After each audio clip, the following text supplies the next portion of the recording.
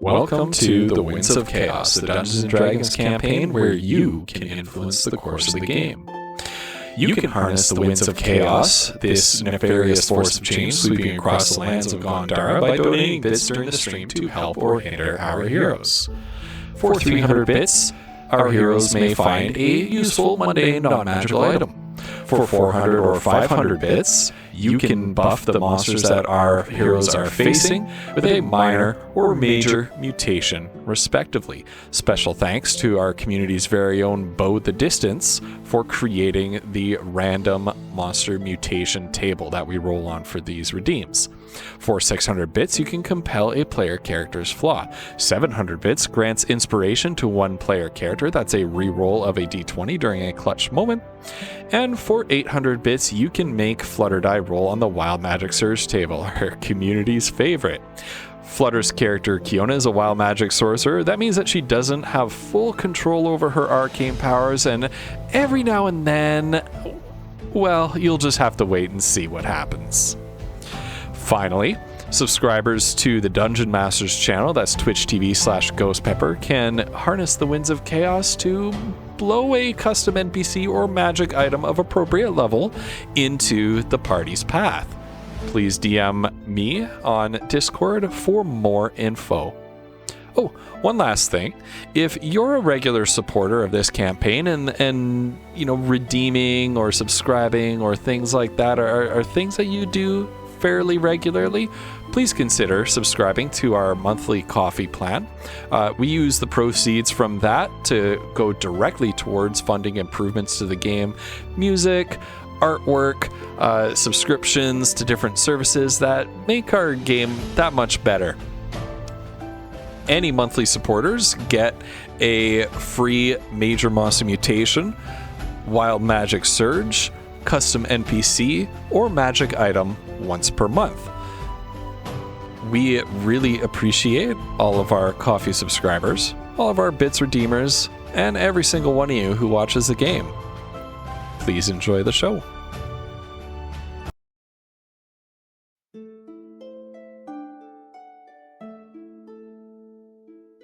Welcome to the Winds of Chaos, the Dungeons & Dragons campaign where you can influence the course of the game. You can harness the Winds of Chaos, this nefarious force of change. Wait, what? Look. No, I'm on the wrong scene. Nobody saw anything Good job. or heard anything. Look, if there's not like insane amounts of technical difficulties, are we even playing D&D? It's correct. It's entirely correct. And realistically, if there isn't something wrong, is it even a stream? Really? True. Yeah. You say that, but literally nothing has gone right so far. I know. I'm sorry. It's true. The stream title wasn't set. The commands weren't ready. Oh my god. I mean, whose fault was that, Ghost? God. None of ours. Mine. No. It's just my fault. We love you too, Flutter. We've got Bo with us today. Welcome, Oh no. Bo. I think I should leave. See you later, guys. Oh. Oh, you're the coolest one of Absolutely all of us. Yeah. They're just like, what am I doing on this call? Dungeons and Dragons? Nerds. I mean, their character name is Tree Root. Like, I'm so excited. You'll see, folks. You'll see. Satan's game. Shut up, leader. I mean, it is true. Although you're Correct. not wrong. I'm ready to embrace Satan tonight. Don't you already? Didn't you Yes. eat a heart? I did.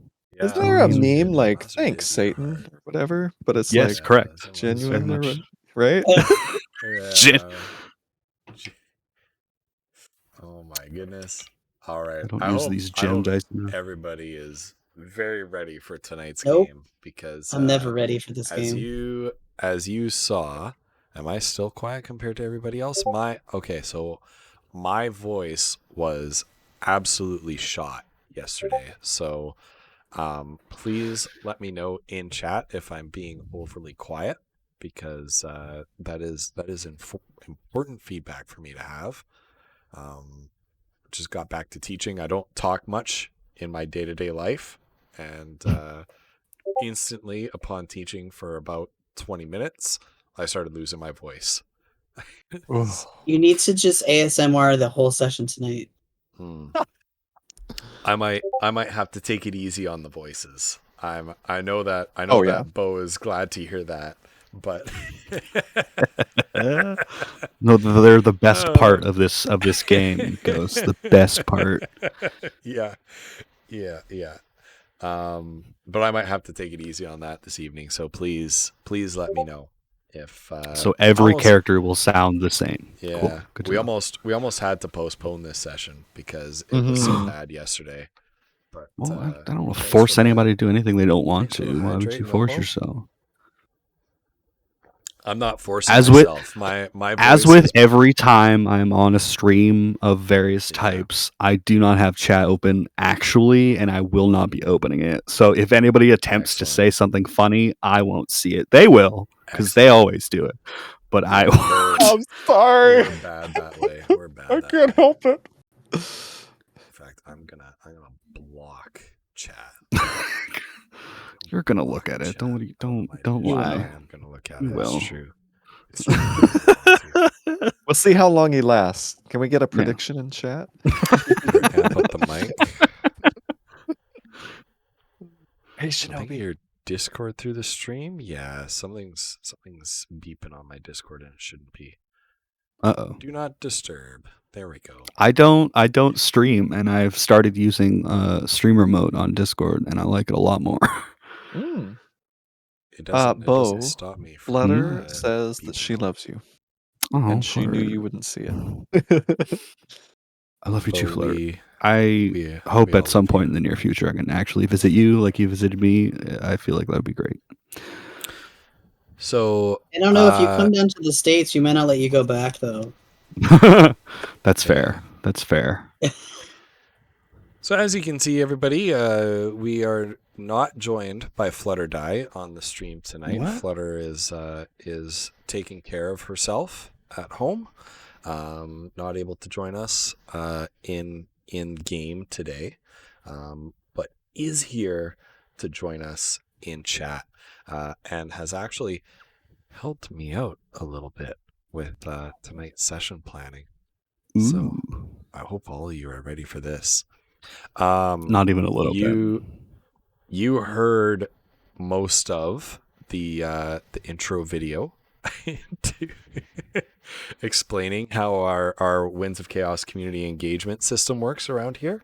So the only other thing I'm going to say about that is two more things, actually. Number one, huge thank you to Vinyl Stencil for helping us manage all of the Winds of Chaos redeems. Allows us to keep on playing without sort of breaking character here and breaking a sweat. So thank you so much, Vinyl.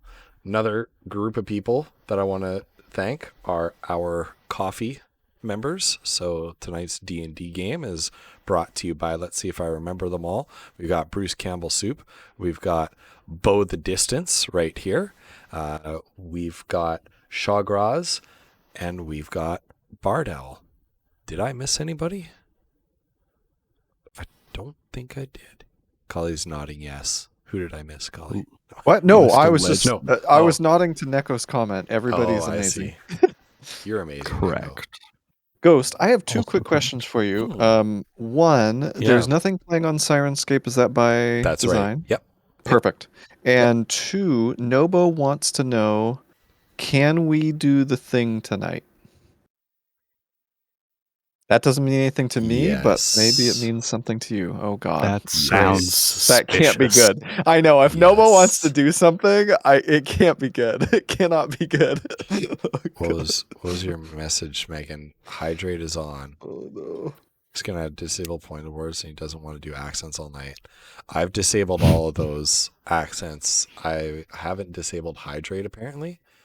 Hold on. Yeah, the thing I wanted to happen has happened. It hasn't been used yet, but it's happened. So why are these all okay? apparently hydrate is not. Okay, I'm not doing all these hydrates. I'm not doing it. Just so you guys know. And you're not I getting set your up points a- back. I said All you mods, don't give those points back. Well, they can't They've because used them. hydrate is not on the queue for some reason. I don't know why. And that's why it's okay. Yeah, I I'm have going to- 220,000 I'm gonna points. I hydrate. think I'm good. I'm gonna hydrate this once. Here you go. This is for all of those hydrate points. Smallest sip. There you Perfect. go. There's the hydrate for everybody. I'll sit and I'll drink my Kool-Aid through You a can- straw. You can get me back. You can get me back next time. You can get me back next stream. All right. We have whatever, woof.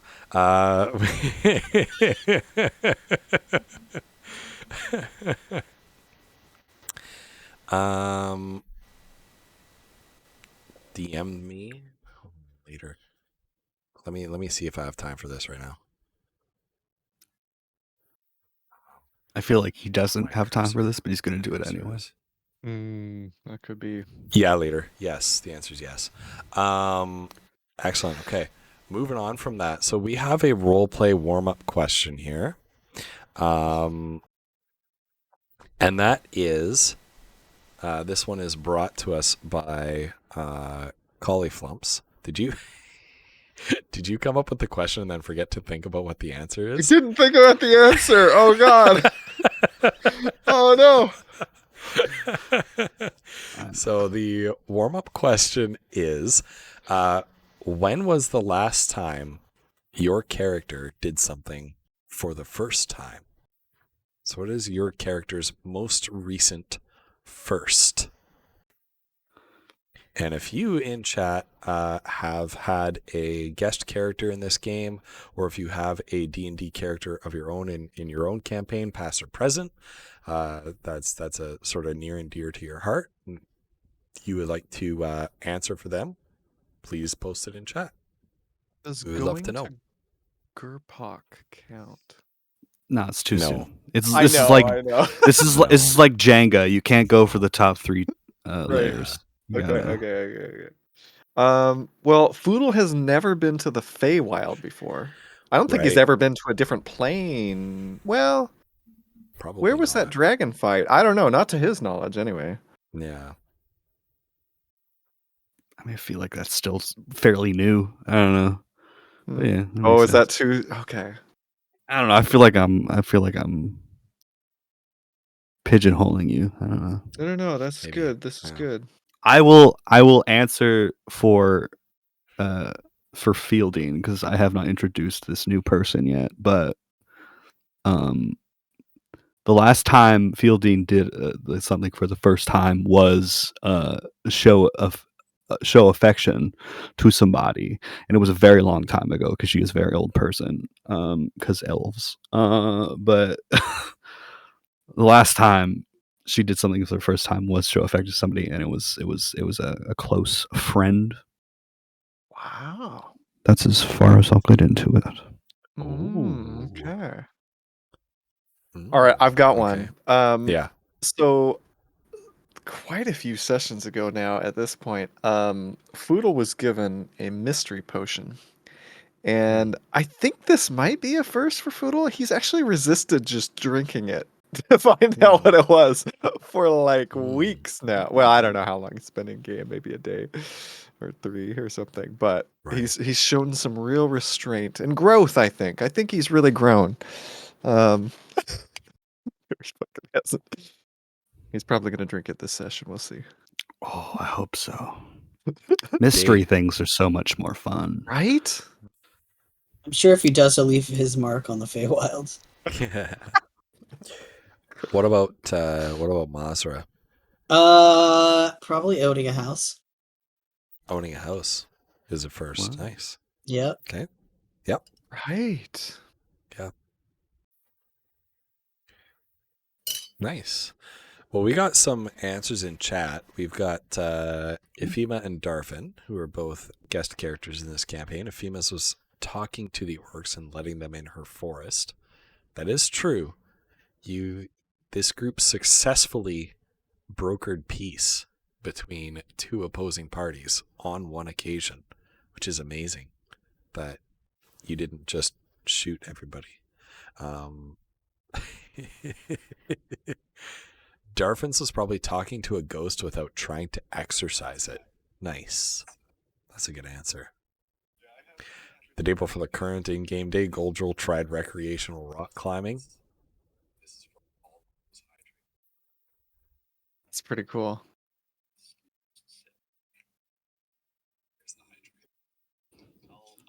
Sauna's mission just needed to take a break for a day or so kinda. Nice. I love Yeah, it. well, that's important. Like, saving the world is really stressful. Like, you gotta. Yeah. It's like us, right? There's always Yeah. something, but we still take time off to like go to the spa. You know. Goldrill, the only way that's acceptable to relax is having a communal bath with the rest of us.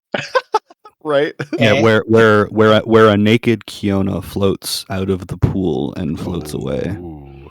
Oh my gosh. Yeah. Wow. That was a great point of that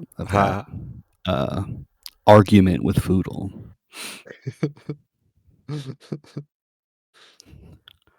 that was such a great character moment. All right. Okay. Well, if we're ready, let's get on into it. Feel free to post some of your own D&D character firsts in the chat if you would like to. In the meantime, we're going to get started with the game. So last time we left off, your party set off towards Gurpok as a stopping off point for going into this strange desert that appeared a few years ago during the Goblin War sort of northeast of Cormantia. Having shared a dream that has led you to investigate the odd black obelisks and the sinister winds in that direction. They are close already, leader. On the way, you found that the main road, the Seaway, was washed out, was actually caved in, forcing you to divert through the Forest of Lost Shoes, where rumor had it the Fae had been playing tricks on travelers and stealing their belongings. You indeed did run into some Fae while in the forest using a pendant given to you by a merchant named Jandar, to guide you through. You caught them, Mazar caught them stealing her boots, managed to shoo them away. An encounter ensued between some creatures called gloamings. The pendant was crap. And you managed to fight them off successfully, but not before a little boggle named Philip ran away with your bag of holding. You pursued Philip into a hollow tree stump, which was actually a portal into the Feywild, and emerging from there, you came to a sort of mirror image, a strange and magical and ethereal and sort of dreamlike mirror image of your world in the same woods, eternally nighttime. Searching for Philip through the thicket, you came upon a pair of dryads and a treant, an animated tree, who attacked you in defense of Philip, who suddenly became extremely mutated. Managing to fight them off, you escaped back through the portal, back to your world, and on your way to Gurpok with everything intact and recovered, or so it might seem. Upon arriving in Gurpok, a mage who was meant to investigate and prevent Fae from entering the city saw through an illusion that had been cast around who you thought was Kiona, revealing her to in fact be 3 gloamings stacked on top of one another, holding a crude crayon drawing of her face. The gloamings immediately escaped. Immediately escaped and disappeared, leaving you to realize that during your sojourn into the Feywild, your friend Kiona had been kidnapped, and you left here at the gates of Gurpak, seeing that you need to go after her. Why is it that whenever it's Foodle and Woof or Foodle and Mazra, this is the shit that happens? Like, it's always nonsense.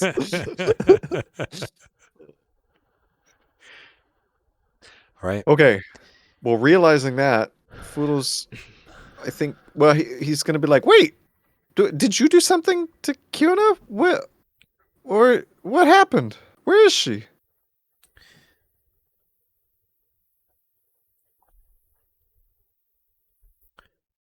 He's asking. And Hold guard on. captain Lieutenant Garrus. What the hell was that? Well, wait, Mazra, were those 3 things the little tiny buggers from the forest? Think so. We still have that barrel of oil, right? We do. I'm gonna set that forest on fire.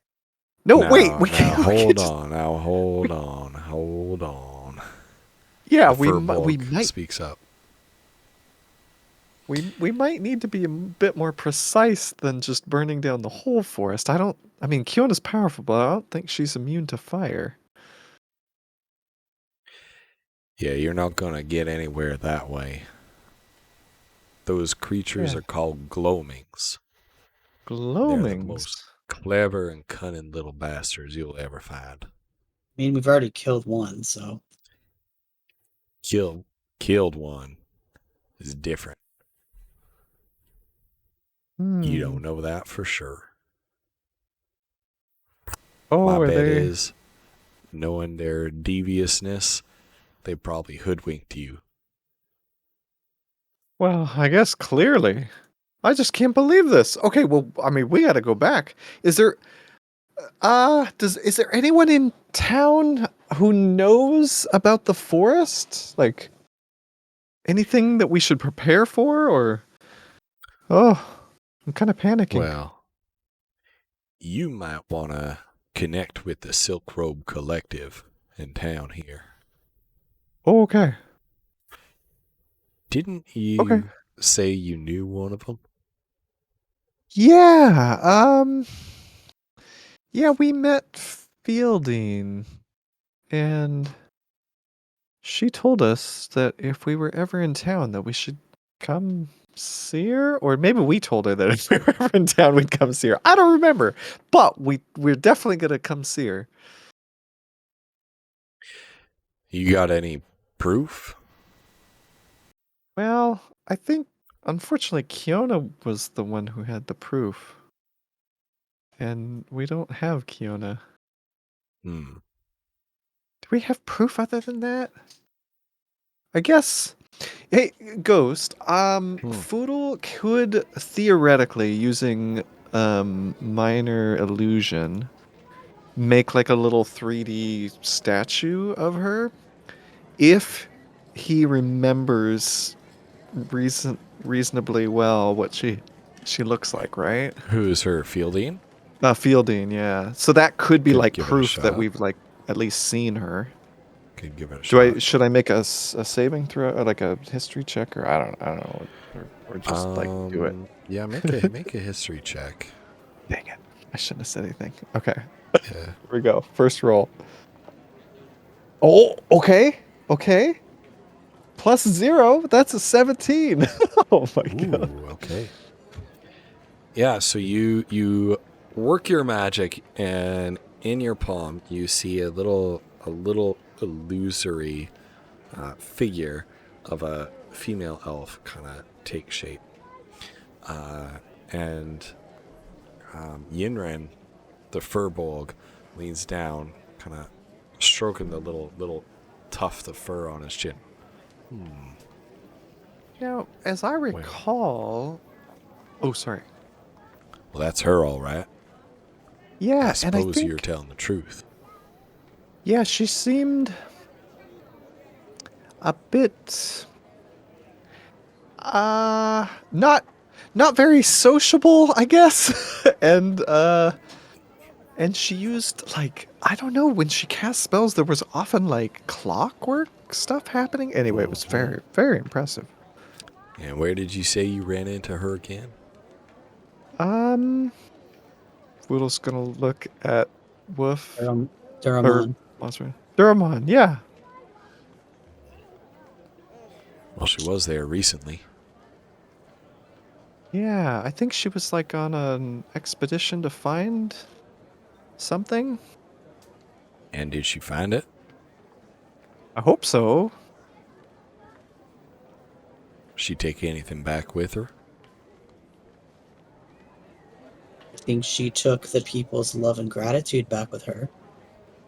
Yeah, I don't think no one feeling she ain't interested in that. Yeah, she got a little box or something. Can you describe it? I think it was made of cardboard. No. Roll an intelligence check. Who, me or Foodle? Either of you.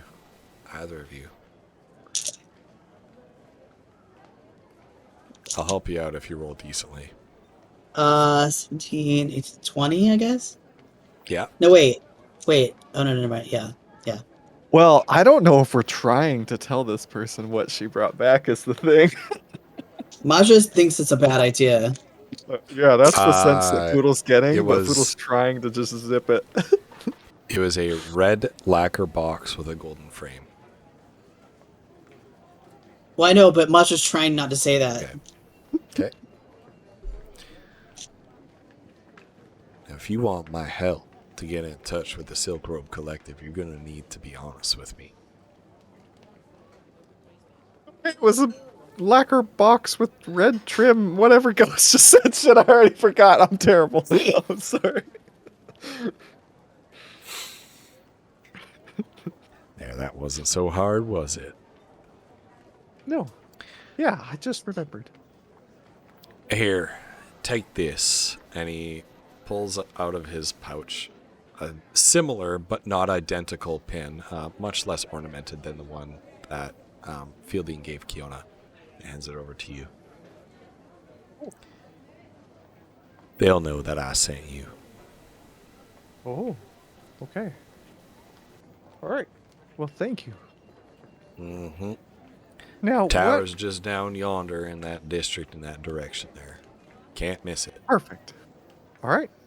Thank you so much. Yinrin. Yinrin. Thank you so much. You ain't much for remembering, are you, little guy? I don't remember anything. That's why I got my journal. That's a good idea. Maja, for once, holds her tongue. All right. Well, I guess we should go, huh? Was there anything in town that we? Oh wait, no, we gotta get Kiona. Never mind. Mr. Yinrin, thank you so much for your help. We'll see you later. Good luck to you. And Foodle starts heading wherever the exit is. As they're walking, and once they're out of earshot, Maja's like, you really shouldn't thank people like that. Really? Why? Because they're jerks. Well, I find that even if they are jerks, they still appreciate being thanked. It builds rapport, you know?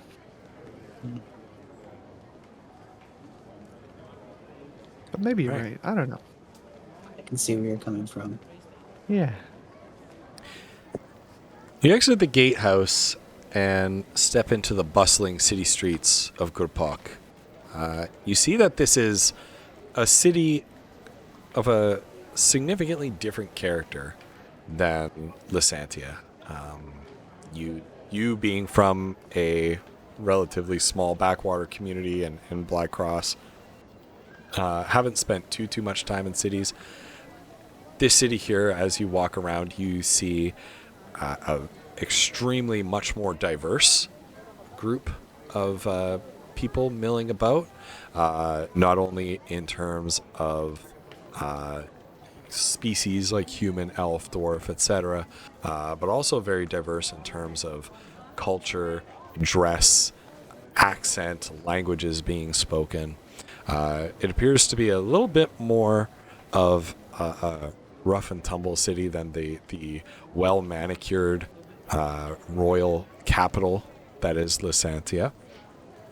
But nonetheless, a similar sense of liveliness and a similar sense of community, such that it exists here as in Lysantia. Looking down the main thoroughfare, you see the tower of the Silk Robe Collective jutting up into the air through a busy market quarter. Can I ask Ghost, what does the Mhm. tower look like? That way Foodle can sort of... I'm going to turn that over to Bo, because they are the mastermind of the Silk Robe Collective and their headquarters. Yes, this city was created by me.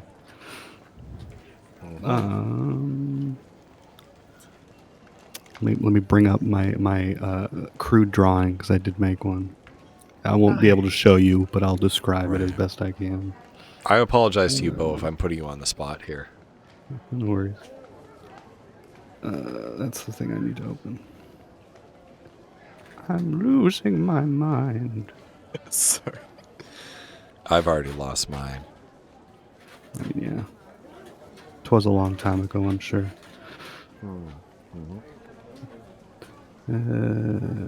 Scrolling through the thread. There it is. Alright, this is all my fault.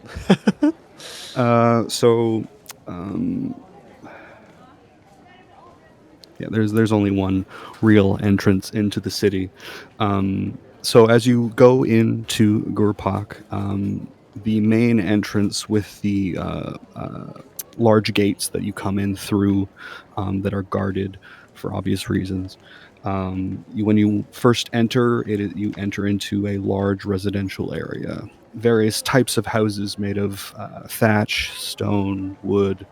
It's very makeshift. No two houses look identical, almost as if they were just built as they went.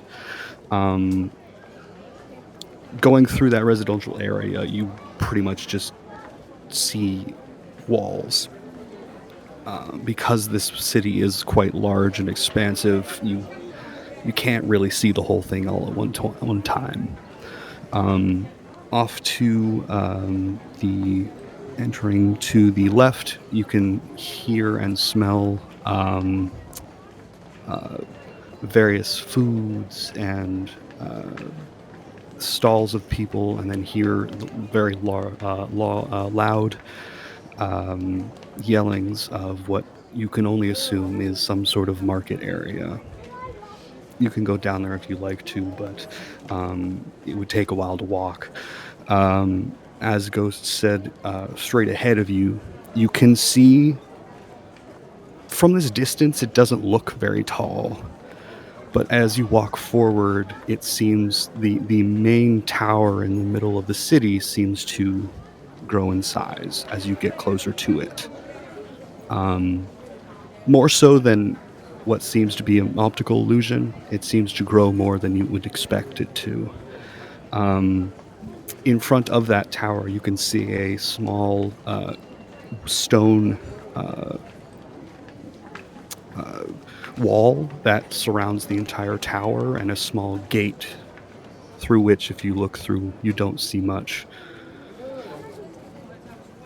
You would assume to see a door to that tower itself behind that gateway, but you can't see through it for whatever reason. Slightly off to the right from that main tower, you can see a large... Closest approximation would be a parliament building. It doesn't look... It looks castle-like, but it is not a castle. There are a few different roofs to section it off. Behind that, you can see the tips of church steeples. There are 3 you can see from this distance. And then to the left of those buildings, you can see the tips of tall ships.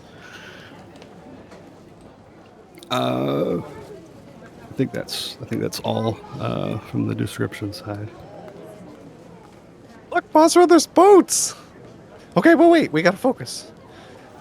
Okay. Well, I guess. I mean, I've got the pin. I'll just go knock on the gate there.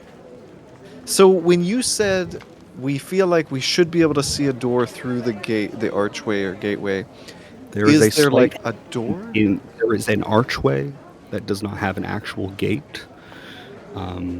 But as you look through it, there is a haze and you don't see anything past it somehow. Oh, that's cool. Okay. What do we? This is so overdone. Let's just go. Yeah. Okay. Yep. All right. Foodle's gonna like hold on to the pin as he like starts to walk through Oh, the archway. as Foodle goes to walk, Majra will like put a hand on his shoulder just so they don't get separated. Oh, good thinking. So as you step through the archway, that haze dissipates. And then if you were to look at the opposite direction, that same haze is now there, and you can't see through the other direction. As you walk through the archway, you now see a very large double wooden sort of French doors with a large metal ring on either side of them, seemingly door handles. And as you look up, you cannot see the top of that tower anymore. Is this thing all magical? And This they're just trying to show off. I mean, it is pretty impressive. I mean, can you do that, Mazra? I mean, not yet. Well, that's fair. You are very powerful. Yeah, maybe. Ooh, can we use that as leverage? What do you mean? Well, your powers to get help for Kiona. Well, let's see if we can get this pin to help us first. Okay. Okay. All right. Did you say there was a knocker? There is a singular metal ornate knocker to the effect of Ebenezer Scrooge's knocker in Christmas Carol, with a Handful large will reach sort of it. in its mouth. There's like the ring sits like that. That's so dope. You know, it's funny. I know exactly the knock. I can picture it right now. I love that movie.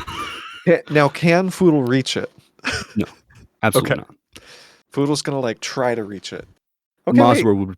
Mazra would be pushing it. It's she would still have to be reaching up to get at it. I think you got to get this one, Mazra. They didn't build it with gnomes in mind. How she had to reach really far, or can she get No, it? it's sort of at like forehead height. Okay, so she'll. So as you you hit the knocker, you hear the faintest chime in the back of your head.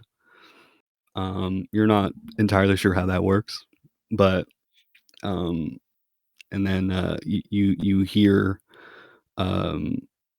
faintly behind that door.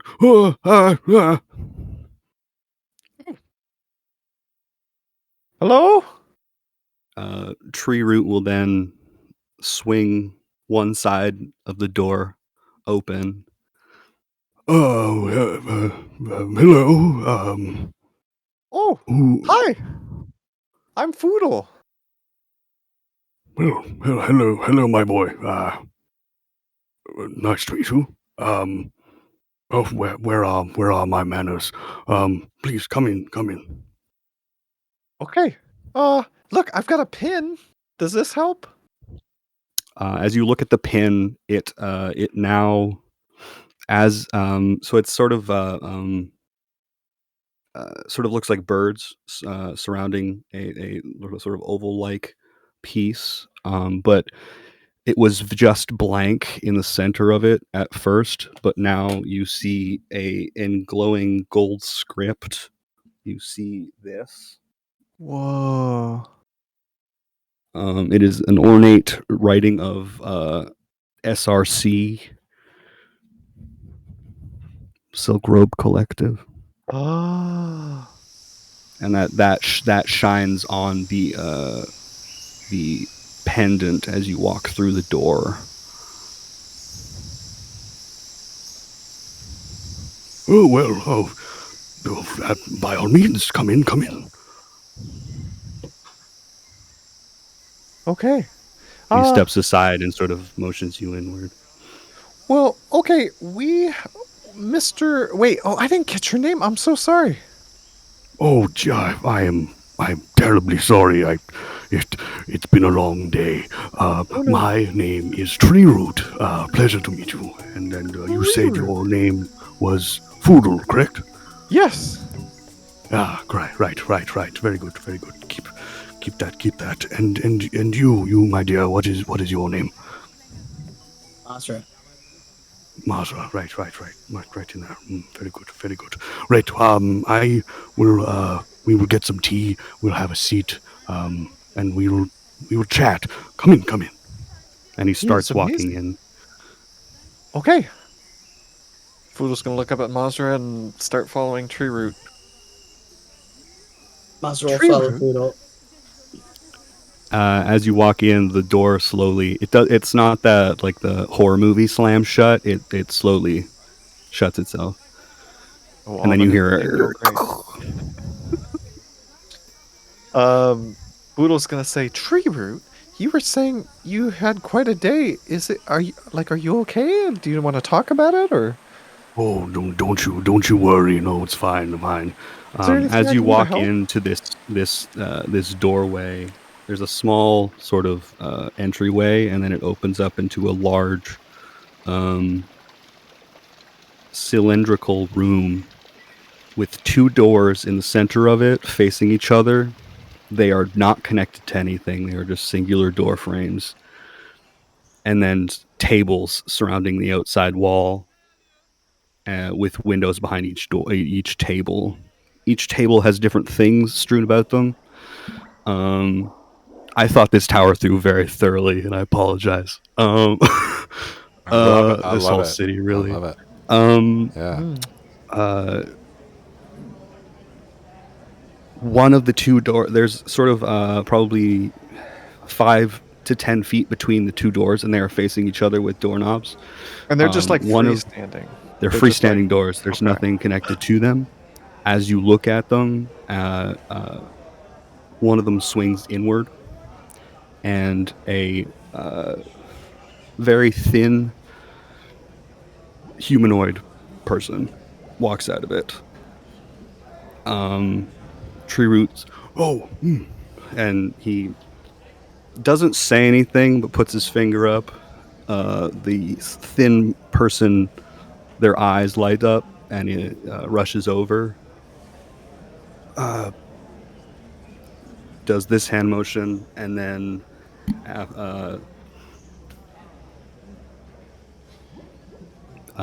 they nod their heads and run back into the door that they came from. That was Felona, our apprentice. They don't speak much, but they understand. Okay.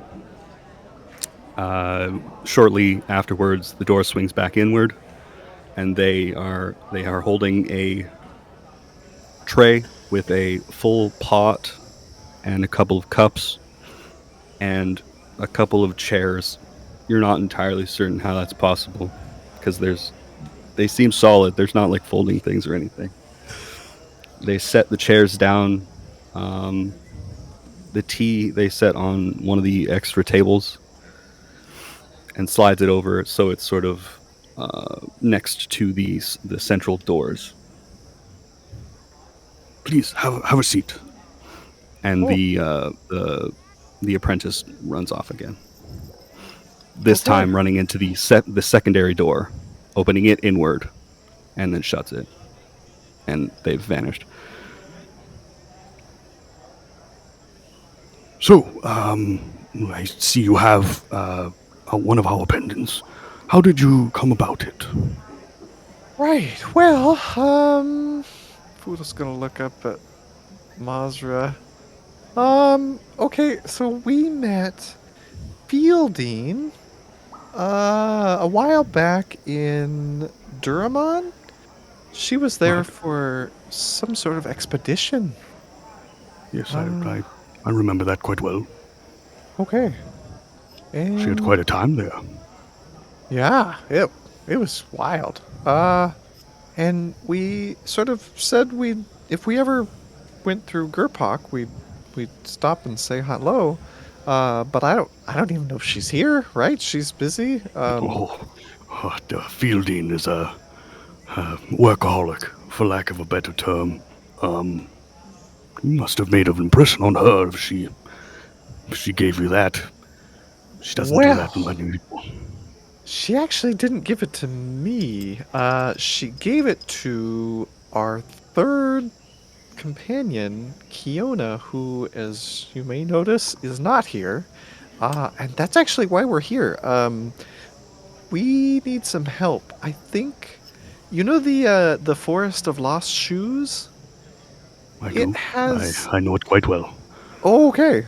Well, it has like a gateway or entrance to the Feywild, which is just what? Anyway, we went there because they stole our bag of holding, and as it turns out, they stole Kiona instead, and we really need to get her back. And we need help, probably. I see the portal has opened more. Not good, not good. Yeah. Well, it's been open for quite some time. It sort of ripped itself open. Oh. The veil between those planes do touch from time to time and become very thin, but they do have a tendency of making a sort of doorway. Usually, it's mostly small creatures getting through. Not more of a nuisance than anything. Hence the name. People do lose shoes quite often, but it has been happening more and more. Yeah, they tried to steal Mazra's shoes. Have you been through the portal? Have you been to the Feywild? Oh, I've been to the Feywild quite a few times myself. Yes, it is an influence on my type of magics, but not through that one specifically. More of a plane shifting than anything else. Oh. I have an out of character question, and I don't know if Ghost knows the answer to this. I don't remember. Because like I know that Kiona might be in trouble with like the king of the Feywild, but does Foodle know that? You guys know nothing about the Feywild. Okay. Yeah. I didn't think so, but I was like, did those little creatures yell something about it when they were running away? I couldn't remember anyway. So okay. Yeah, I mean, we were in there for like maybe 20 minutes, but we got out of there as soon as we could, and we don't know anything really about it. Where she could be, or if she's even there. We're assuming, really. They went to the effort of making an illusion of her and came all the way back here with us until we found them out. Yeah. How bad is that? Does sound like one of the courts. Oh, I'm sorry. I tend to go in my mind often and trail off, but there is sort of a division within Fey of two courts, the Court of Shadows and the Court of the Twilight. They do feud between each other, but one seems to be a bit more mischievous than the other. Oh. This one does very much sound like it could be the Court of Shadows. Oh. Yeah, that doesn't sound good. How do we destroy them? That is a more difficult task than you might assume. Well, Mazra's very powerful. Show him, Mazra. Oh, you are? Well, care to show us some? Go ahead. No, that's fine. Oh, Oh. people can get shy from time to time. No worries. And he puts his tea down.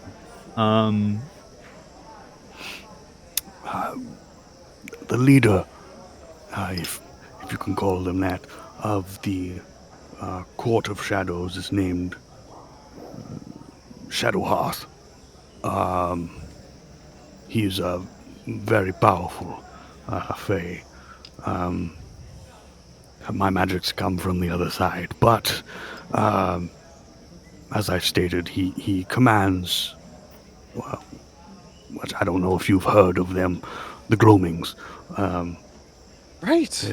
He commands them quite heavily, but Well, that must be them because the person at the front gate, it was Yinrin, yes.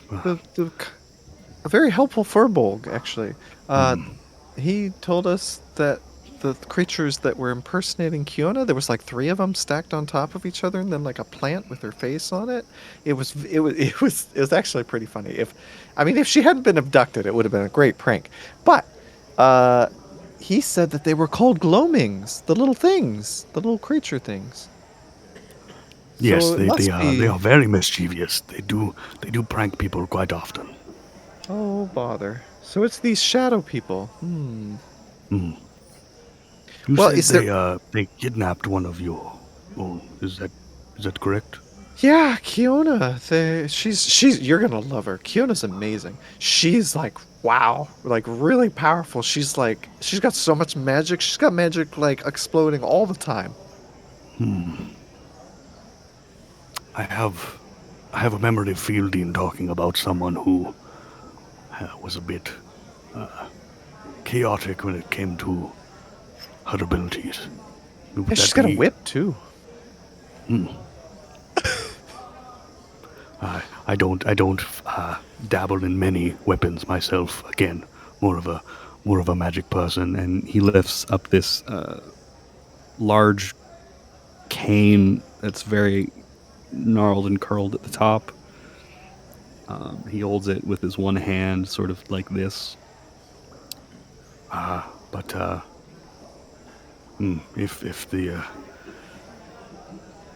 if the Court of Shadows wants something to do with her, there must be quite a bad thing happening. Yeah. Do you? Well, Oh, go ahead. we just want some help getting her back. Any advice you could give would be welcome. Yeah. Do you know much about the Shadow Court? Like, what would they want with her, and would they want something else in exchange? Like, how do we get her back? Do you know? That is where my notes stop, Ghost. Yeah. Yep. Sorry. Got too many questions. Feel free Far as I to could. roll a religion check. Ooh. Tree root.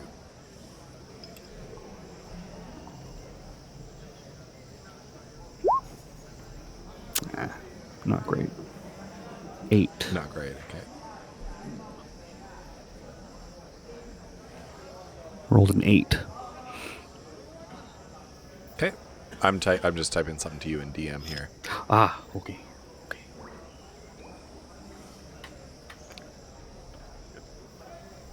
I thought Ghost had automated himself out of this episode. That would have been genius if he had. I It would mean, be his genius, poor yeah. voice. Yeah. I have not, I assure you. There's some good things coming. Chad is literally just because I know more about this building and this city Yes. than Ghost does. Yes. Yeah. I want to come back to this building and city. Oh my gosh, this is crazy. He sort of pinches at the little hairs that come off of his chin.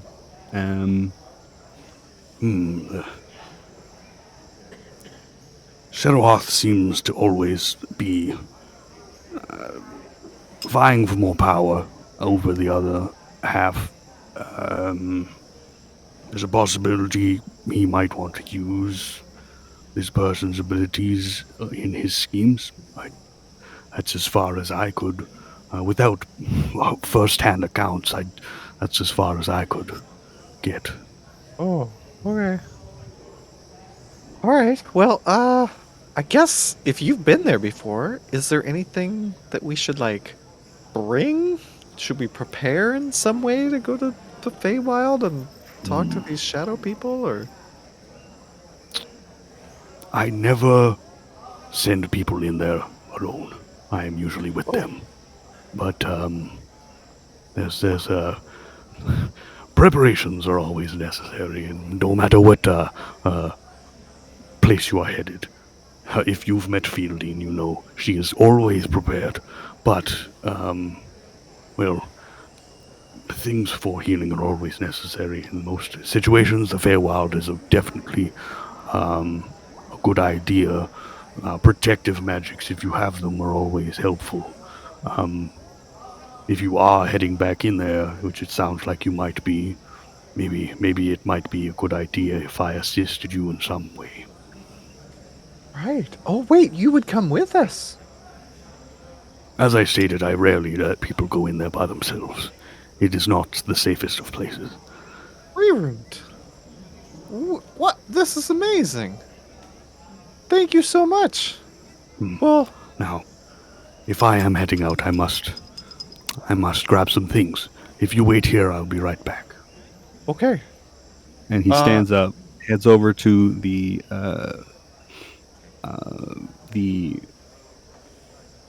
right door, puts his hand on it, and as it was sort of the frame is a dark brown wood, and the middle, so the door itself was more of an orangey yellow color.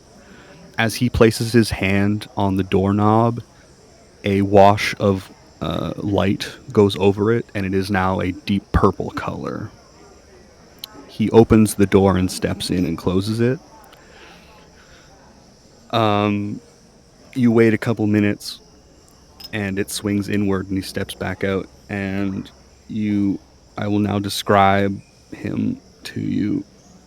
2 seconds. I was wondering what this person looked like. You see an older-looking furbolg. His skin is grayish blue, but with a slightly darker color running from the tip of his forehead down to his snout. He has shoulder-length gray hair with streaks of green throughout, sort of as highlights. His long cow ears droop down each side of his head, with earrings at the ends of them that dangle to an end with a green clover on them. He wears a similar, which he wasn't before. He now wears a similar but slightly more tarnished breastplate, as you remember seeing on Fielding. Over top, he has a knee-length, almost silk-like housecoat on. It is embroidered with colorful trees of various sizes and various small creatures running around the trunks. At his waist is a blue sash with a small pouch hanging from it, and he wears poofy green pants with tight cuffs at his ankles and no shoes. He wears toe rings on each foot, one on each, and one ring on each of his hands, similar to this one, just on the middle finger. They seem to, if you look at them, they look made of a bright orange wood, as opposed to metal. He stands hunched forward, and he holds, as I said, the large gnarled staff in one hand, and his other hand behind his back. Well, And as he brings his hand without the cane, he lifts it. You see a sort of diamond-shaped shield just on his arm. well, with that, I'm ready to go. If is there anywhere in the city you or need to stop at before we leave? Well, to be honest, I need a rest. It's been a day. I mean, I know we literally just lost her maybe an hour or so ago, however long it took us to get to Gurpok. Wait. Was it? No, it's the same day, right?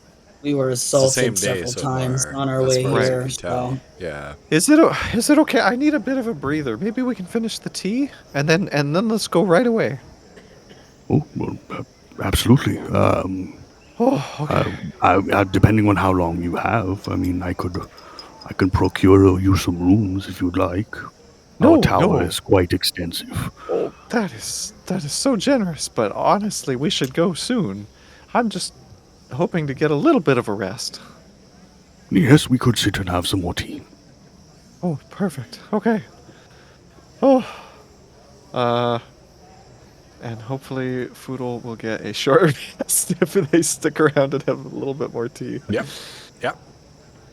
Yes. Yeah, because I'm not going to have any of my abilities if we don't get a rest, though. That's the only thing. Okay. Yep. Yeah. Yep. Take a short rest.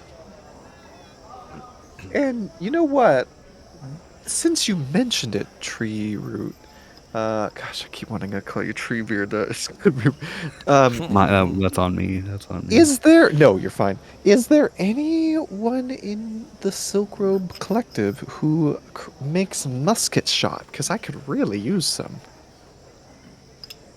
Foodle's gonna sort of brandish... Well, hold up. Not brandish. Ooh, that is quite the weapon you have there. I've only seen a few of them in the past. Our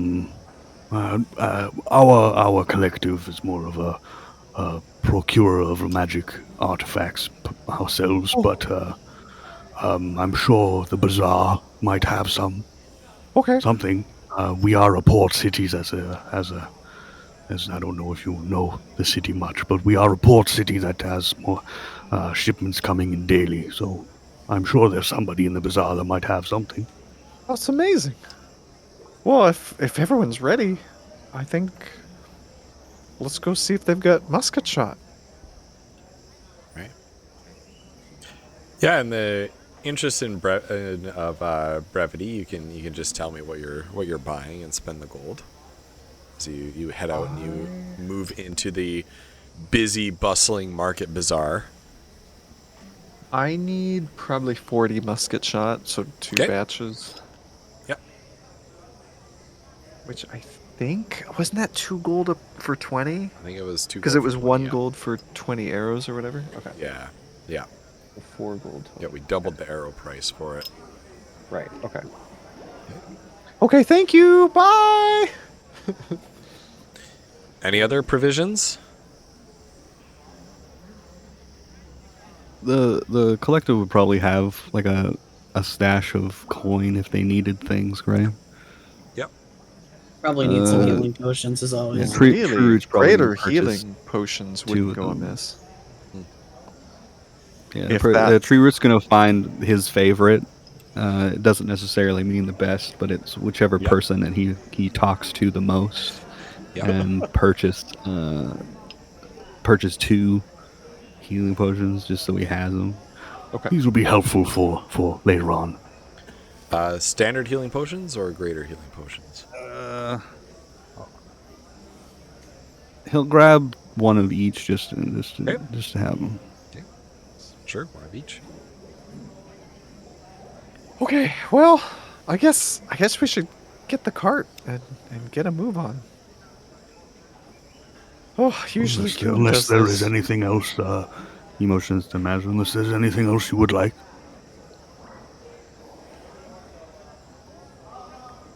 Very well. Let's All right. be on our way then. So, on your way, you travel back through the main drag of Gurpak. Reaching the gate, you pass underneath the portcullis of the gate and start heading towards the road. When out of the crowd lining up to enter the city, behind you hear a voice call out from that line. Oh, wow. Is that Foodle? Well, hello, Foodle. And Hello. out of the crowd steps Boggy Grundlewild. Barefoot, dressed in his rags, holding his staff at his in his hand. He walks up to you. Well, it's lovely to see you, Foodle. Boggy, it's always a pleasure. What are you doing here? This is amazing. I didn't know you were Don't here. you know you can get some of the most exotic smoke leaf the world has to offer right here in Gurpak, crossroads of the southern seas. Can you? Mm-hmm. Well, you gotta hook me up. Who do I talk to? Well, I'll show you around another time, but you look like you're in a rush. And where's that lovely young human lady that's always with you? Oh, well, it's a bit of a story, but I think she's been kidnapped by some like shadow creatures from the Feywild. Anyway, we're off to rescue her. Well, damn, that ain't no good. No. You better hop to the rescue then. Why don't I help you out? I'll give you something to help you out on your journey. I think it's about time you're ready for it. And he hands over, how did I describe this? It's a hempen pouch embroidered with a bouquet of multicolored smoke leaves. That's beautiful. Now you be careful with that. Okay. There's an infinite quantity of smoke leaf inside it. But every time you reach in, you never know what you're going to take out. I'm so sorry, Boggy. It must be the crowd, but I thought you said for a second that there's an infinite amount of Now you be smoke leaf careful here. with that. You be careful with that, little Foodle. That's why I said I think you're ready for it. You got to be very cautious with that. Oh, Boggy, I'm so ready for it. Boggy, you're the best. And Foodle's gonna Right. reach up to give him a big hug. Boggy wraps you in his big, burly dwarf arms.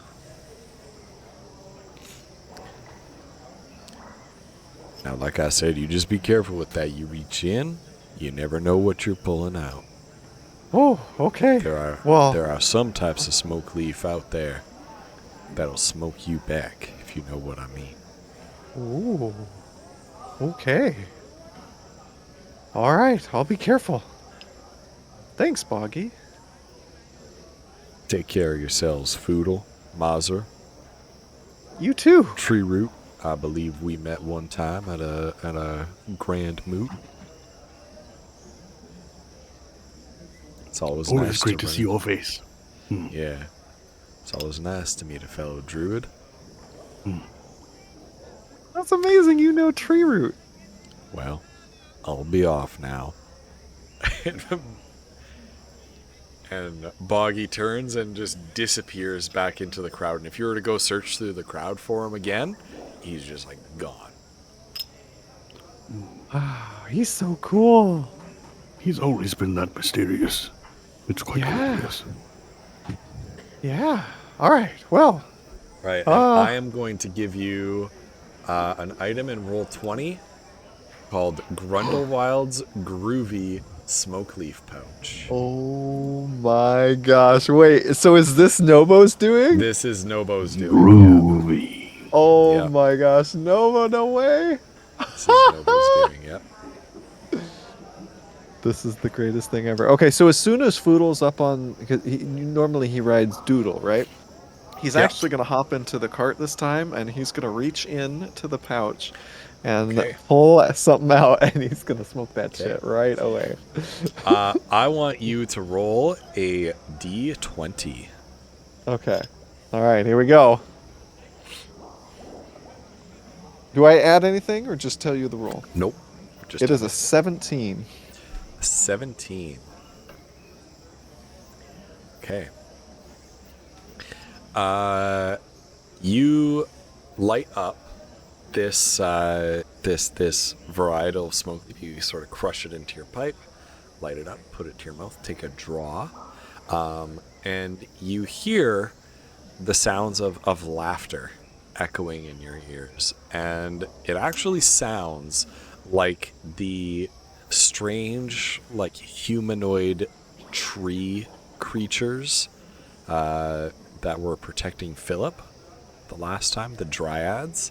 What you've smoked is called Dryad's Draw, and you feel your skin begin to like dry out and thicken and harden, and your skin all over your body turns into like a tree bark like consistency, and leaves, seasonally appropriate leaves, so like very late autumn leaves, sprout from your hair.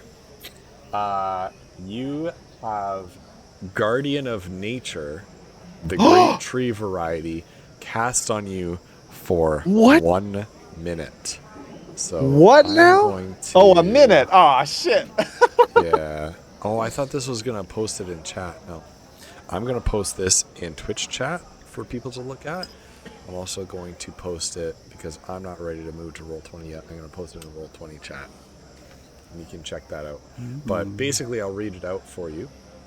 If you don't want to, if anybody doesn't want to click the link and look at it, a nature spirit answers your call and transforms you into a powerful guardian. The transformation lasts until the spell ends, which is 1 minute. You choose one of the following forms to assume: primal beast or great tree. You only get great tree with this. Your skin appears barky and leaves sprout from your hair, and you gain the following benefits. You gain 10 temporary hit points. You make Constitution saving throws with advantage. You make Dexterity and Wisdom-based attack rolls with advantage. While you are on the ground within 15 feet of you is difficult terrain for your enemies. What? That's insane. 10 temporary hit points as well. Holy shit. Okay. Well, for that minute at least. Yeah, it Right. only lasts a minute. So since we're out of Right. combat and we're going on a travel, like, you're probably not going to be able to take too much advantage of that. Right. But temporary hit points, Yeah. they stay until a long rest. Temporary hit points and Dexterity and Wisdom-based attack rolls, which is Dex and Wiz are your bread and butter. Oh, yeah, that's amazing. Now, here's a question. I make Constitution saving throws with advantage. Foodle just smoked a thing. Does he make the roll with advantage? Yeah. Yeah? Okay. All right. Here we go. Oh, thank God. Because that is pretty bad. Okay. 12. The first roll was a 4. Oh, my God. 12 is a success. So Okay. you're feeling nice and high. Megan asks a really important question in chat. Can he save some of this smoke leaf for later? No. When you pull it out, you have to smoke it all when you pull it out. Okay. It's like That makes sense. It's like a potion. You can't take a sip out of a healing potion, right? You have to drink the whole thing. So we're gonna Can you treat it that imagine? way. Yeah. Just like, all right, let's go. While we're Yeah, traveling, my question: goodness. are we supposed to use our hit dice because I don't have full health and we didn't take a long rest? So Well, we took a short rest, so you could use Short hit rest dice would be while hit we were dice. drinking You can tea. use hit dice. Yeah.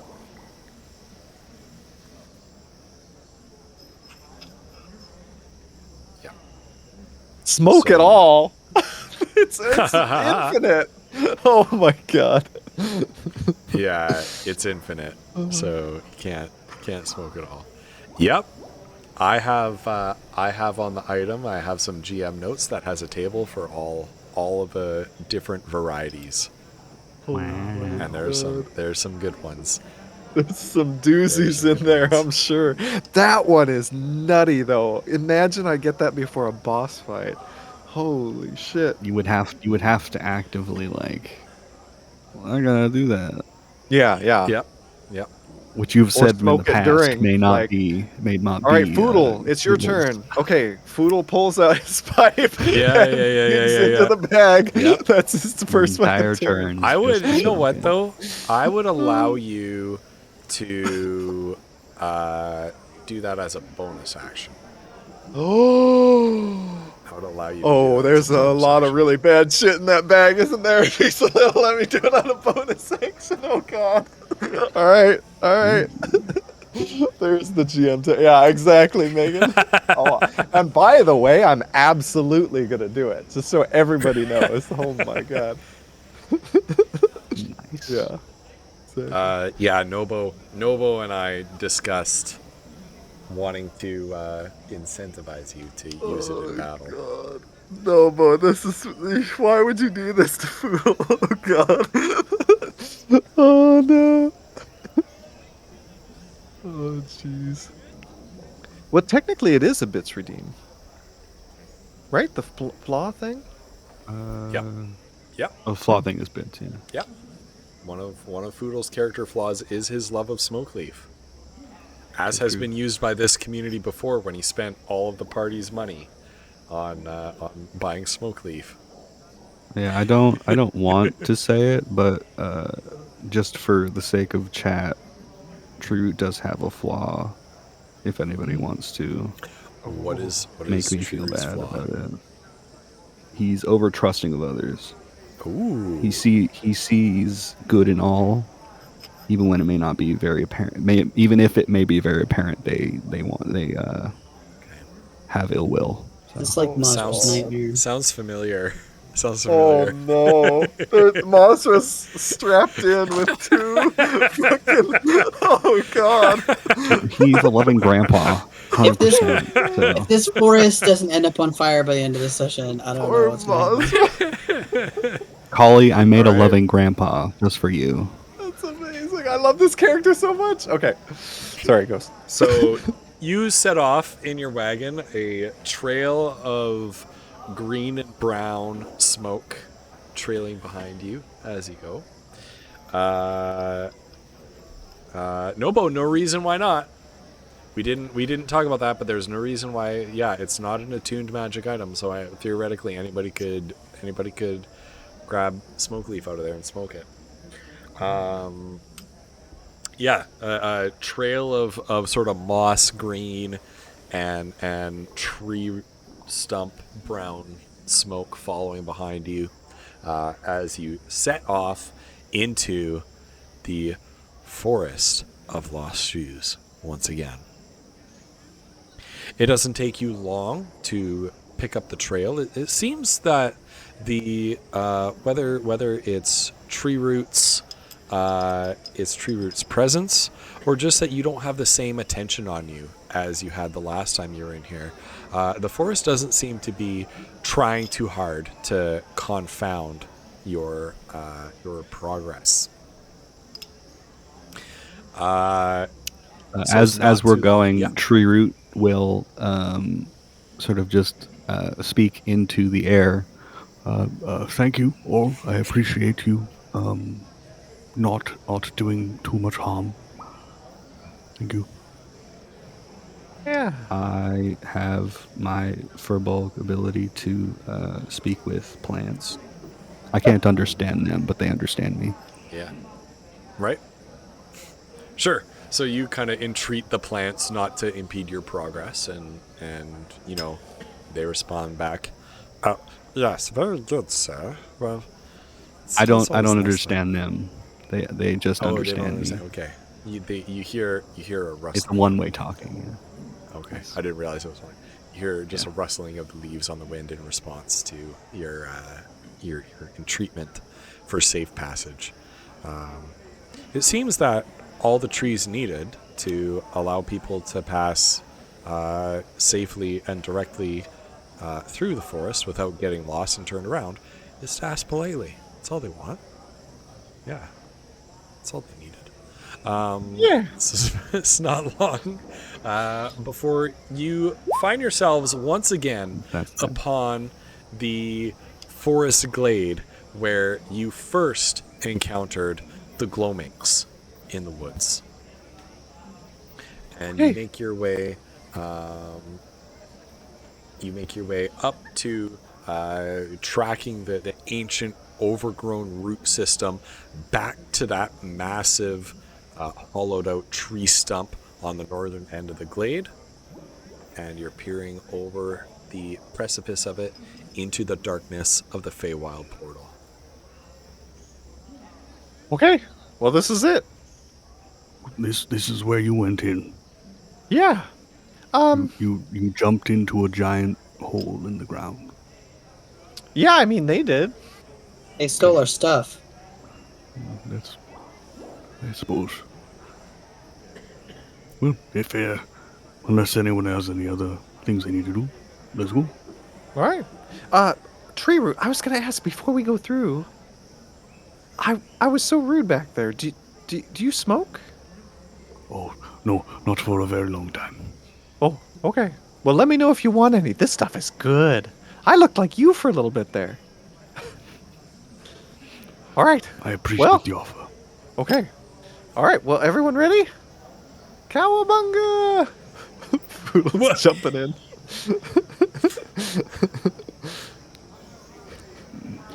Feisty one, isn't he?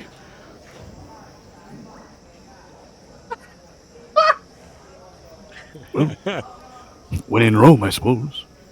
and he hops in.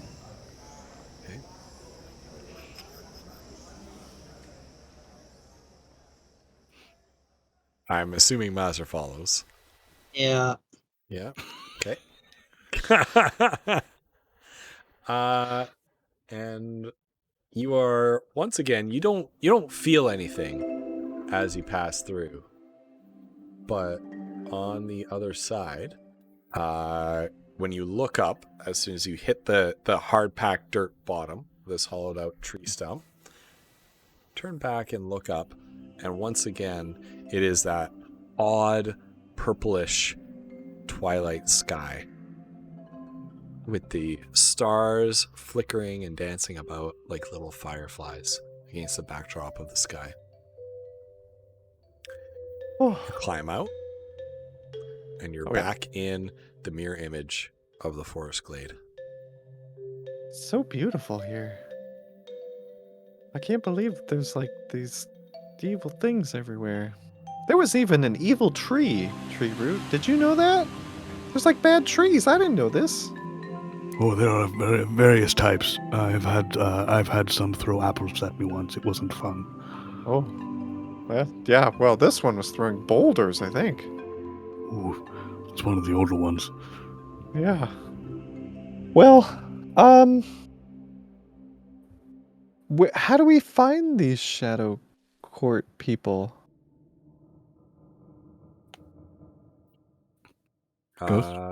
Yeah.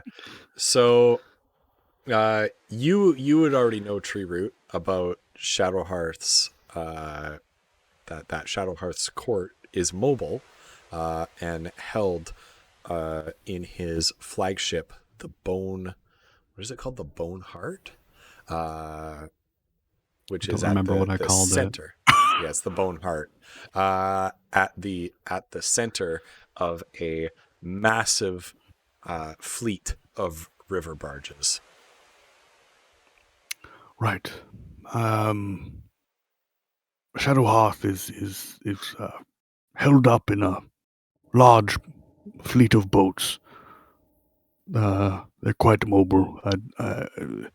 It would be hard to pinpoint, but I mean, if we head for the rivers, I'm sure we could find them eventually. Okay. So we should listen for maybe the sounds of water, or do you know the way to the river?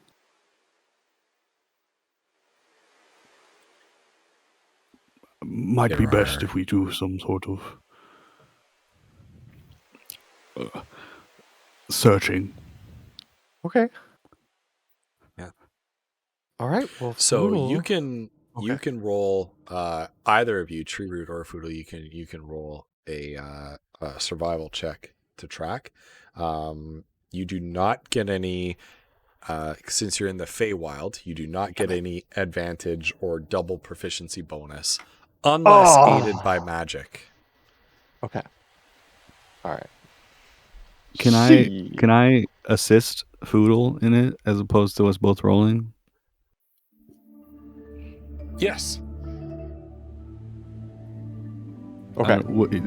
I forget. Do you do critical role rules? Advantage if What somebody helps.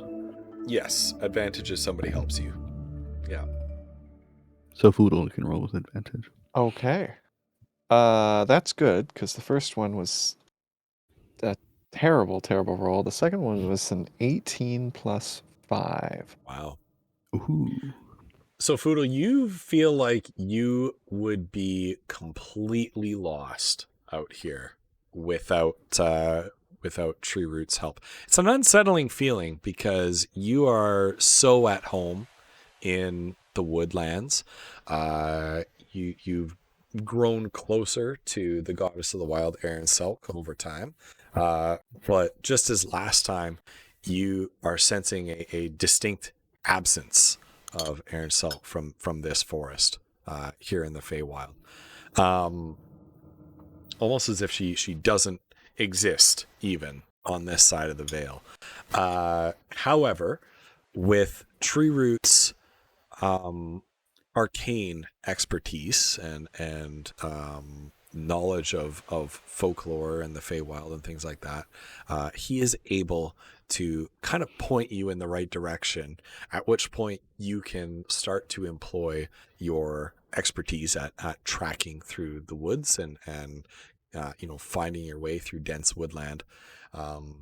You're wandering around through the woods for about an hour before you kind of pick up the sound of trickling water.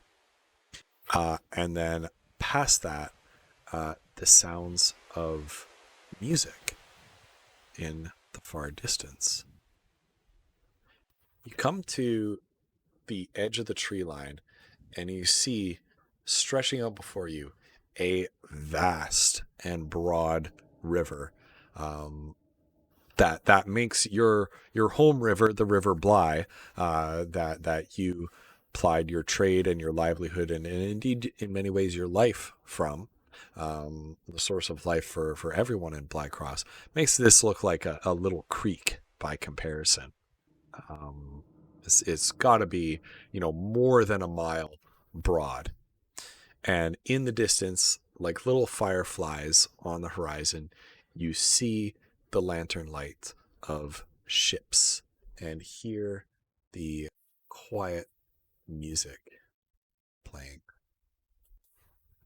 Wait. You have found the river Meander, which runs through No, it's supposed to be quieter than that. Wait, I hear music. Tree Root, this must be it. Is that it over there, you think? It very well could be. I've learned to always be suspicious of things in this place. Oh, okay. Oh, yeah. What if it's just an illusion? Oh. Poodle's gonna try to figure out if it's an illusion. All right. Roll Arcana. Oh, God. Yeah. Is that a minus? Hold on. What do I have for Arcana? I've never rolled. I don't think Poodle's ever rolled Arcana. That's a 3. So, plus 0. Okay. It's probably an illusion, but you don't really think you would know. It looks like an illusion, but I don't know. What's that even mean? If you're uncertain, it might be best if we assume it is. Yeah. Okay. But May I try something, Ghost? Yeah. I would like to attempt to cast Locate Creature on Okay. Shadow Hearth. Yeah. By the Sure. base knowledge, I've never met the person, but Yeah. the base knowledge of Mythos. Shadowhearth is, of course, a god. You Yeah. probably have quite a lot of information, quite a lot of research on him.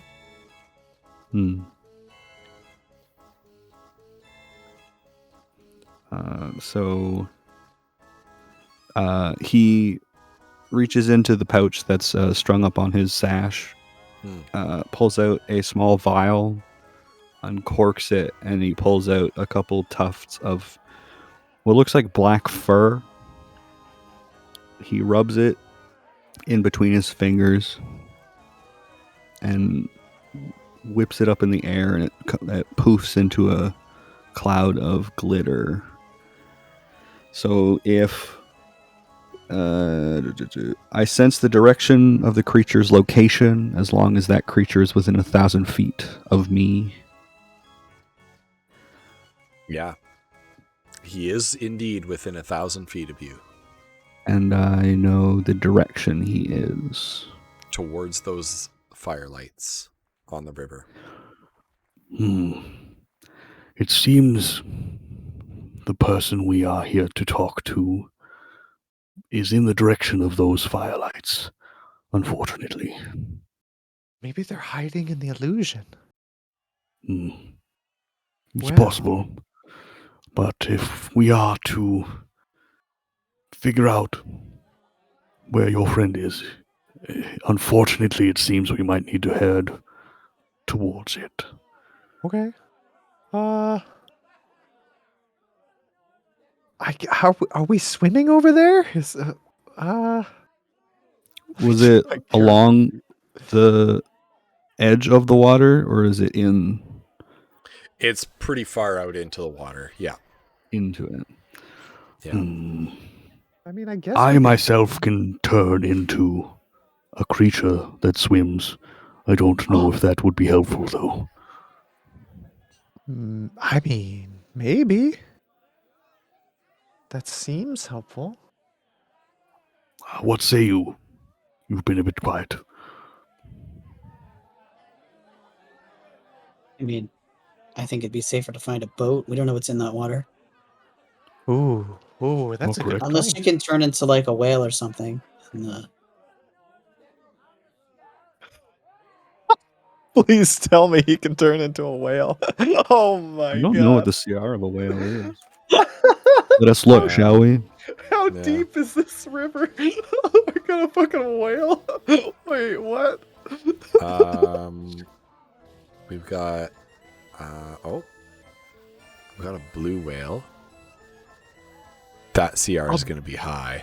It's 12. Blue The same whale? sperm whale. Blue. Yeah. Killer whale. Challenge rating 8. is- Yeah, that's not right. Killer whale. 3. Yeah. I might be able to turn into a killer whale, actually. Yeah. Yep. Challenge rating 3 for a killer whale.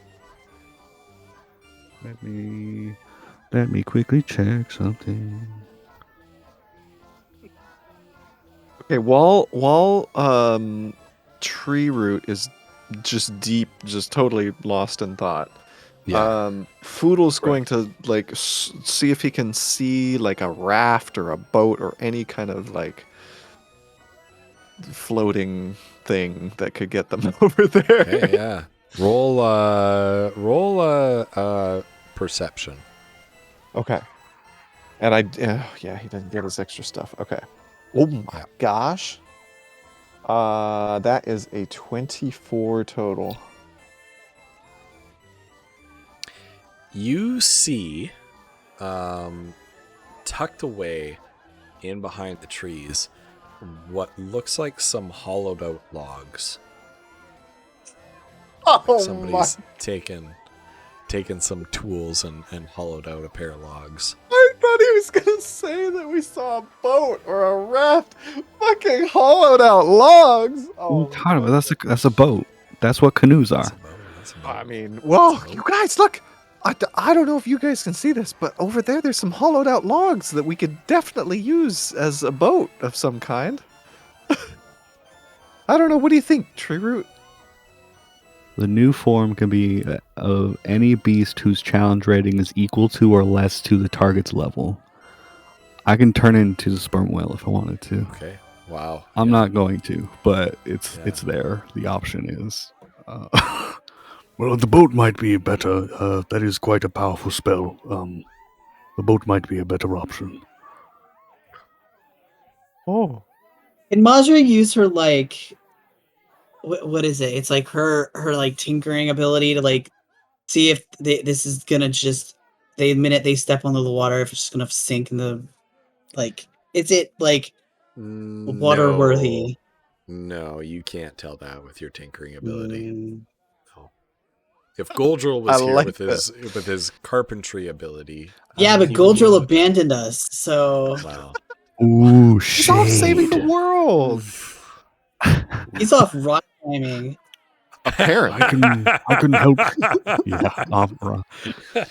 He goes daily to that rock wall. That's his cardio. I can. Bro, I'm here to rock climb. That's how you save the world, is you recreationally rock Right. climb, right? Yeah, so you found these hollowed out logs. Can I sort of take a look at the underside to see if they're okay at least? Yeah, Like there's roll no an holes or anything? investigation. Yep. Roll an investigation. I'm gonna go Mazza, try you this. can do the same. I just can't give you the level of detail you were asking for. All right, that's fine. Plus investigation is that's 14 for me. 14, okay. Mazra. 26. Oh, jeez. Yeah, you don't see any visible holes at all. In fact, Mazra, you're quite sure there aren't any holes in these. They seem quite sturdy to me. Yeah. Okay. Fine. Well, I guess we'll all get to paddling. So, Tree Root lifts one of them single-handedly. Okay. And drops it into the side of the water. True does have a lot of strength. Yeah. Yes. Foodle's gonna Yep. jump on it. And all right, Monster, are you So coming? it's a little bit like whoa, like it's not engineered at all. But you think you kind of have it steadied after a little bit of shaking. Okay. It seems stable enough for me. I assume. Is there only one boat, or is there multiple? There are two. I assume I probably should not be in the same boat as the other two, as you both. Right. Seeing as I'm quite large, but Okay. All right, Monster, come on. He holds the side of it to assist you in getting in.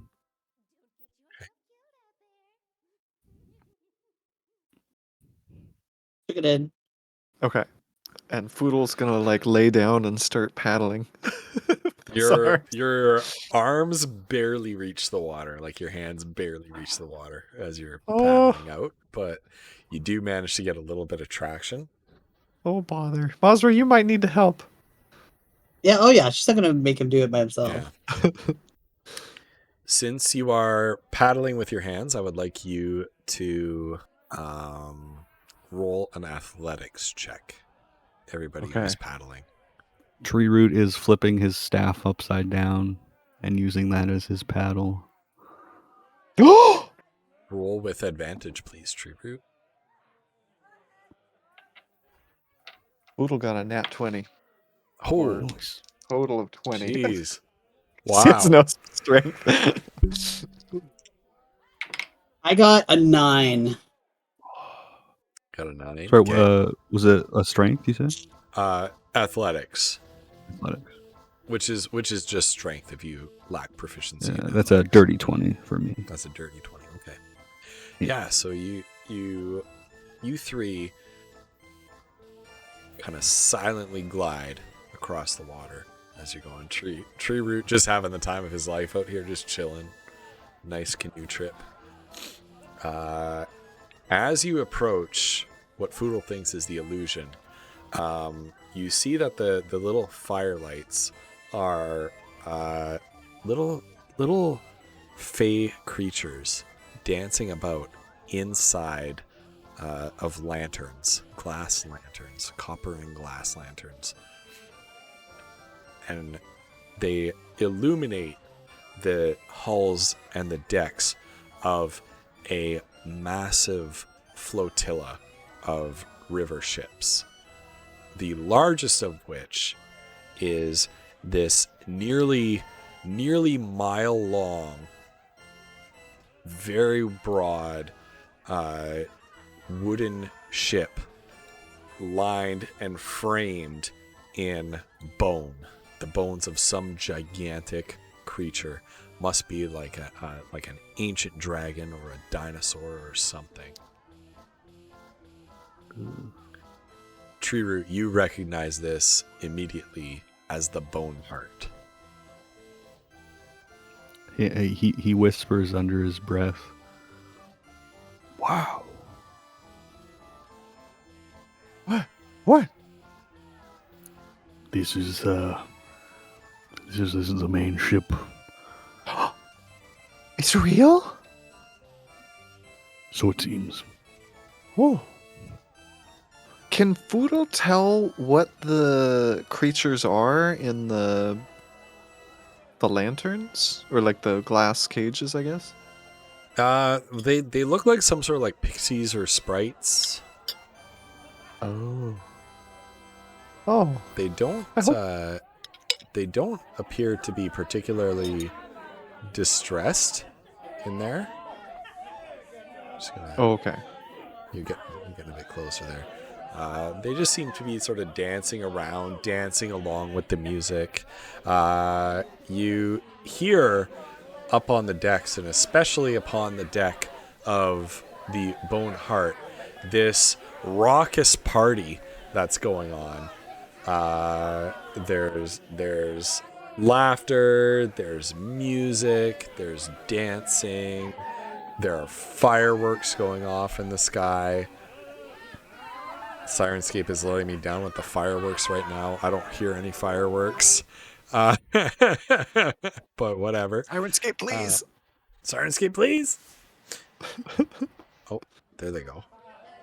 They're a bit quieter. There we go. Yeah, so you hear the roar of like exotic beasts and things like that. Seems to be quite the do happening upon the deck of the Bone Heart. What? It sounds like they're having a lot of fun. Maybe they just wanted to party with Kiona. Sounds like a haunted carnival. Can I do an investigation check to see if this boat is flammable? The bone boat? Sure. Is the whole thing made of bone, or is it like topped with bone? It's bone. Or is it it's like made of bone. bone? It's bone framing with like wood. Okay. It looks like wood planks. Okay. Look, I just want to have a plan in case. Okay. Yeah. Yeah. Roll your investigation. Okay. In my experience, there's a quite fun carnival that travels between planes. Oh. At Wait, 21. Go to 21. It looks flammable to you, as sure as you can be anything in the Feywild. She just files that away in her pocket for now. Well, should we just go ask where Kiona is, if they've seen Kiona, or? I don't think that's wise. I No? don't think they'd tell us if that was the case. If I they could did, in offer fact, them. if they Oh. did in fact take Don't- her, Offer them Right. anything. yes. No? These people will do anything to you. I've Not got big smoke deal. thief, though. Not the best option to make deals with the Fae. Also, they do not deal in material. Okay. So what's the Hey. situation? Oh, sorry, go ahead. The Fae are a fickle being. They do not deal in material things. They tend to deal in immaterial aspects of a person, memories, things of that nature. Oh. Best not to make deals with them. Okay. Maybe you two should do the talking? I do love talking to people, so if you so wish. So, what's the situation? Are there? Can we like see a bunch of people from where we are? Is it like super busy on the boat? Like, Yeah, when you look up, you see people dancing, carousing. You know, some Fey, many of whom are gloamings, like, you know, leaning over the edge and retching multicolored vomit as they're holding like tankards in their hands. They're having a big one up there. Does it look like anybody's noticed us in the party? Like in the big...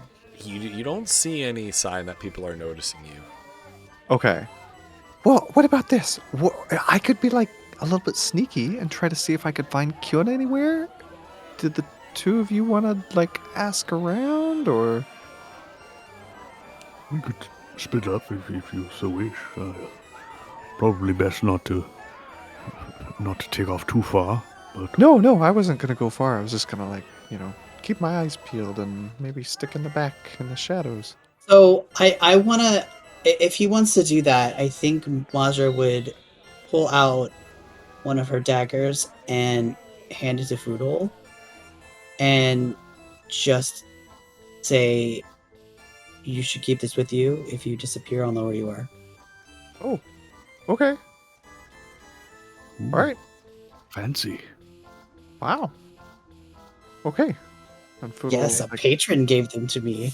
tucks it away. And Foodle's gonna like try to hide behind some stuff. Okay. So you're kind of like climbing up onto... Are you climbing onto the bone heart? Well, you said there was a flotilla, right? Yeah, there's a bunch of ships around. Is there one that we wouldn't necessarily, like maybe a raft type thing that's a little flatter that we wouldn't have to like climb up the side of a ship or something? Yeah. Yeah? There are a bunch of smaller ones. Yeah. A lot of those small ones, they look like little longboats, kind of weaving and ducking in between the big ones. Most of them appear to be carrying some sort of cargo. One of them is like weighed down so far, it's like there's water lapping into the boat. It's weighed down by this massive keg that's been loaded into the back, and it's sort of heading towards the bone heart with these little glowings like paddle harder, hurry up. Oh my gosh. Okay, well, where do you guys want to start? Like, where do you want to go? I want to get separated. Maybe not best to go to the main ship first. Yeah? Okay. Last resort sort of thing. Okay. Cargo seems like a good idea, though. Yeah. All right. We'll try to sneak onto that one. Seems We'll like start. a good idea. Okay.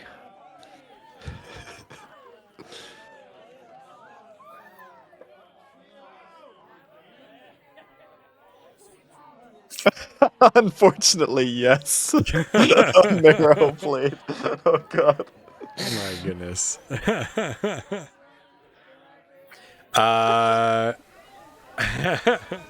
So you sneak aboard this small ship. There's a little cargo ship, kind of moving alongside the bone heart. Foodle, roll your stealth, please, if you're stealthing aboard. Okay. And are the two of you just sort of stepping onto it as if like you belong here?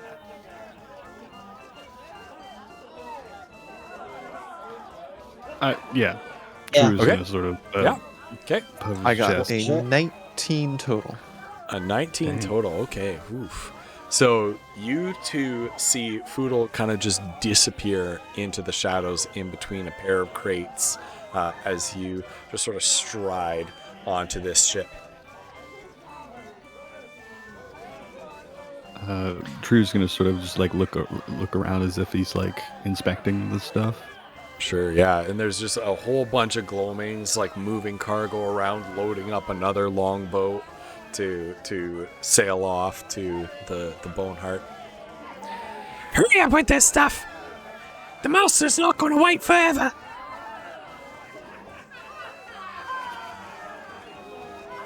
You two!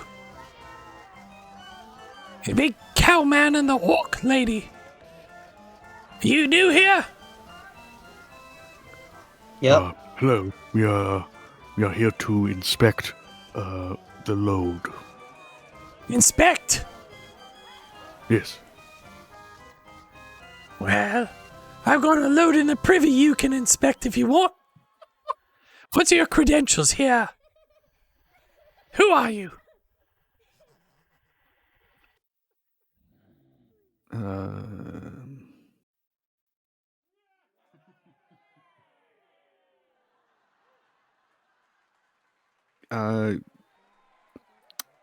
I'm To going think that this to is real time. Well, Can I attempt to use disguise self to look like one of the medium-sized gloamings that the party was fighting, but make it look as if I'm taking off disguise self while casting Sure, it? yeah. Roll deception while you're doing that. God. That's how we'll do that. Okay. Let's see how badly this goes, shall we? Plus deception. That's a 13 deception. Ooh. Okay. And my disguise self is part of my Furbolg abilities. So Okay. I cast it without using spell slots. All right. 13 deception. That was a weird cutoff for the sound. You did not beat his passive perception. So he catches a little glimmer of a magical spell being cast. hey, what do you do? I mean, you look much better in that form. But are you pulling something right now?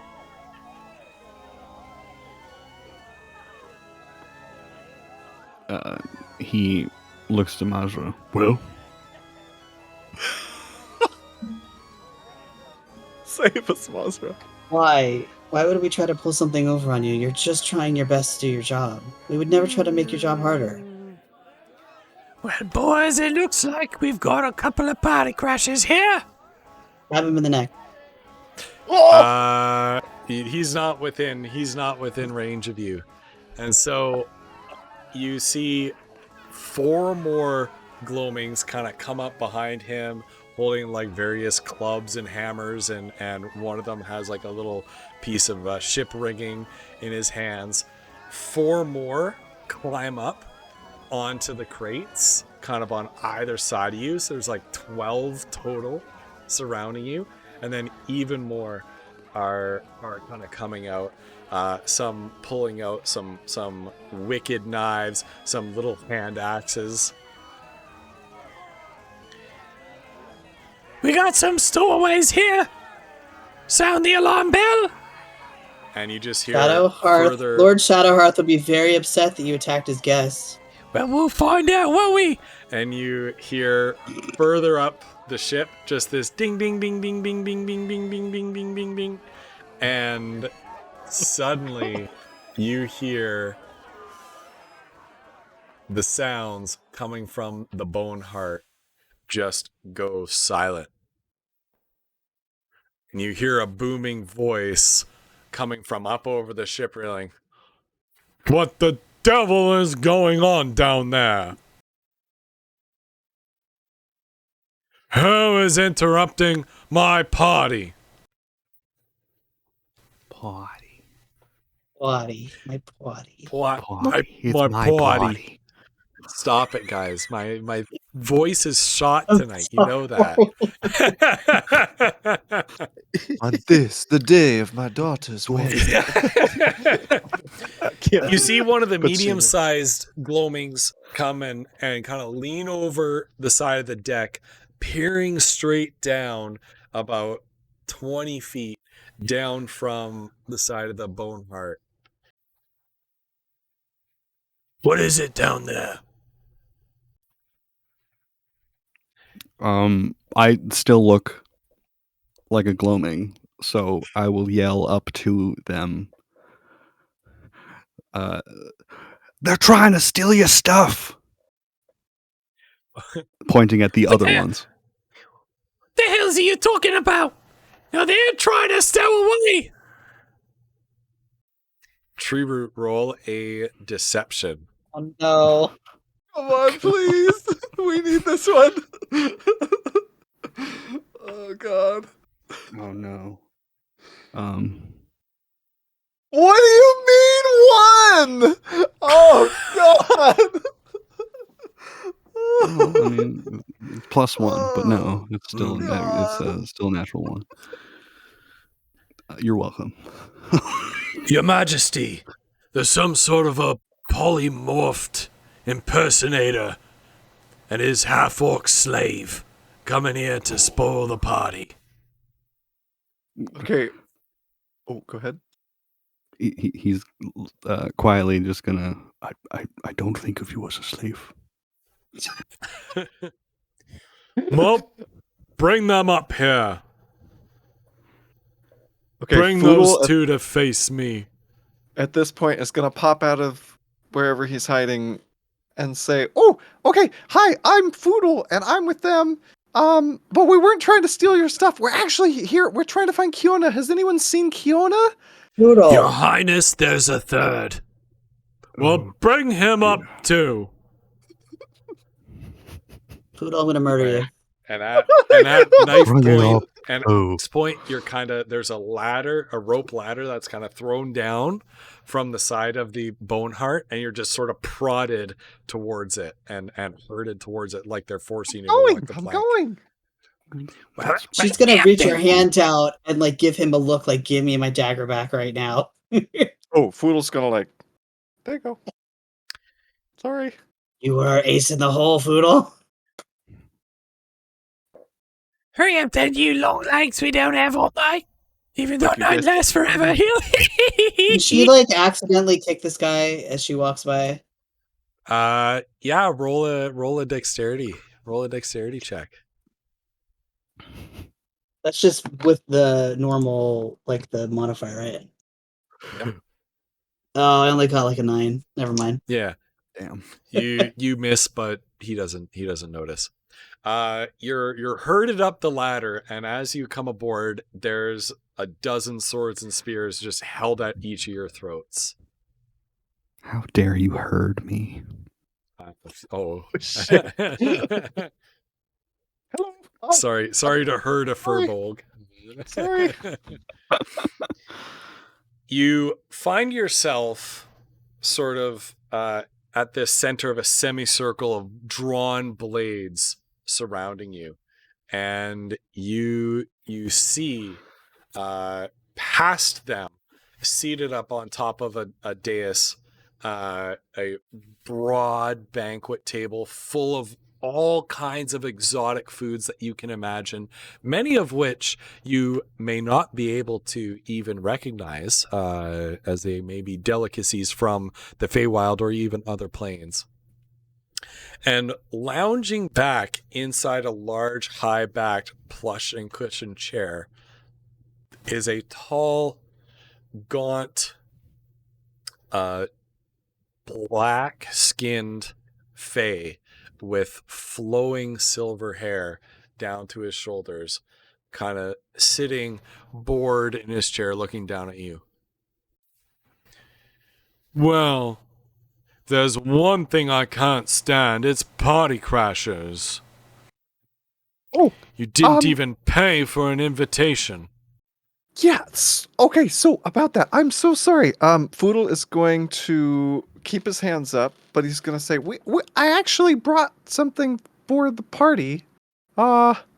If you want me to grab it, it's smoke leaf. Dude, I don't know if you guys smoke, but it's actually amazing.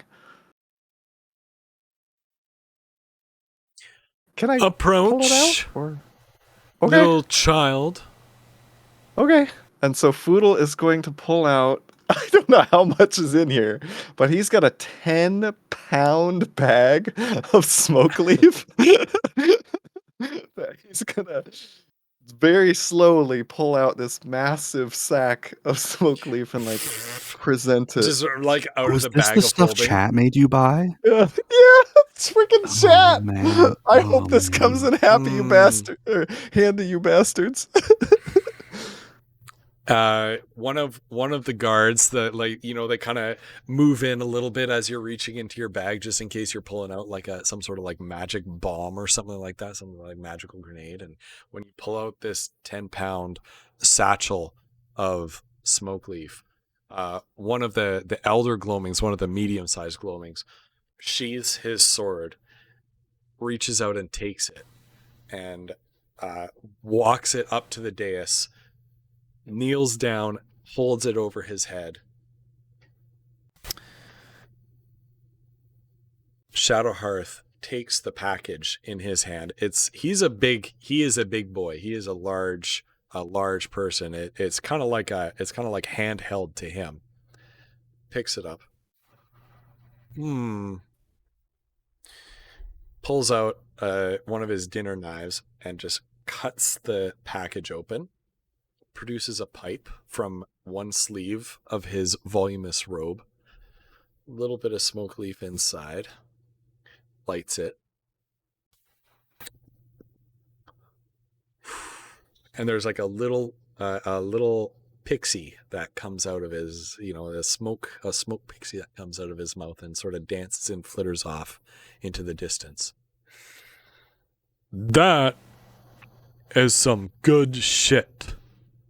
Right? I'll tell you what. I am not going to kill you three right away.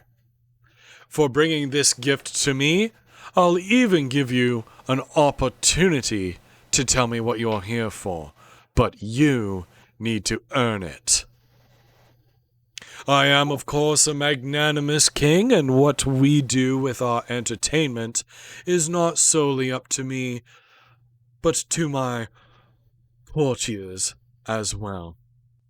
What say you, courtiers? A fight to the death against the 4 armed trolls? Or a little bit of theatrical entertainment?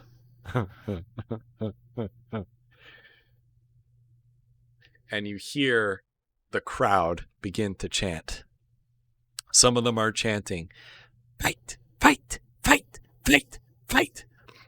Others are chanting, "The play, the play, the play, the play." And the cacophony grows louder and louder and louder. Some brawls start to break out, like they start to shove each other and then punch each other, and there's some fighting that breaks out among them. Shadowhearth just leans back and kind of chuckles for a little bit, then holds up a hand, and everybody stops. Well, the play it is. Diddley, come forward, you damned hack. Yes, sir. Yes, sir. Come in. Move aside. And the crowd separates, letting a small... He looks like a gnome, but has sort of gray skin and black hair matted down and a graying beard on his chin. Right. Diddley Snot at your service, the finest playwright in the land. The Lord, His Majesty Shadowhearth, has decreed that you shall perform a small play for his entertainment in order to not be killed. Okay. If you'll come right this way, we will prepare the stage for you. I was more of a visual arts person as a child, not much the drama, but sure. You can die if you like. Preferably not. Well, here are your scripts. I have the perfect play in mind for His Majesty's entertainment tonight. And he hands out, and if you guys check on Discord, this was something that Flutterdye helped me set up. I have sent you, Flutter, how could you? What the fuck? lovely play script. Flutter was very excited for this. Oh It is. my god. Oh, here we go. This is perfect. This is perfect music. Okay. Oh, I muted. Do we have? Oh, okay. Yeah, go ahead. Oh, do I have like a second to like whisper to Tree Root while we have a second, like, or are we being like prodded to? Yep.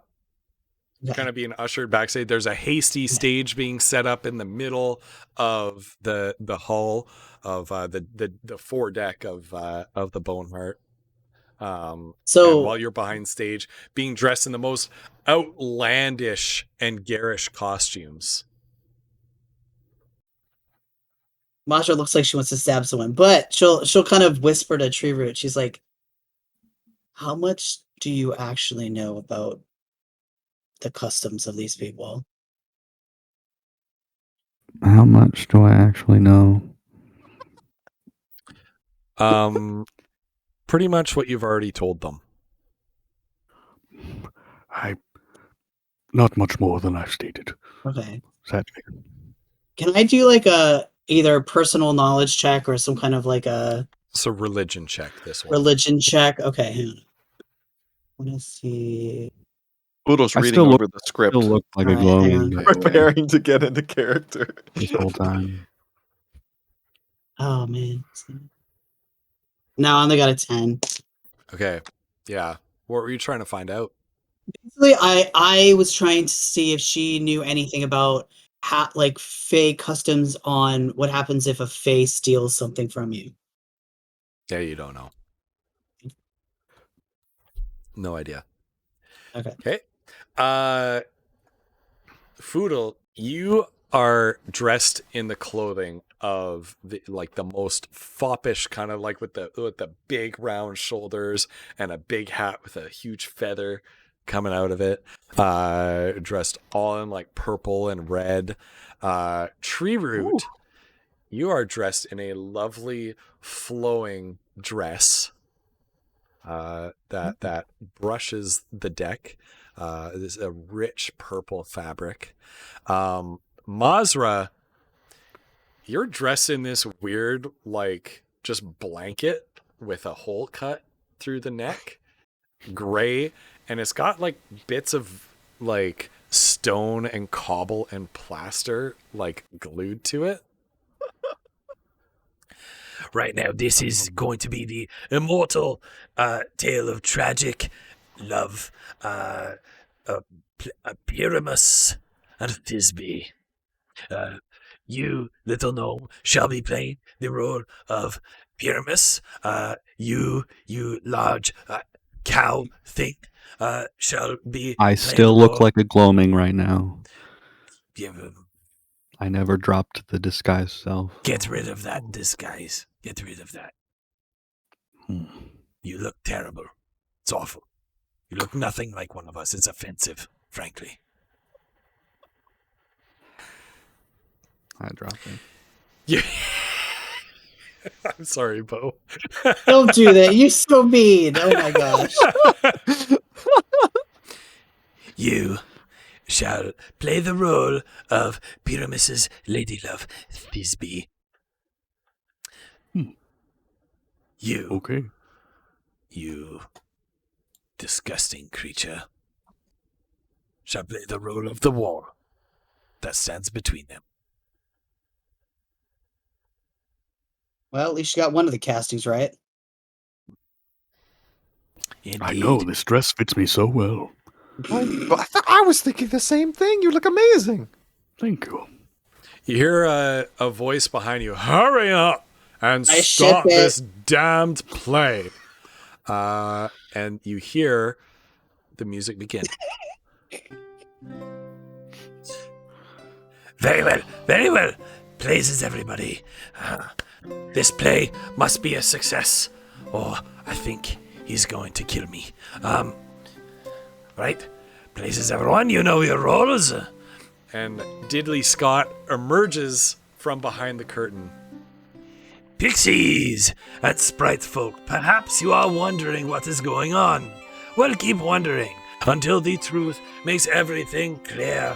And he's obviously like a very bad actor here. This man, Pyramus, if you want to know, this beautiful lady here is Thisbe. This man with the limestone and cement is portraying Wall, that horrible wall that keeps these lovers apart.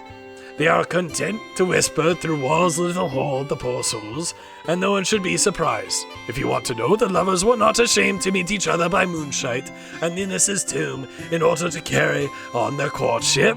This grisly beast, which is called Lion, scared away, and you hear Shadowhearth, enough with the prologue, get to it! Yes, well, Subiris comes along and has a man, this if he's not dead. At this point, he takes his sword, his bloody. Stop spoiling the damn ending, Snot, and hurry up! Yes, very well, very well. And since they're standing, let Wall and the two lovers talk more about it, since they are standing here. And he backs away.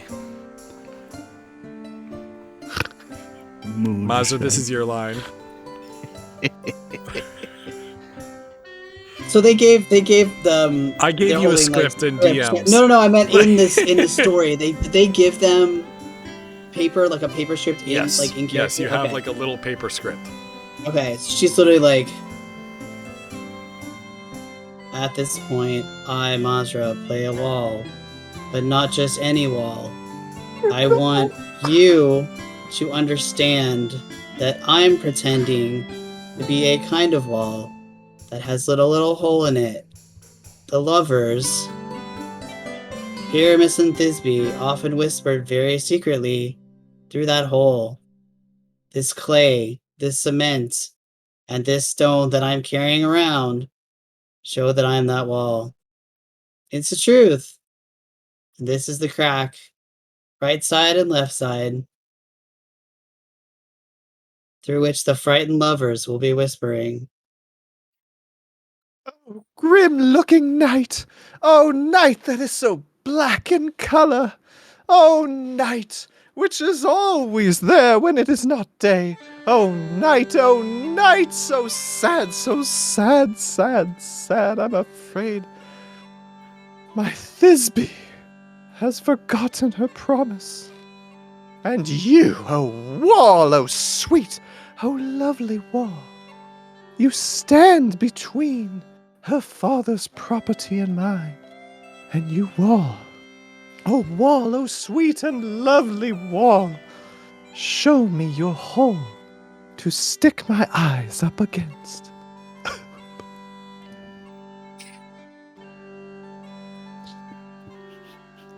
Thank you. You're such a polite wall. God bless you for doing this. But what's this I see? I don't see any Thisbe. A wicked wall through which I don't see any happiness. Damn your stones for disappointing me like this. Oh, Wall. You've often heard me moaning because you keep me separated from my handsome Pyramus. My cherry lips have often kissed your bricks, which are stuck together with cement.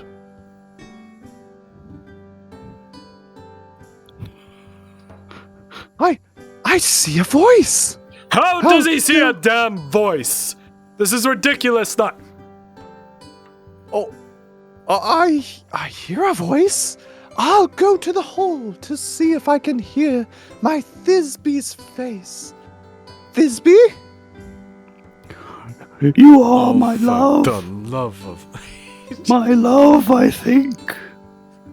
I'm your love no matter what you think. Oh, kiss me through this hole in this nasty wall. Oh, this is getting good. But I'm only kissing the wall's hole, not your lips at all. Will you my. meet me right away at Ninny's grave? Neither death nor life will stop me from coming. Yeah, I've done my part. Bye. And Wall walks away. Later at Ninny's tomb. Wasn't it Ninnis's tomb? This is old Ninny's tomb. But where is my love? Ah, a lion! I run! Sweet moon, I thank you for your sunny beams. I thank you, moon, for shining so bright.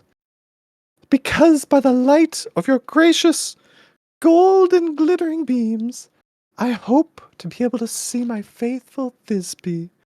But wait! Oh no! But look, poor me, what a terrible tragedy is here! Eyes, do you see? How can it be? Oh, dainty duck! Oh dear, your cloak so good, what stained with blood? Come, terrible slagger, and punish whoever has hurt her. Oh fate, come and cut the thread of my life. Conquer, crush, conclude, and kill. Oh, Aaron Selch, why did you create lions? Boo and Silk, and you'd hear other glowing says, "Boo and Silk! Boo for creating lions and generally being a bitch." A mean and awful lion has deflowered my darling, who is, who was the most beautiful lady who ever lived, or loved, or liked, or looked. Come on, tears, pour over me. Come on out, sword, and wound Pyramus in the chest. Yes, right here on the left side. Where is his heart? And so, I'm dying. Here I go. Okay. Now I'm dead. My soul has fled to the sky. My tongue shall see no more. It's time for the moon to go away. Now, die.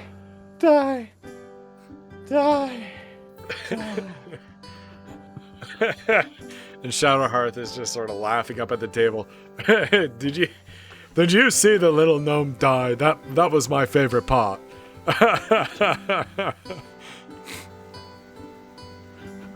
Are you asleep, my love? What? Are you dead, my dove? Oh, Pyramus, get up. Speak. Can't you talk? Dead. The dirt of a grave must cover your sweet eyes, your lily white lips, your cherry red nose, and your buttercup yellow cheeks are gone forever. Lovers moan and weep. His eyes were as green as leeks. Oh, fate, come to me with hands as pale as milk. Soul, soak your hands in blood and gore, since you have cut the thread of his life with scissors. Tongue, do not speak. And he shoves the paper into his face. Come, trusty sword. Come, blade. Drench my breast with blood. She stabs herself. Goodbye, friends. My word. This is how Thisbe comes to an end. Goodbye. Goodbye. Goodbye. Thisbe dies. She dies too? Oh my word. Scott! Snot! Get over here, damn you! And Diddley Snot comes back out amongst the play. Yes, Your Majesty. I said a comedy, damn it, not a tragedy. Ah, you brought the whole life of the party down. And he stands up and he points a finger down at Diddley Scott and he's, no, wait, just explodes all over the ship in a twinkle of fairy dust. And as one, all the gloamings around just erupt with raucous laughter. Now that's more like it. Nothing suited him in life like the leaving of it, I always say. Well, that's better. We've restored some of the joy to this drabbled party. Music again. Beers, drinks, you three, get up here. Okay, Foodle's gonna, brush himself off and approach his ridiculous costume.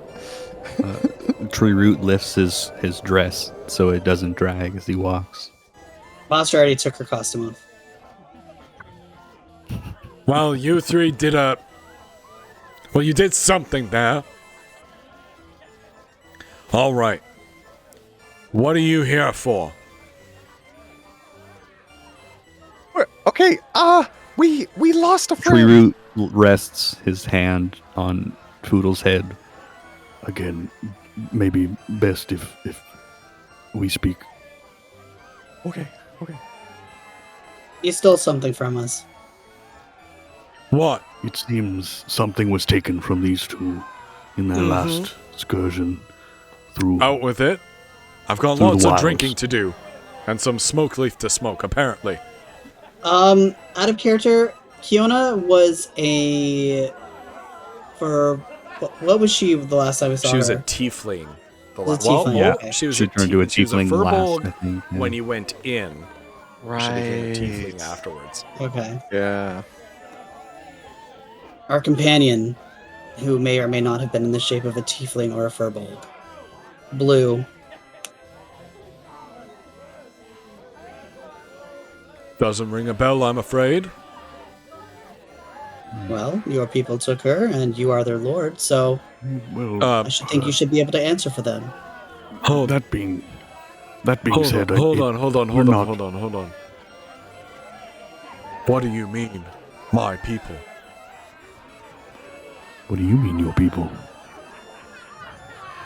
Well, she said my people took her. Well, Yes, you mean by and they say that these gloamings seem to have been the Oh, ones. so you think just because gloamings took your friend, that means I'm responsible? are you saying Because you don't have all control of your own people? gloamings must be working for me. That is, as far as I have researched the case, Your Well, Majesty. Your research is shite. Let me I will just say make note- that. I will make note of this. Gloamings don't just work for me. And I resent the stereotype that they're creatures who have been twisted to do my bidding. My court of shadows serves me out of the desire to do so, not because of some racial stereotype. I'll have you know that there are gloamings that serve my damnable ex as well. Our humblest apologies, my king. Who is your ex? Wayne Flutter. A most irascible and radiant and beautiful and terrible creature. And you think she might have Kiona? Well, it appears so. And it appears as if she's flummoxed and cavorted and fooled you into thinking that I was responsible. Inside check. Okay, roll it. God, this is gonna suck. Oh god. This is like my worst skill. As Alright. as the Shadowheart is talking, Shrewd is nodding along and scribbling in his notebook, taking notes. I got a 17. As much as you can divine the intentions of a god, seems like he's telling the truth.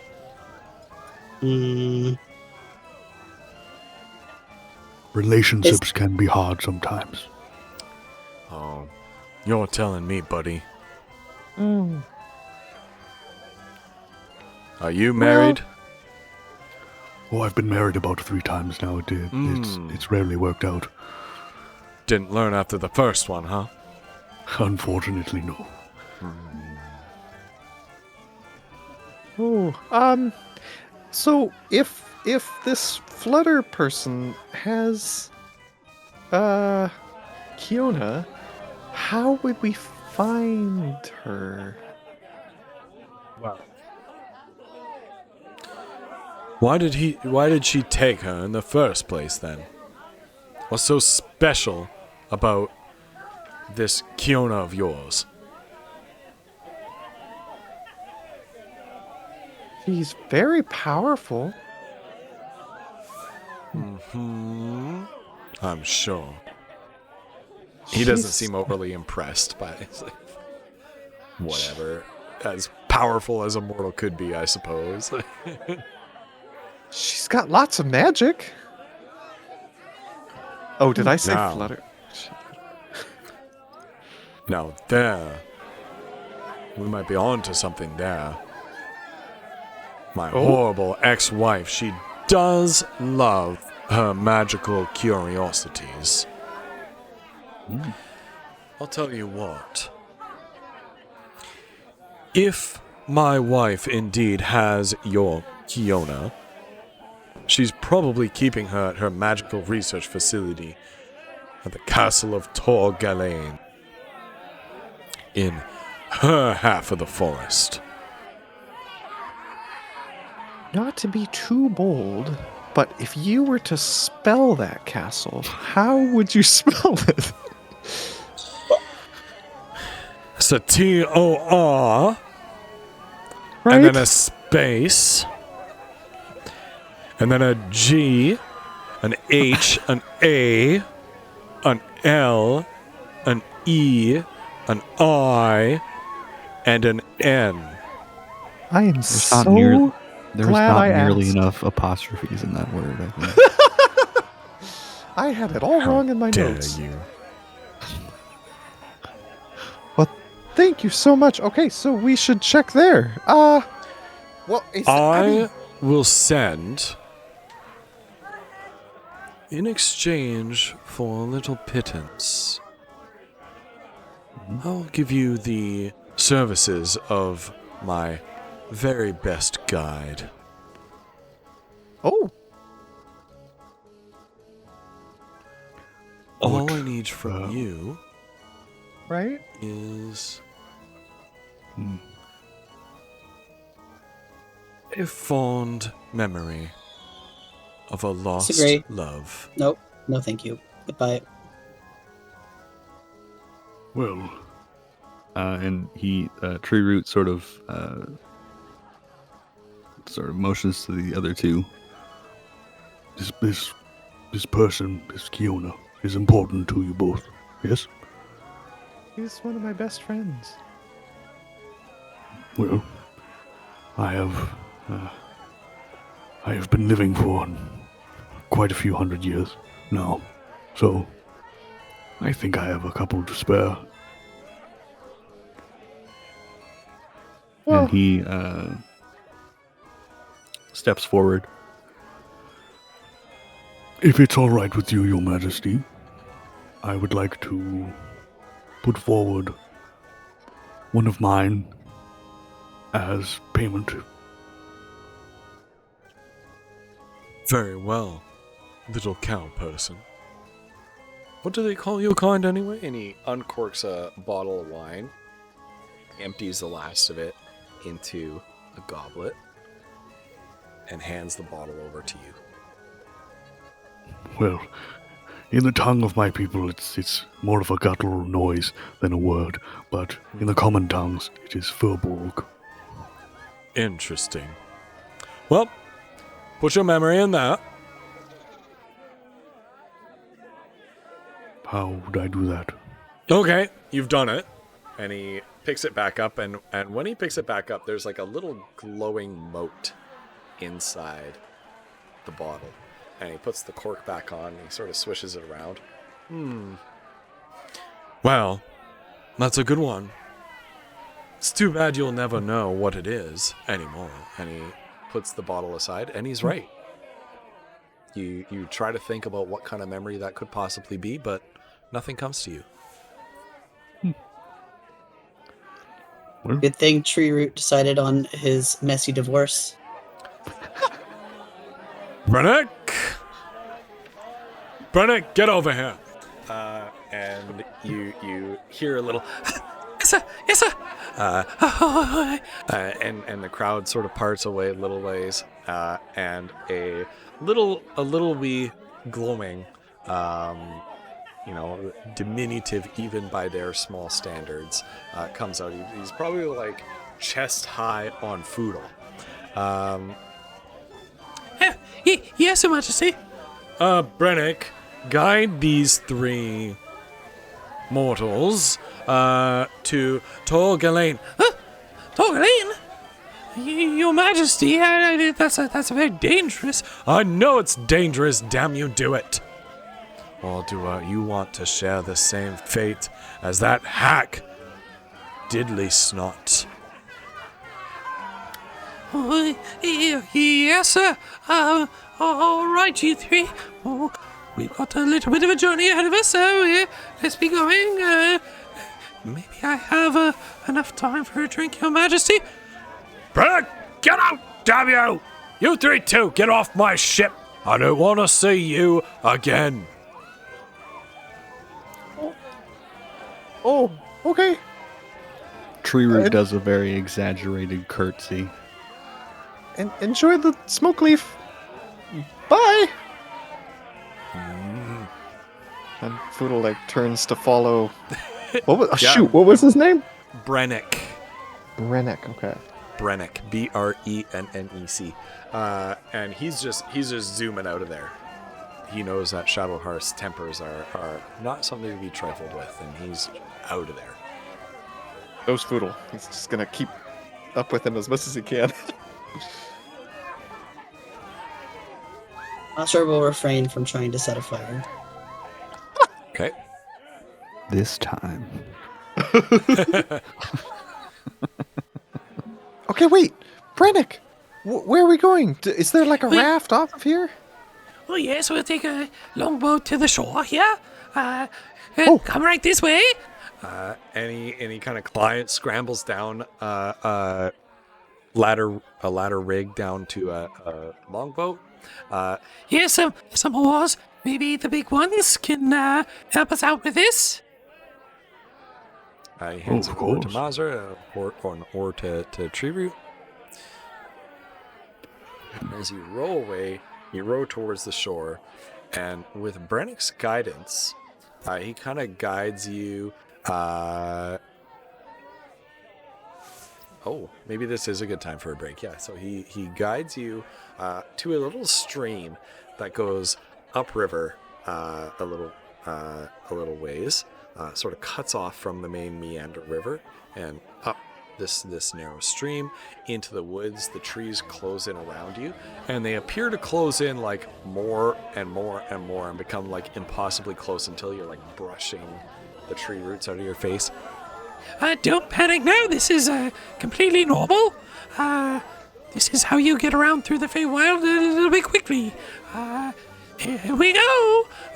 And you pass into this thicket of trees until all there is around you is like leaves and twigs and branches, and you're like forcing your way through. You hear the scrape of wood and leaves against the sides of the boat, and then suddenly kind of lets go, and the boat sort of runs aground at the end of the stream that you're on, and you're on sort of a little bit of a crest of a hilltop, and looking down is this towering castle, kind of perched up on top of the next hill over there.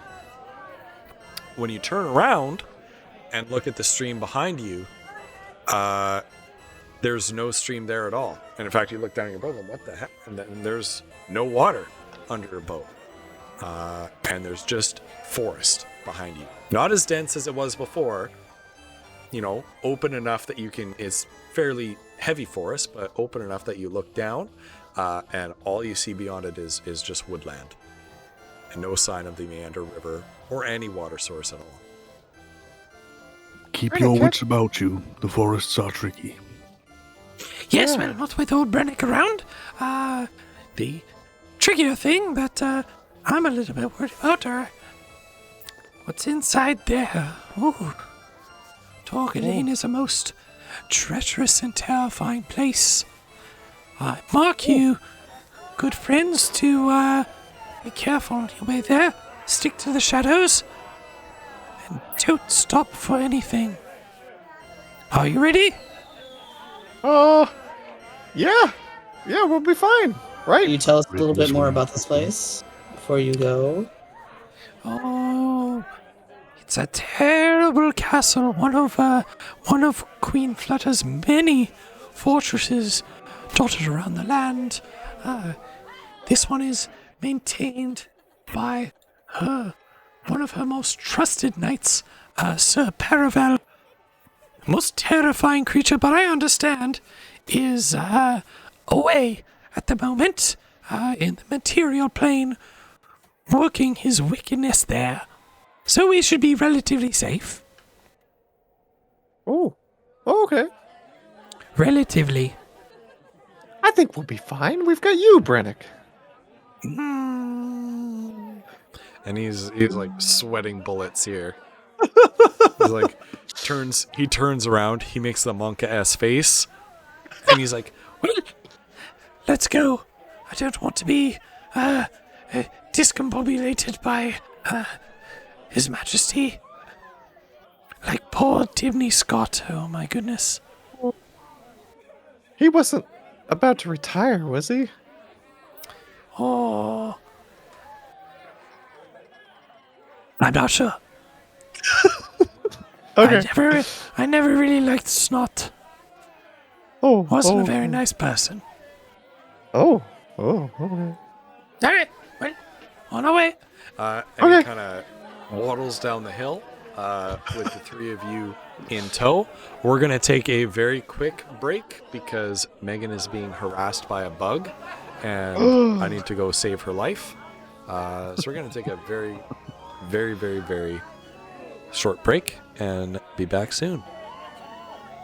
Oh my goodness, we could certainly use Von Scallion right now. Welcome, oh my Blue God, Rover. seriously. Welcome. I saw Andy. Did I see Andy Pantaloons in the chat? The Andy Pantaloons. My goodness. Welcome, Andy. Welcome, Autumn. Autumn! Get some good sleep. Thank you. Thank you for coming by and thank you for saying hello. Yes. Ghost Never Stays in My Life. Oh, B-Dub and Blue. Welcome, Raiders. 14 Raiders. Jeez. We're about to go on a break, but if you stick around, we're going to come back. We're going to be back in like 1 or 2 minutes, and we are going to be infiltrating the castle of Torgalane in the Feywild to rescue our party member, Kiona. So see you in a little bit. B-Dub, can you tell us a little bit about your campaign and possibly your character? That would be awesome. But yeah, seriously, welcome on in, everybody. The difficulty of trying to do a low old man voice will make it sound like he is trying to do a woman like a young woman's voice is very difficult. I know, that was so good. I can tell that that's what you were going for, and I feel like you nailed it. Like, that was awesome. Oh my gosh. Holy crap, Flutter, that was amazing. What a ridiculous Flutter, play. bravo. Holy shit. What on earth? Oh my gosh. I guess for the Raiders, we're in the Feywild right now. Gosh, it's a little bit of a story. I guess so last episode we were on our way to we're trying like our big sort of overarching goal is we're trying to track down this like a bunch of slavers basically. It is somewhat attached to Foodle's family and some of the other party members, you know, were like got to stop them, right? And we went through some sort of enchanted forest. Some little tiny creatures stole our bag of holding. Like, what the heck? And so we chased them. Apparently, they were in the Feywild. So we went through a portal of the Feywild. And we got our bag of holding back. But we got to the next town and only to discover that Kiona, our party member, was abducted while we were there by some of the I don't know, the gods of the Feywild anyway. Pretty crazy. And so now we've brought let's see, where's Tree Root. We met in the next town, and he's agreed to help us. So we're back in the Feywild. We had to do like a play to not die to a king of the Fey, and it was amazing and also terrible in the worst possible way. Frickin' Flutter, oh my god. Ding dong, the bug is dead. Hey, the bug is dead. And yeah, so that's where we are. We're trying to break out Flutter from this dungeon. I'm B-Dub. I am the DM. I have homebrewed my world called Siren Way. Ooh, 29 episodes in. Blue is one of the players. She is playing a Triton Druid. Oh, that's a cool race. It's like a fish What? person. Sort of. That's More freaking mermaid-like, I guess, sick. but it's pretty cool. That's amazing. Oh, so Woof, you said it jokingly, but that is correct. The nastiest divorce was probably his most happiest divorce. Yay! Oh my goodness. That's crazy. Well, I'm Foodle. Well, I'm Cauliflumps. I play Foodle. He is a gnomish ranger he's super young. He thinks that they can do anything. He thinks the world is his oyster and everything's gonna work out great, right? And Mazra, why don't you tell us, or I guess Woof, why don't you tell us a little bit about Mazra? Yeah. Mazra's a half-orc thief / paladin who is the massive grump and believes everything's just a complete opposite of Foodle, basically. Yeah, basically. She's like competent, intelligent. Well, I was talking to Ghostal earlier, and if any of you have seen Brooklyn Nine-Nine, she's basically Rosa. So No way! That's amazing. I love that show, and I love Rosa.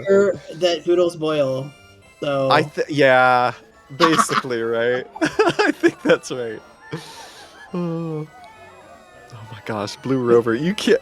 Foodle is not a murder machine. Frickin' Von Scallion is a murder machine. Von Scallion is a murder machine. Oh, Foodle loves Von Scallion. I love Von Scallion. B-Dub, thank you so much for coming by. Thank you so much for the raid. That was B-Dub who's B-Dub was the raider. Pippity Poppity. I love the name. Love the name. I know these names are so great. Chaotic Blue, thanks for the follow. B-Dub, thanks for the follow. Thanks everybody who followed off that raid. Man, I was upstairs, but I had my old Bluetooths in, and I was listening. That sounds awesome. We normally play Sunday nights, but we did a one shot tonight for stream. That's amazing, B-Dub and Blue. That's so It's cool. awesome. We'll have to, you know what? I'm going to follow your channel right now. Oh yeah. And, Yes. oh, is this like a couples channel? Ghost, really I agree. Yeah. I agree with Megan. Yeah. What? You need to make that entire play a highlight on the channel. Let's play a channel highlight. Oh, It's yeah. amazing. I'm you sure. had to admit. I'm sure that wasn't for everybody. There was there was a little bit of moaning and groaning in chat, and I'm sure there was probably a couple of people in there that would prefer that we did a combat encounter there. But I don't know. That was something different and original, and Flutter helped me with it. So I really enjoyed that. Yeah. Well, That and was as incredibly much as Mazra likes to spout off, like, it's a god. Like, they would literally just be squashed under his thumb. So, I mean, Right? Blue Rover, thanks for coming by. Thank you so much. I'm hoping to catch your next session over on Victoria's channel. Blue Rover is part of the Disaster Bastards. I'm going to shout out Victoria. So Blue Rover is part of the Disaster Bastards who play on Victoria's channel. We recently did a crossover stream with them for charity, where we raised, how much money did we raise that night? It was like it was a lot. 800 something, I think. Yeah, Yeah. $850 hour. for charity. Nuts. Which was really, really cool. Awesome 8-player 2 DM stream. Myself and Dylan, their DM, co-DM together for the first time for either of us. So go check their campaign out every Saturday. I'm also going to shout out Blue Rover because he streams as well. And he's a really, really cool guy, really funny. Love hanging out there. Anyone who's curious, 'cause it is an open channel, but it's exclusively for Kali and Wolf. I did put a very crude drawing of Gurpak in Kali's D&D channel on his Discord. Oh. If anyone is curious as to the basic layout of the city in my head. There's the forest.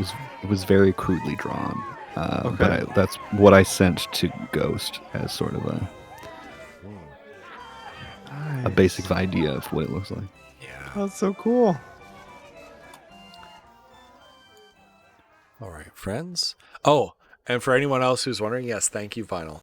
We do not always stream this campaign on this channel. We do rotate around the different channels of our various players because we're all streamers as well. So if you want to keep up with this campaign, if you're enjoying what you're seeing, and want to come back for some more, we'd love to have you. Please make sure that you follow those channels as well, the channels of our players too, because next week, hopefully, Flutter is going to be feeling better, and we're going to be over at her place, streaming there. So,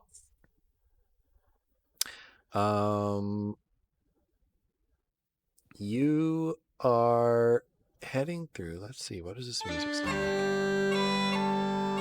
Nope. Sounds like Danny Find Boy. appropriate music, yeah. This is gonna be wonderful. We're sneaking into this death castle. I haven't heard the music in. This should be fine.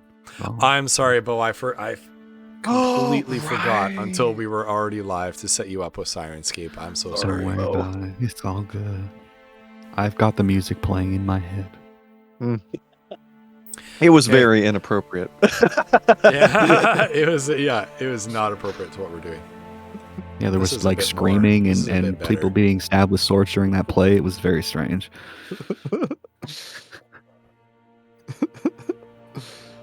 Okay. As you head towards Torgalane, Brennick guides you through the forested path, quickly, sort of juking off of the path and into the woods, to avoid sort of walking straight up to the front door. And as you kind of crawl slowly through the woods, he kind of holds up a finger over his mouth. And he pulls aside a shrub to reveal the massive, crumbling but still intact and still clearly occupied structure of the castle. Soaring up into the sky, there's a gatehouse with 2 towers, a curtain wall around, surrounding a bailey with a few buildings inside, workshops, kitchens, the like, a little bit of smoke coming out of their chimneys, and towards the rear of the castle from where you are is the keep, a large 3-story structure. If your friend is anywhere, she's going to be in the keep. That's where all of the research and strange experiments on the test subjects is done. Now, this place is full of gloamings, and they're a mean bunch. Her Majesty guards this facility very jealously. There's going to be no persuading our way in. Oh. Okay. Well, do you think? I mean, is the plan to sneak in? How are we going to get over the walls? I know a way through the side. And if you turn to your roll 20, I actually have. Why is this up? Why is that up? Nope. It's because this is inactive. There we go. Oh. You see yourselves sort of at the gates of the castle here. Oh. Just fix this for chat. Okay. Is everybody seeing what they need to see? I hope so. I believe so. There's like a hold on. person standing there. Hold on. Who is that? That shouldn't be there. Oh. Is that tree root? There's like 2 of them. I added a tree root. Why is there an extra tree root there? Oh, that's funny. I don't see anything. Cool. I see black. Okay. You see black? Okay, I need to set up. Yes. I forgot to set up vision on your token. Boop. Do you have night vision? Do you have dark vision? I think furbolgs do. I don't believe I do. One Oh. second. Do they? Nope. I think they're one of the few that don't. I don't. Okay. But So it's very, very dark will- for you. cast dark vision on myself. Oh shit! Right. I have What's dark your vision night now. vision range? 60 feet, I think, with dark vision.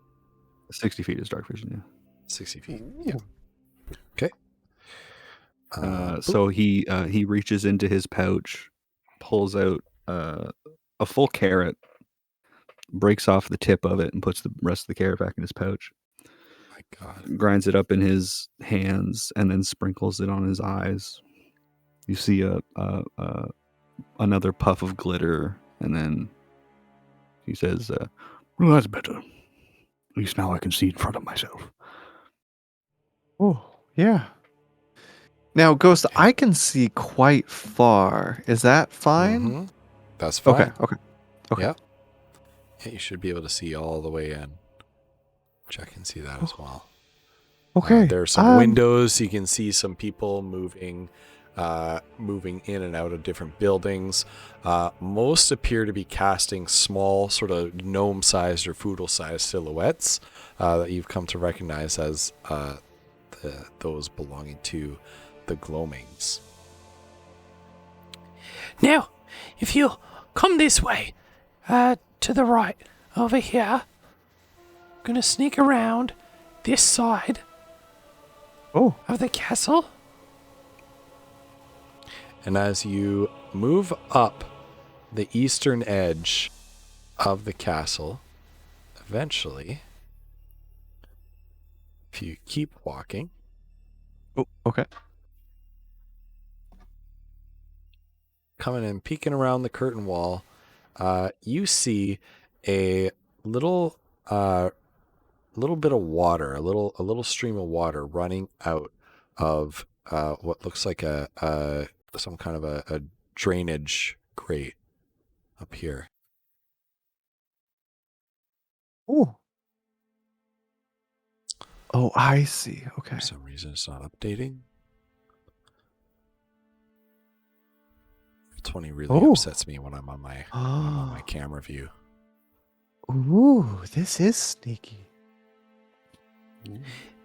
Now, I can bring you this far, but I don't dare bring you any farther. Little Brennick is not much one for roughhousing, if you know what I mean. Okay. You can open this grate. It's where they drain the water from the washing in the kitchen house. Okay. Do you know anything else about the layout of this place? Anywhere we should avoid? I've never been inside the keep. I would limit my explorations to there if I were you. There are small, Fey-touched versions of your people, Sir Gnome, that are in here as servants. Most of the time they're timid, but they will raise alarm and they may attack if they see fit to defend themselves from you. Okay. And I would also watch out for the Kennel Master. And who might that be? Oh, he himself is not much of a threat, but his dogs are huge hounds. Huger than you've ever seen before. Okay. So maybe stay away from barking? Yeah, perhaps. Okay. There's also a mad woman up on the top floor. The lead researcher. Somebody's got a few screw looses. I think that's how Her Majesty likes them, to be honest. Oh.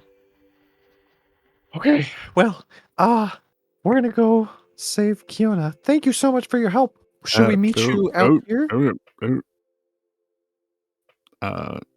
Halfway through the word "thank you," Oh. Drew shoves his finger in Fudo's mouth. Not in, but like up. You've been a great help. Safe travels. And he uses a cantrip druid craft to make a flower. And on the flower it has a face. Because we're in the Feywild. He hands it to Fennec. Well, thank you. Farewell, good sirs. Madam Orc.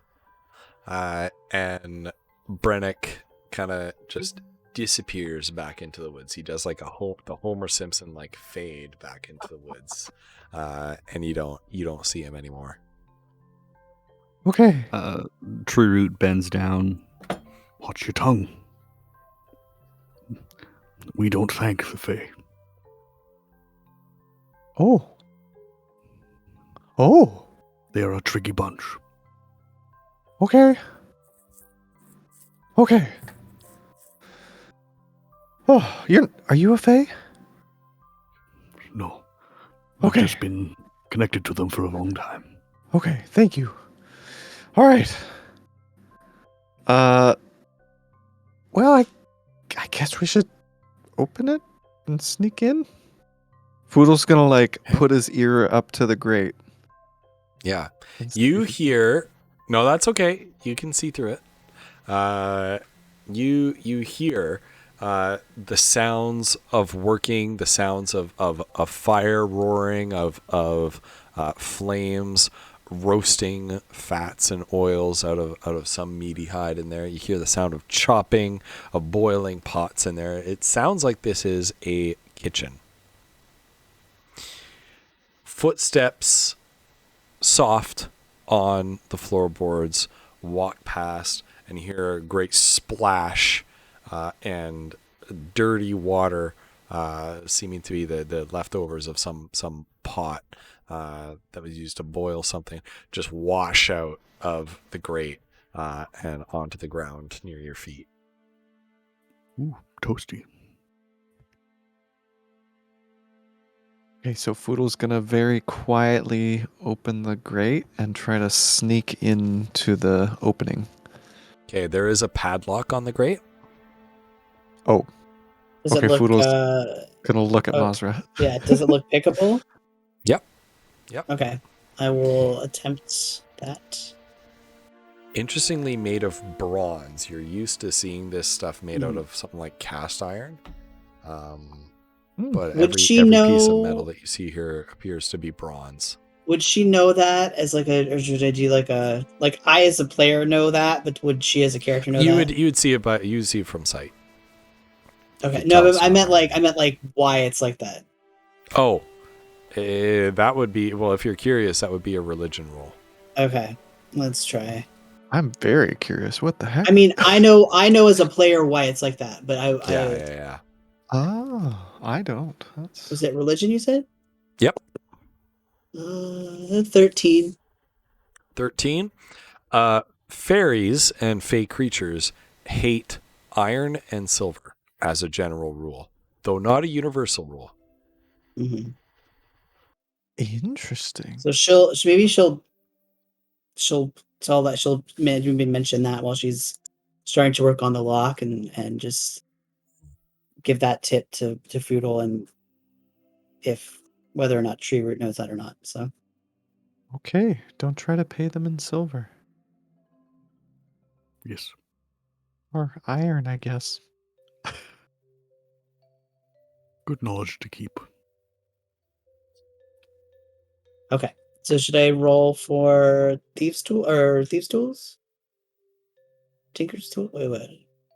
Oh yeah, thieves. Yep, It'd thieves be tools. useful. Yeah, not great, but Not great, but it's a simple lock. mm-hmm. You know, with a little bit more work, a little bit time spent, then you might like, it pops open. Yeah. Tree Still, Root will hold yeah. it open as the others go through. Boodle's gonna silently as he can head on in there. Okay. Just turning on some soundscapes here. Right. Oh. And inside, are you moving in? Oh, right. Yeah. Yes, good call. Inside, as you're moving in, you see, kind of on the other side. They can't really see you because you're recessed in darkness, but you see a pair of strange, grayish purple skinned gnomes, with big bushy beards and dark hair, kind of moving around, cooking, preparing a meal.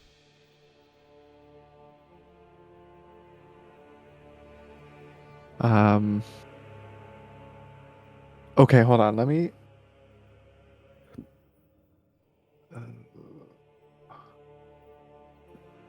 30 feet.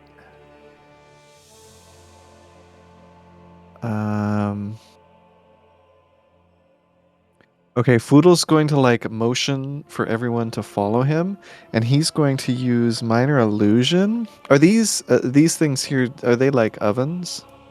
Yeah. He's going to make this oven smell like something is burning. Okay. Oh wait, you I can do post- sound or image. Hold on. Oh, No, I was you can hoping do- you could do a. You can smell. do no. You wait no. Yeah. Oh, I did that once, but I think I used prestidigitation though. The image can't create smell. Prestidigitation can do Okay, smell. or any other. Yeah. Yeah. Shoot. Okay. Well, maybe I can't help here then. I mean, I could do a sound, I guess, but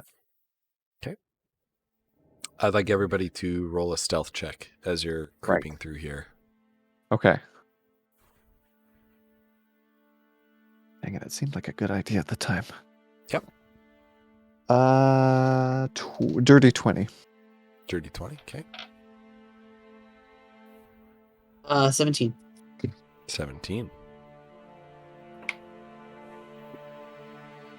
12. 12. Okay. Yeah, you're able to kind of sneak into the pipe and get right up to there without being noticed by either of them. They're so engrossed in their work, they don't really see you here. You can kind of see Foodle. You can kind of make out there appears to be a door here and another door down here. Okay. Foodle is going to drop a piece of fleece and basically make about this big of a replica of the room with two little people, like like the little wooden figures that have no anything, like Poodle made a diagram. yeah, of the room with like the doors that he could see. Mm. And he's just gonna have like it floating there behind him, and kind of be like, we need to go that way, but we need them to go the other way, right? Does the other grate have a lock on it, No. like the one he's standing in front of? Okay. No. Okay. No. Can Mazra see the people past, or like can she see just what Yep, is in yep. what illuminated? Okay. Yep. What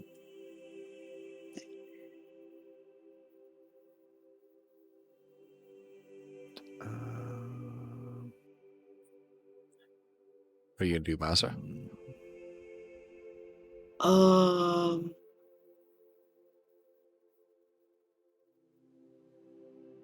I think so do those oven do they have like little, I don't know what kind of style they are. Are they just open Yeah. fire pit, or do They're they just have like a open fire little pit. Yeah, they're just open fireplaces. Okay. While you guys are racked by indecision, make another stealth roll because they're actively moving around here. They can catch you at any second here. Okay. Right. 18. Boodle is going to drop another piece of fleece, and he is going to make. Hold on, I need to figure out where 30 feet is. Okay, so right here, Mhm. he's going to have the sound of that he heard Philip making, the little Yeah. newt, but very, very quietly, Yep. like a whisper. Yeah. That's the one. Can you what spell? Can you post a spell in chat? Oh yes, of course. Sorry, you asked that earlier, and I meant to do It's it. a spell save DC of 13. Okay.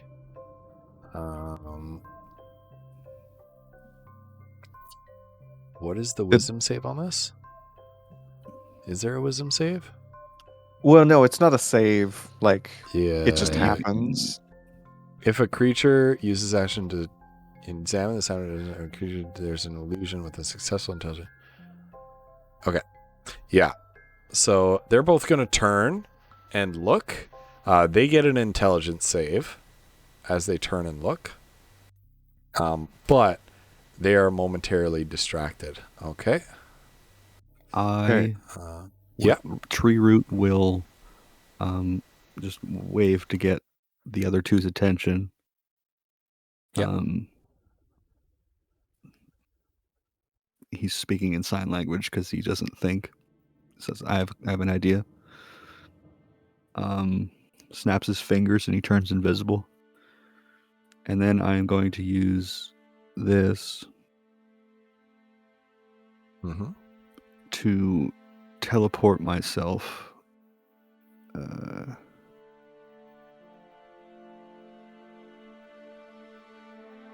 right next to here. Okay. And my invisibility only drops if I attack, deal damage, or force a saving throw, which which I'm going to do. Okay. I am going to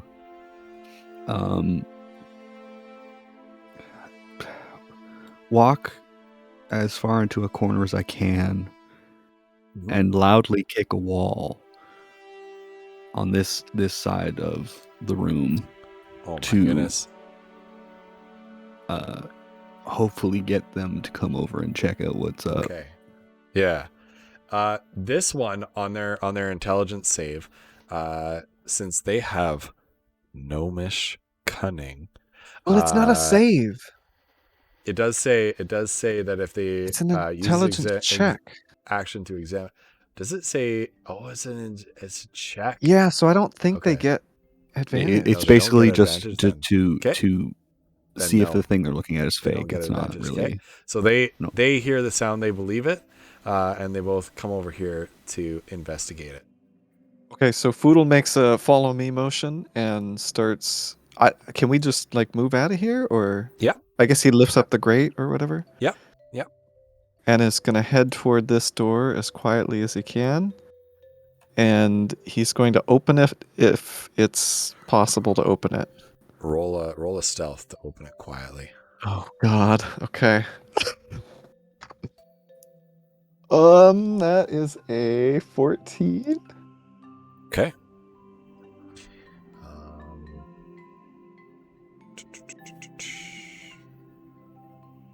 Okay. Yeah, you're good. Okay. You open the door. It makes like a very soft whisper when you open it, but neither of the gnomes turn around. Okay. Is that whisper careless? Foodle's gonna step through the door and around the corner and see if Mazra comes through, I guess, and hopefully close it. Okay. Boop. And I can do hidden paths 4 times, so I'll use a secondary one to pop myself over to the door and walk through after them. Yep. Since Foodle did say he closed the door behind him and Mazra. Sorry, I can't see you. Oh, it's fine. Please roll a stealth to open the door without a stealth. Come This on! isn't going to go well. This is fine. You're great have at no stealth, right? Yeah, sure. Giant cow man. Though I'm invisible. So would that be at advantage or no? Yes, that Because would I'm be invisible? advantage. Well, but the stealth is for opening the door quietly. Up to you. Yeah, I'm gonna No. say no. No? Yeah, I'm gonna say no. No. Stealth. That's 11. Okay. Their passive perception is very poor. So you open the door with somewhat more of a creak, and Foodle and Mazra, you both hear behind you this of the door. Nobody seems to come through, and neither of the Fey Touch gnomes give any indication that they've noticed. Mazra, who's moving all over the place. Yeah, Uh, what the Find the heck? right space. I can't even 'cause see. Foodle's not. Where's I don't. Mazra? Is Foodle back outside? I'm in like a little room. Where am Yeah, I? how Yeah, did you you're get back in outside. there? Hold Foodle on, just hold walked on. out the door. Hold on. Oh, I there's a thought this door- was there's the a door. that There's a you door. walked- There's a door that you walked through. So this is. Oh, the door that you walked okay. through. You I found went it. too There far. you go. Sorry. This is Oh, the door okay. that you walked through. Sorry. Okay, well, Foodle's gonna see the door open again, and nobody comes out, and he's gonna Yeah. like close the door and just hope that everything's fine. Yeah. So as he walks through the door and it, as silently as possible, closes, a line of glitter falls, and you see a large cowman standing next to you. Foodle looks visibly relieved, and it closes the door quietly, and then goes and looks at Mazra to see if she has any ideas on where they should go, based on the response from Tree Root. So are we back out? We're back outside, right? You're We're back like outside, In a courtyard? Yep. But the curtain wall is right here, and so Okay. you're now on And the is- inside of the curtain is- wall. Is this sort of the direction of the keep? I'm assuming Yeah. it's probably Yeah. towering above us. Okay. Yeah, the keep is towering above you right here. Here was the front entrance that you could see. Right. Here's you can see walls right here. Mazra sees a door right here. I think she's gonna. This sort of pathway. There's a dirt path coming from a well-trafficked dirt path coming from the kitchen building to this little building that Mazra kind of peeked into, and up to this door here. Can she's going to cast her mage hand, which is a cantrip, and I guess make it invisible and try and see if that door over there, if it's unlocked. Okay. It is unlocked. Okay. So door opens a little crack. Not enough for you to look inside without like actively going up to it and looking through. So she'll like. True Root's She'll gonna walk up sneak behind up to it and Mazra peek through? and accidentally bumped into her. Oh, Oh. Sorry, what's Mazra doing? Oh yeah, she just pointed at it, suggesting that maybe Okay. this may be a better way so they're not walking in the middle of the courtyard over there. Whatever. Foodle's gonna nod and come over, and I don't know which way it opens, so he'll stand on whichever side he can sort of like maybe. Kind of opens out into the courtyard, and Well, but like, does he need to be on this the- side or this on side that to like yeah, look through on it? this side Okay. down here. So he'll quietly open it and try to see what he can see down the way. Okay.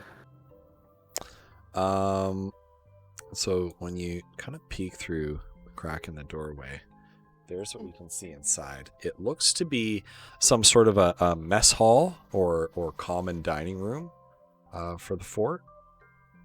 You do see a couple of gloamings sitting here eating at a table, and one of the Fey-touched gnomes kind of serving their food.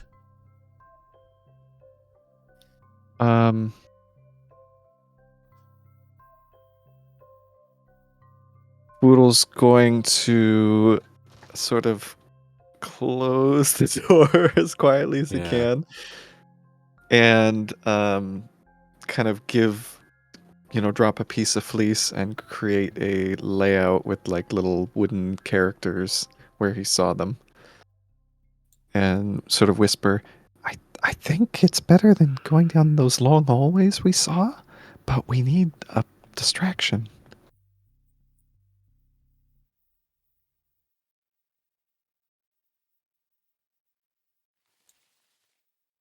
I unfortunately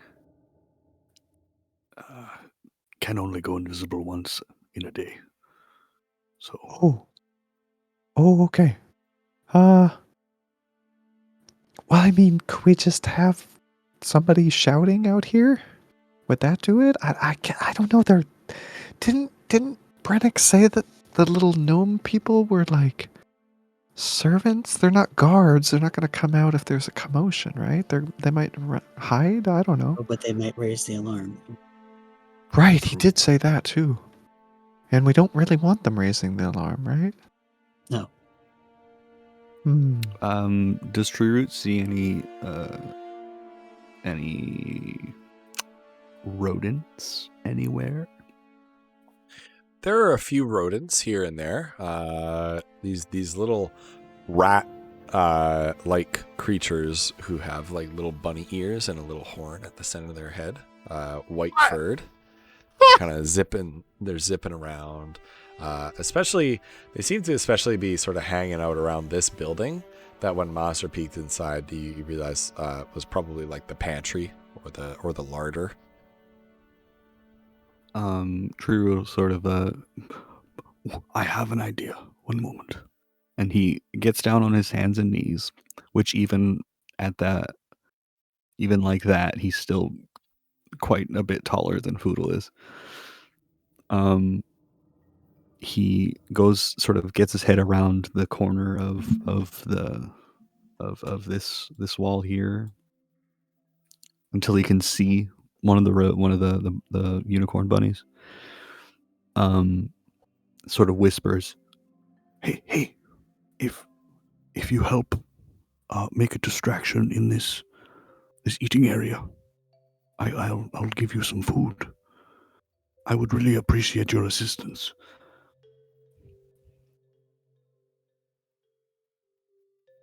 and once again, it's my He- speech of beast So and he leaf. can't.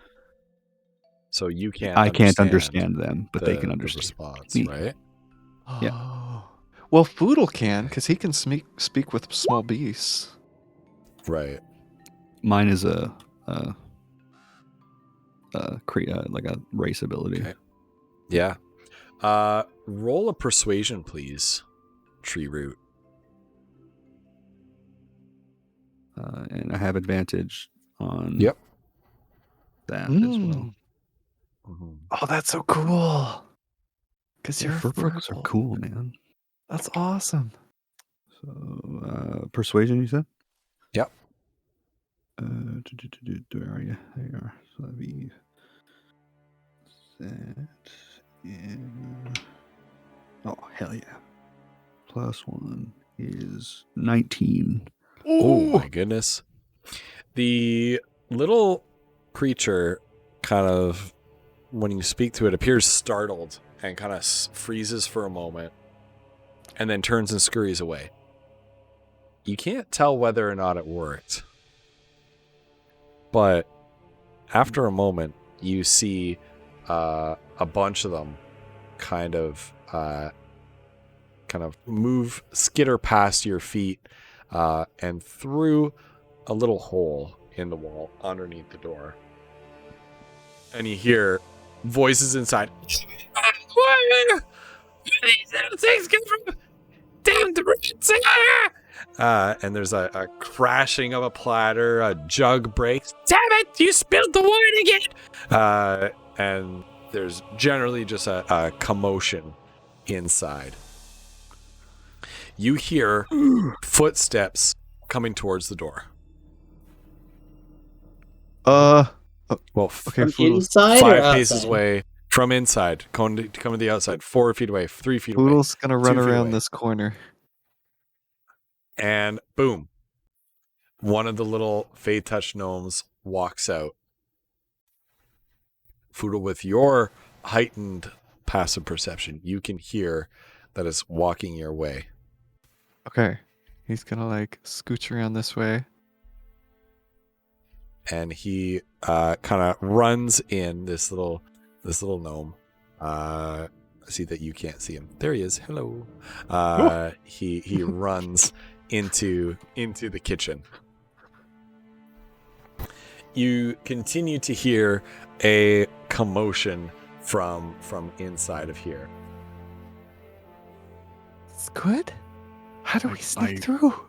I attempted to help. No, I love it. I just don't know what do we do. You see a bunch of the little white rats run out of the hole by the door, from where Mazza is, and then 2 of the gloamings rush out, chasing after them, stamping their feet. And it sounds to They're kinda, Foodle like they're right heading here. down this way. Yeah. Okay. Yeah, they're right here. Okay, so Foodle's gonna motion. They're cussing and swearing and stamping of feet. Damned rats! And Foodle's gonna like try to sneak They're behind right them and there. open the door. Their backs are to you. The little rodent creatures have positioned themselves so that their backs are to you.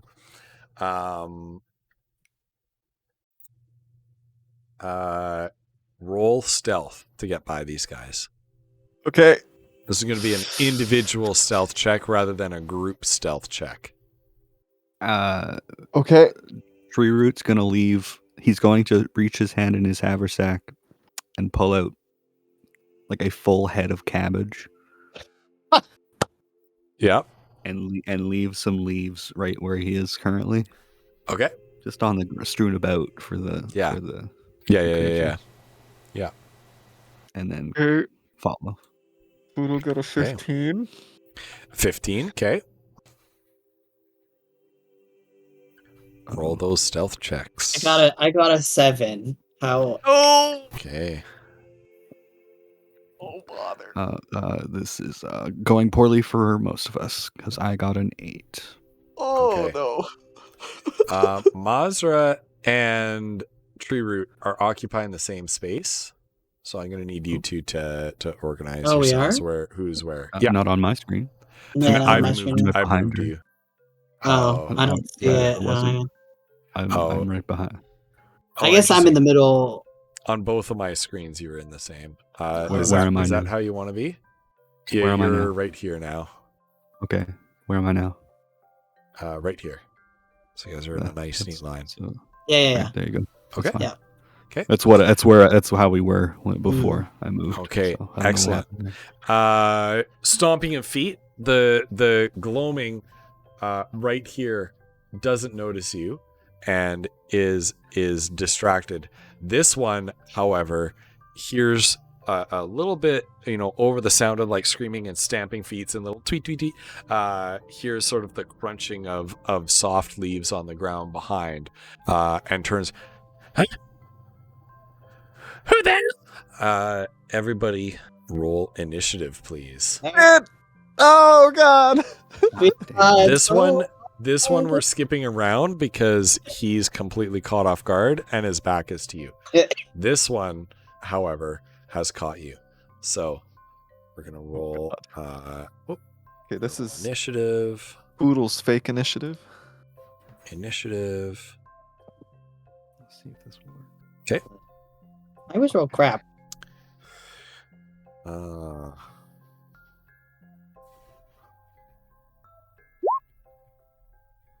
Ooh. It worked. Nice. That was through my app. I'm just so glad that you dropped some food for the bunnies. Or the things, whatever they are. I told them. Okay. I told them I would feed them. Nice. Tree root. Tree root somehow didn't get added. Don't know why. I will do it manually. Is everybody's initiative order correct? Is everybody's initiative number correct, I should say? Mine is. Yeah. Yes. Okay. The gloaming is distracted and loses its turn. Tree root, you're up. With Foodle, then Mazra.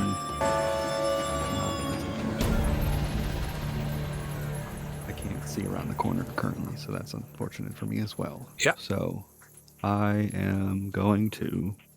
Boop. He's going to lift his cane, which, as stated before, has a very large, which is essentially a tree knot on the end of it. Yep. Place his hand on it, and it almost morphs into the shape of a fist. I'm casting Shillelagh on my cane. Okay. Excellent. Which is now an attacking weapon that uses my magic instead of strength. Ooh. Excellent. So you, Foodle and Mazra, you see creeping vines, leaves, and little flowers sprout out of the staff and out of the cane, and it reminisces of the dryads and what they did with their staffs when you fought them.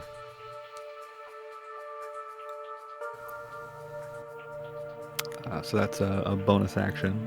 Yep. And then he's going to want to go all the way around. It's 30 feet. He's going to run. What's here? Is there anything? Was there a thing there? Yeah. Oh yeah, there's a creature Yeah. there. There's You one can stand there, behind and me, there's though. one there. I need to be right up against it, so that's. Oh. Right. Sorry. Well, Shrew's gonna run this way. 5, 10, 15. He's going to attempt to run around the other side. And I'm going to hold my action to if anything runs up here, Yep. I'm just gonna take us If anything sort of runs a good runs this baseball way. spot.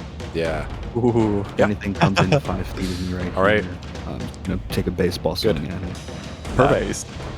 Is that your turn? Yeah. Okay, Foodle. All right, Foodle is going to pull out his longbow. He's going to hold it kind of gangster style, point blank, and fire an arrow into this Okay. thing after using his bonus action to cast Hunter's Mark. Okay. So let's get rid of that spell slot. Okay. All right. So plus. Oh wait, I'm just gonna do it in here because it's faster. Ooh. I should say that 25 is a hit. Okay. Okay. All right. Yeah, you pull out your bow, you draw it back at the same time as this thing turns around and looks at you. You by the time it gets out, like, what the? You've already drawn back your bow. You've already pulled it out. You're ready for this. And you plug an arrow right into it, point blank, right into its abdomen. Based on the last time you fought these creatures, you know that they burst in a brilliant flash of light when they die. This one still is up, looking very hurt indeed, but still up on its feet. Okay. That is Foodle's turn. Okay, Mazra. Okay, she can't really see either, so she's gonna move back here just to be able to see, and I'm assuming she can see over Foodle's head. Oh, yeah. Did he shoot? He shot at the one that was closer, right? Yep. Okay, so she's actually going to, if she can do this, she's gonna try and throw, like, basically thrown weapon. Yep. One of her daggers at the one that he shot. So. Okay. What's the roll for that? Because it's the one with It's the arrow regular. sticking out of It's it. a regular dagger attack. So just roll Okay. your regular dagger attack. Because they use the same stat. all right. Yeah.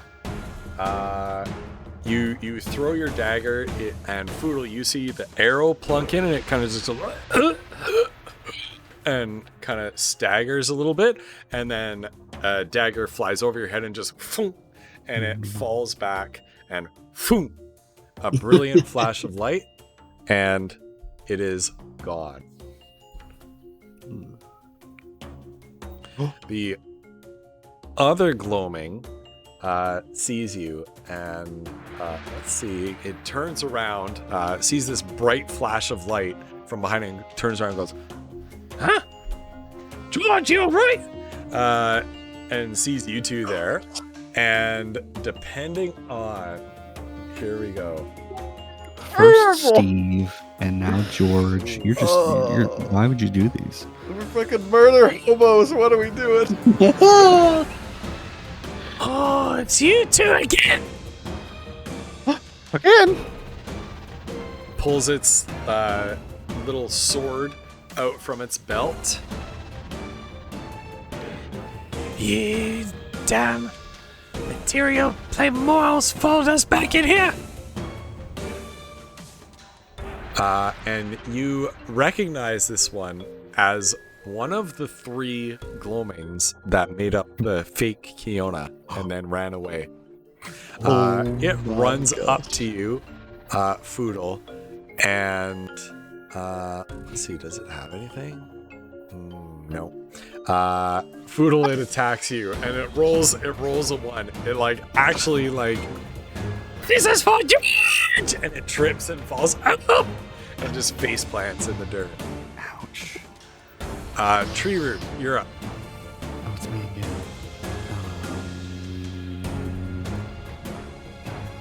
This door is still closed, yeah? Yeah. Okay, so. It's unfortunate I lost that action, but it's alright. 15. I rolled a wisdom save. If it had gotten scared, it would have tried to run away and would have run straight into you. Would have been nice. Yeah, but it did not. It rolled a 17 on its wisdom save. So 25. He's going to run up right behind it and just give it a good baseball whack. Yeah, you have advantage on that roll because you're flanking with Foodle. And it's prone. Fuck him up, Grandpa.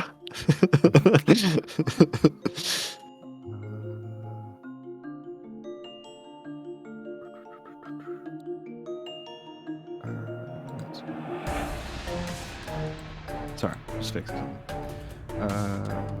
That's you said advantage? Yep. Oh, Jeez, that's a hit. Yeah. So 7. He's just like you see this hulking figure just like with a large cane in one hand, just run up and just right in the back of its head. Oh. Twitches a little bit as it's sort of face planted into the dirt here. Bonus action.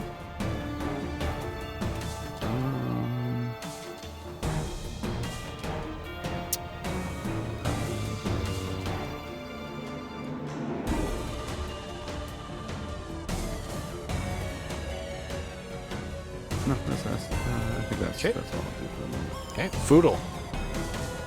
Poodle's gonna knock another arrow. Shoot this thing while it's down. Yeah. He's gonna transfer the hunter's mark. Yep.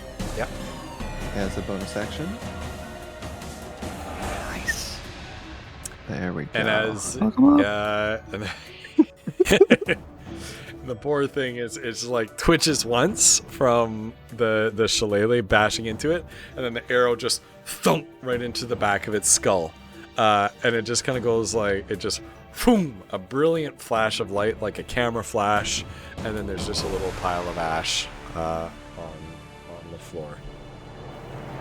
Poodle's gonna sort of whisper, "Sorry about Steve," and then head into the door. Steve was last time. This one's George. Oh yeah, sorry about George. You are murder hobos. This is terrible. I know. What have you joined? Hey, they tried to murder Hobros first, so We weren't. See, Foodle would have tried to talk his way out of this, but we were specifically told we could not talk our way out of this by good old Brennick. So, so Foodle's gonna put his ear to this door and see what he can hear.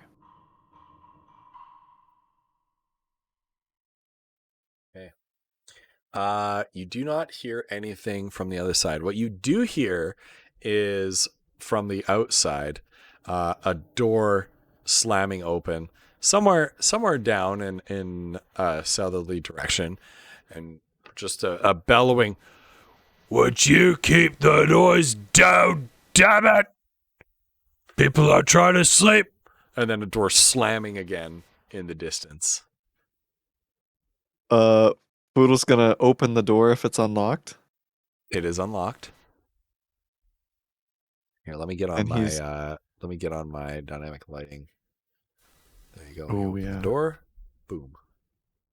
And Foodle's going to step through and motion for everyone to follow him as quickly as they can.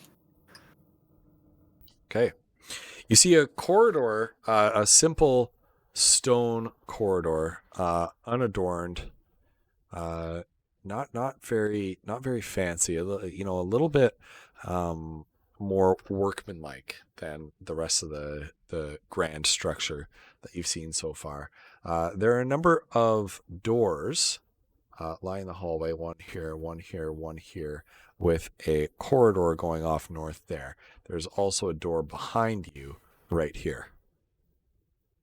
Based on what Foodle saw, like coming down to the castle, I thought you'd said we were on a hill overlooking it at one point, and even maybe what he saw when they were sort of sneaking around to the dining room. Does Foodle have a sense of where the main keep would be? Like, is like this way or this way or? Roll a straight intelligence check. Oh shit, he's good at these. Okay. Yeah. Oh gosh, yeah, he's not good at buildings probably. Yeah, it's 6. A 6? Okay. You're not quite sure. You're a Okay. little bit turned around. All right, Foodle's gonna look at the other two and be like, Is it? You said straight intelligence. Yep. Okay. and if the door is not closed, Foodle's gonna close the door. Okay.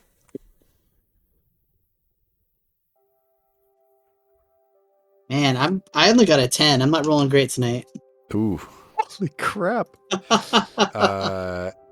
Mazra, you have a general idea that you're somewhere in the eastern half of the keep.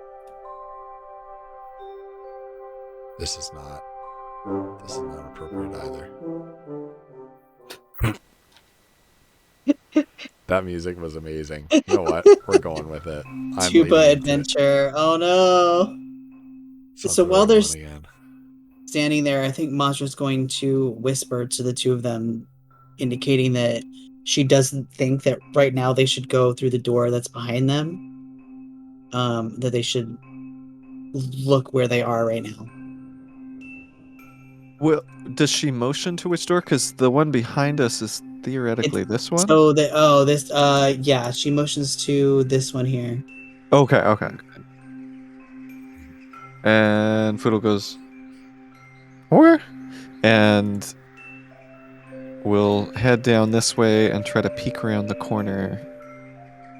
Obviously, Foodle, like with the vision Yeah. thing, can't see, but Yeah. I don't know if peeking is a thing. Yeah. Roll a stealth. Okay. 19. 19. Okay. Yeah. You can move yourself one space over, and we'll just count you as being the space you're currently in terms Okay. of enemy line of sight. So you take a little bit of a peek. Boop. Okay. You see another corridor up ahead with a door at the center of a T intersection with a couple of torches on either side. Okay.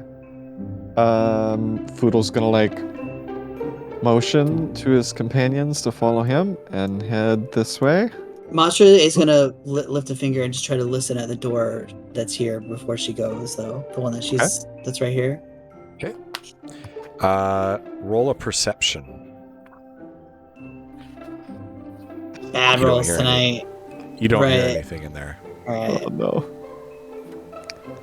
So Foodle's gonna attempt the same thing. He's gonna try to peek around this corner, off in a thisly type direction, and Yeah. then this way if he can. Yeah. Yep. So stealth. Yep. That is a 6 plus 7. I can math. 13. Okay. Yeah, go ahead. Peek Okay. in there. We won't count you as having moved. There you go. Short corridor extends on either side. A door here and a door here. Okay. In addition to this door here. Oh my gosh. Yeah, in addition to this door here. So Foodle's gonna go to this door and listen and see if he can hear anything. Okay, roll perception. Okay. Oh, 19 plus 5 is a 24. You don't hear anything on the other side. Okay.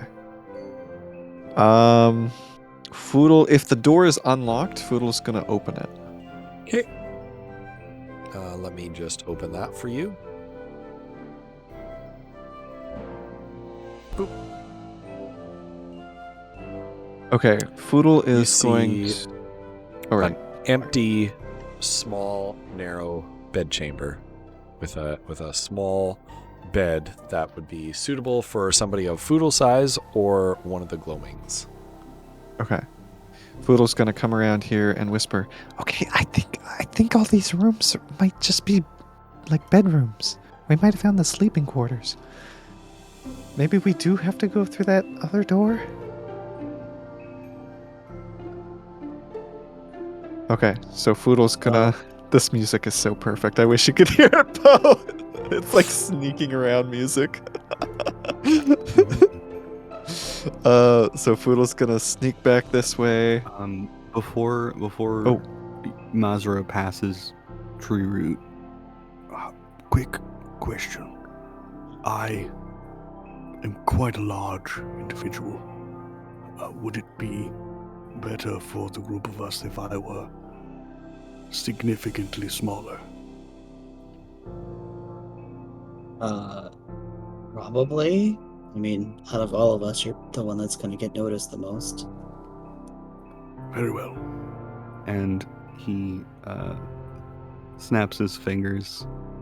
A large poof of glitter happens, and he, because I just checked, and it is a challenge rating 0, so I'm going to wild shape into what I just found out are called almirages, the unicorn bunnies that we just saw. Okay. No way. Hold on. Okay. So Foodle- you oh. see like this little tiny little rodent at your feet. One of the ones that you saw before. Foodle's gonna Oh, it's motion just- to it and see yeah, if it was it wants to bouncing. like hop into his hands, and he can like hide it in his backpack if it wants. But if it's good at sneaking, then it can just do its own thing.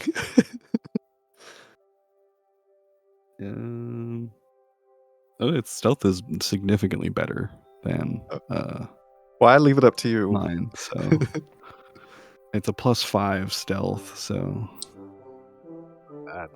it's up to you, really. It is a rodent. No. It's up to you. Foodle's It's a sort of rodent. holding it. We saw what happens when rodents run around in here. Okay. All right, so Foodle's gonna be like, and he's gonna start heading toward this door, and he remembers seeing maybe somebody in this hallway, but he doesn't remember exactly where. And so he's gonna whisper, maybe we can sneak behind them. Maybe. You see the rabbit's head nod. And Foodle is going to very quietly, if he can, open the door. Give me a stealth check. Oh God. Oh no. Oh, that's good. Okay, 17 plus 7. Ooh, that is 20. good. Or? Right, so you open the door with the barest whispers. Light casts inside, and you hear the din of conversation as this gloaming here is facing in this direction and talking to someone in this sort of rough area over here, kind of just outside your field of view around the corner. And you hear him just say, Yeah, and I says to that ugly orc, joke's on you. We kidnapped your friend. What you gonna do about it, eh? And the orc said, boo hoo hoo. Don't take my friend. My demon horn cow something friend. I'm so sad. You're the best, Eric. You're the greatest warrior alive. She didn't know. She didn't know. That's not what I heard from George. Yes, that's what he said. Okay. Don't listen to George. He's a tosser. I'm loving this drama. I need to know if either Triru or Mazra are doing anything before the conversation ends, because we have limited Do they time hear here. that? Did Masha and Tree hear that too? oh yeah. He's Mazra is proclaiming loudly how he intimidated Mazra the half-orc. Mazra is gripping her dagger, looking like she really wants to do something, but she's holding herself back from doing it.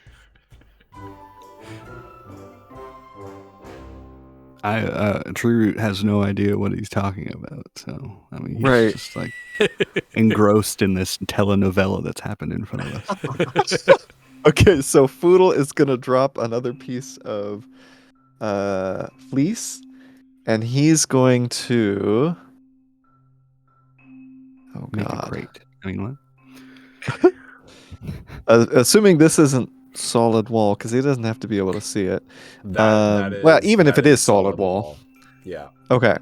So right here, he's going to make the sound of that voice that they heard shouting earlier, the angry one who is like, keep it down, some of us are trying to sleep.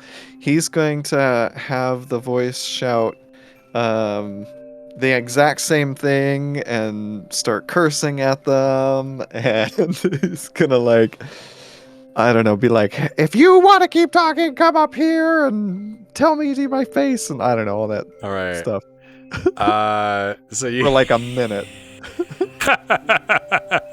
So Mazra and Tree Root, you hear Foodle kind of in his little gnomish voice whispering these lines to himself under his breath. You want to come here? And you hear this booming voice. If you two gonna keep on talking, you better come up here and eat my face, I don't know. Something like that for a solid minute. I'm gonna come down there and kick your arse.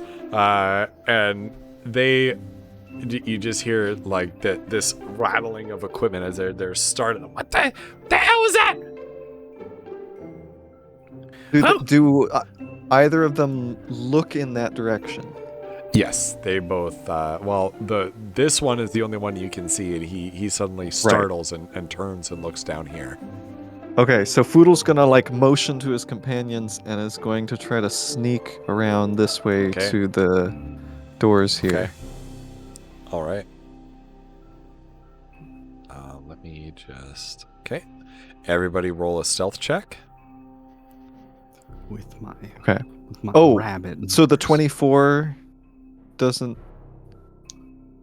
I need to do another one. Yeah. Your 24 Okay. open the door. No, it doesn't carry over. Okay. All right. Oh, natural 20, baby! 27! Oh, yeah. Okay. 15. Okay. 18. Oh! Easily you sneak past without them knowing. So you Are have the doors a locked? set of double doors up here and a smaller door over here. Okay. The doors are not locked. What do they look like, the doors? It's a large set of oak double doors. They look heavily reinforced with a wooden beam that can kind of come down and fit in them to sort of lock them in the case of siege. Okay. Well, Is Fool's that gonna thing open the down, or doors. is it down in it right It's now? up. or is it up? It's up. It's up. Now, Okay. Yeah. True's gonna get up on his haunches like a little bunny does, and with its little front paw, gonna point at the small door. The one over here. Right. Yeah, the other one. Okay. I mean, Foodle's gonna kind of like shake his head and look at Mazra to see what she thinks.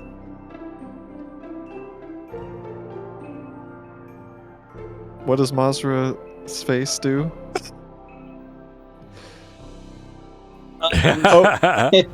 If Mazra's face does that, Foodle's opening these is there doors. such a thing in D&D as like an intuitive check or whatever, like an instant like No. a No, okay. not for that. There You're there gonna are insight passive- check the building. Wait. No. What did they? No. Out of character. What did they tell us? They told us. Where did they tell us that the worst of the experiments were happening? So that guy Top gave us floor. information. Top What did he floor. say? Top The top floors. floor. So Yeah, he said to focus our exploration, well, to minimize exploration and to focus on the keep. Mhm. Right. so we need to get up. We need like a set of stairs. Yeah, you need. And to there set weren't would any we stairs gather- on the other side. Would we Poodle's gather opening that the door. we gather we're central? You gather that you're central because this is the room that you saw Right. when you were looking straight up the courtyard. So you're in the center of the keep. Now, Okay. the keep was not symmetrical. There was a tower on one side of it. As you were looking at it, it was on from when you came out from the undergrowth portal thing there. There on the right side, as you were looking at it, there was a large tower soaring upward into the sky. Okay. Right. And we don't know where the double doors go. No. Right. No. And we don't know where any of these doors. Still think the small door is the better option, but I mean, he's going to continue to try, and he can't point to the smaller door. All right, so Mazra, the count of 5. you have a to split make second. decision.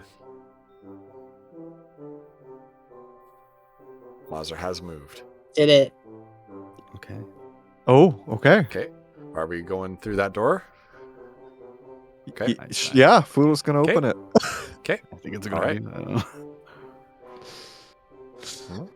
Oh, There we go. God.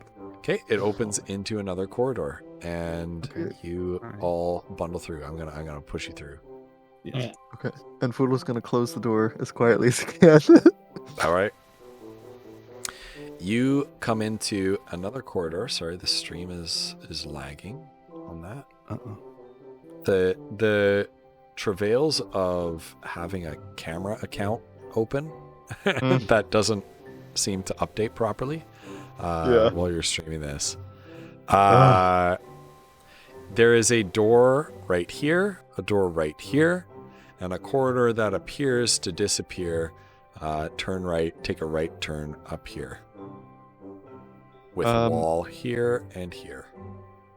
Foodle's gonna put his ear to the door he's next to and see what. Tree Root's going to do the same with his bunny ears. on Okay, this one. let's get Ooh. some perception rolls. I have advantage because I'm using hearing.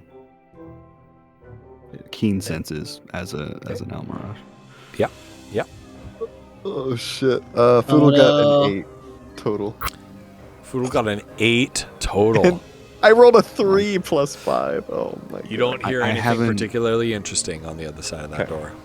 I haven't rolled the advantage, but I did get a natural 20, so Oh Well, my! might as well not roll it that's- anyway. Yeah, that's yeah. 24. Just for fun, roll and see if you get a double nat 20. Would be fun, wouldn't it? Yeah. We'll see. Uh, No, it's 20 Okay. plus 4, 60. yeah. You hear on the other side of this door a little voice muttering, sounding very much like Foodle in pitch. These damn Fey forcing me to clean their toilets all day long. When I came over here, my mistress told me I was going to become a powerful sorcerer. Instead, here I am, swabbing privies, cleaning up after those damnable glowings. What do they eat anyway? Look at this stuff in here. It's terrible. I've never smelled anything like that before. Oh.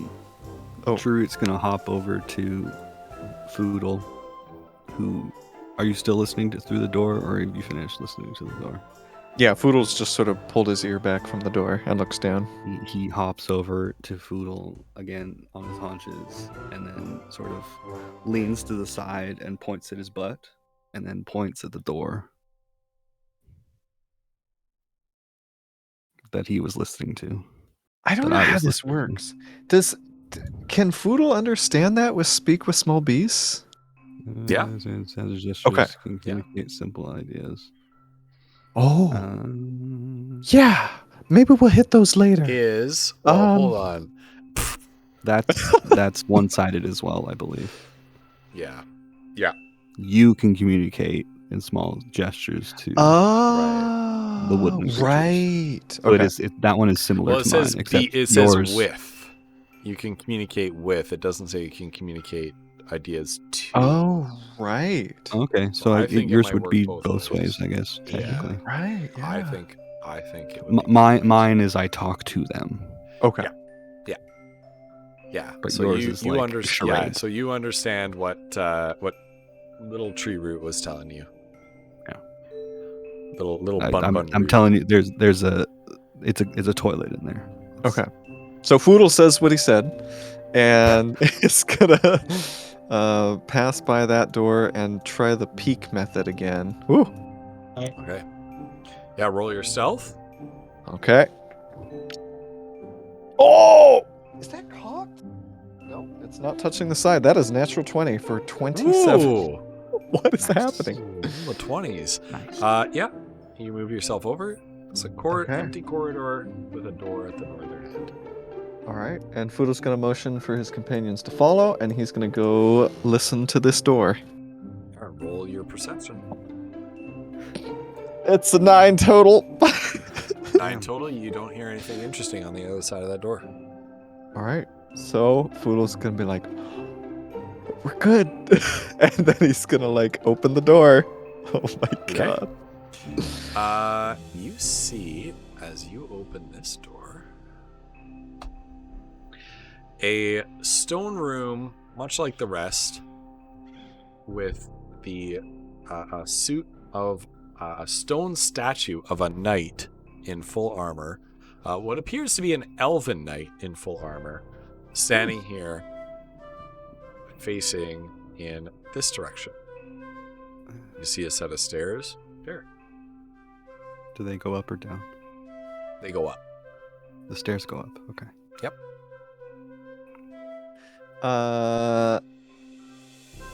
Wait, which Ooh. is it facing It's facing to The knight is to the facing right. into the room. this? Into the Okay. Fudo wants to see very quickly if there is a plaque that says Sir Paravel on the base of the statue anywhere. No. Dang it. Okay. No. Unadorned. So she's gonna lift a finger and then resummon You also her. see, her- I see that you also see another statue facing Yeah. similarly into the center of the room. She's gonna summon her mage hand and like put like just some piece of tat in it, like whatever, like a spoon or something, and then just like have it float into the room where the statues can see it. Okay. Which space? I think she'd just move it like right here in the Okay. middle. The statues don't react when the mage hand with the little rag or whatever it is come into the room. But as soon as you move it in between them, their eyes light up, and there's a crackle of electric energy. The hairs on the back of your neck stand, and an arc of lightning passes right between the statues and burns the patch of leather. It falls to the ground. There's like a charred hole straight through it. Oh. Okay, so she's gonna try again, and she'll like again put another little whatever, and then she's gonna very carefully, so kind of standing where she is, she can move it up to like 30 feet away from her. So she's going to, let me just make sure I have the distance. Yeah, so she's gonna move it like this. She's gonna, oh, sorry, I didn't mean to do that. Where's the free hand? She's gonna move it like hugging the wall, and then try to move it over, like levitate it over top of the statue and see what happens. What is she levitating? She's gonna resummon her mage hands, Okay. and then again just put like a piece of cloth or something in it, and then just try and levitate it over top. Yeah, and when it moves over top and it sort of dangles and shakes, it doesn't do anything. Okay, so Fudo's gonna be like to Mazra, and is gonna enter the door and follow the same path, and gonna look up at this big, I assume big elven statue, and is gonna attempt to climb it without getting in front of it. Right, roll athletics or acrobatics. We'll see how this goes. Oh, right, acrobatics! Okay, Fudo's gonna try to like kick between the wall and the statue up and over this thing. Yeah. I don't know. Whatever Foodle acrobatics would be. Yeah. Freaking another natural 20 for a 27. So that's where all my rolls are going. Apparently. You kick off the wall, do a little tumble roll over it, and boop, right on the other side. Foodle's gonna be like, easy. You touch the statue just enough to sort of plant your hand on the top of its head and just sort of vaults over. Is it, looking at it from here, is it like bolted in, or is it like just like, is it like, So the floor? yeah? Yep. You can't. It looks pretty solid. It looks pretty solidly. She's gonna look back at Tree Root and like see if he wants like a ride, or just wants to do it himself, or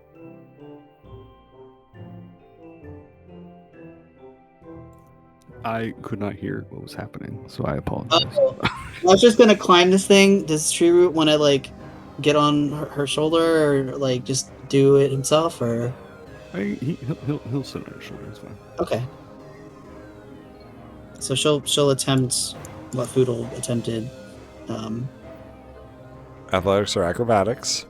Slightly worried about this at this point. I have inspiration though. Should I roll for being on her shoulder then?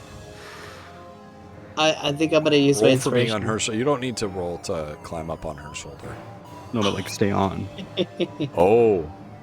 No, I have inspiration. I have Yeah, inspiration. Okay. Let's let Mazur roll the inspiration roll first, and we'll see how good it is. If I roll the same bad. thing, I'm gonna lose my mind. How it always Yeah, that's is. better. All right.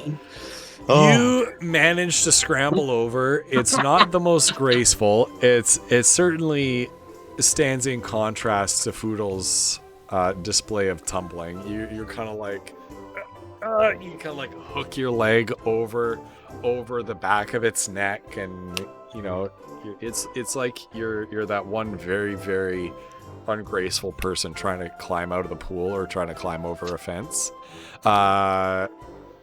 And yes, I would like Tree Root. I would like Bun Root to roll a athletics or acrobatics to remain on Maz's The shoulder. dexterity of this rabbit is 16, so that's a plus 3, I think. That's a +3. Yep. Nice. Come on. Ooh. 18. Hey, you're Ooh. fine. Yeah, you managed to make it over. You managed to make it over as well. So we got all three of you on the other side. We're just gonna. There we go. Yeah, that works. All right. Right. Well, hell, technically, Poodle's shouldn't, gonna sneak shouldn't up the I stairs. be doing this? Technically, What? shouldn't I be Poodle's on gonna top of sneak. Mazur? Oh. Oh yeah. There you go. Okay. All right. Unless Occupying the anybody's same space, chat. Wink. Poodle's gonna be like, nice. And unless anyone tells him otherwise, he's gonna start sneaking up the stairs. Okay. Do bunnies Okay. have opposable thumbs? I don't know. I don't know. It'll either. do. It'll do I don't this. think so. I think they do. It'll do this.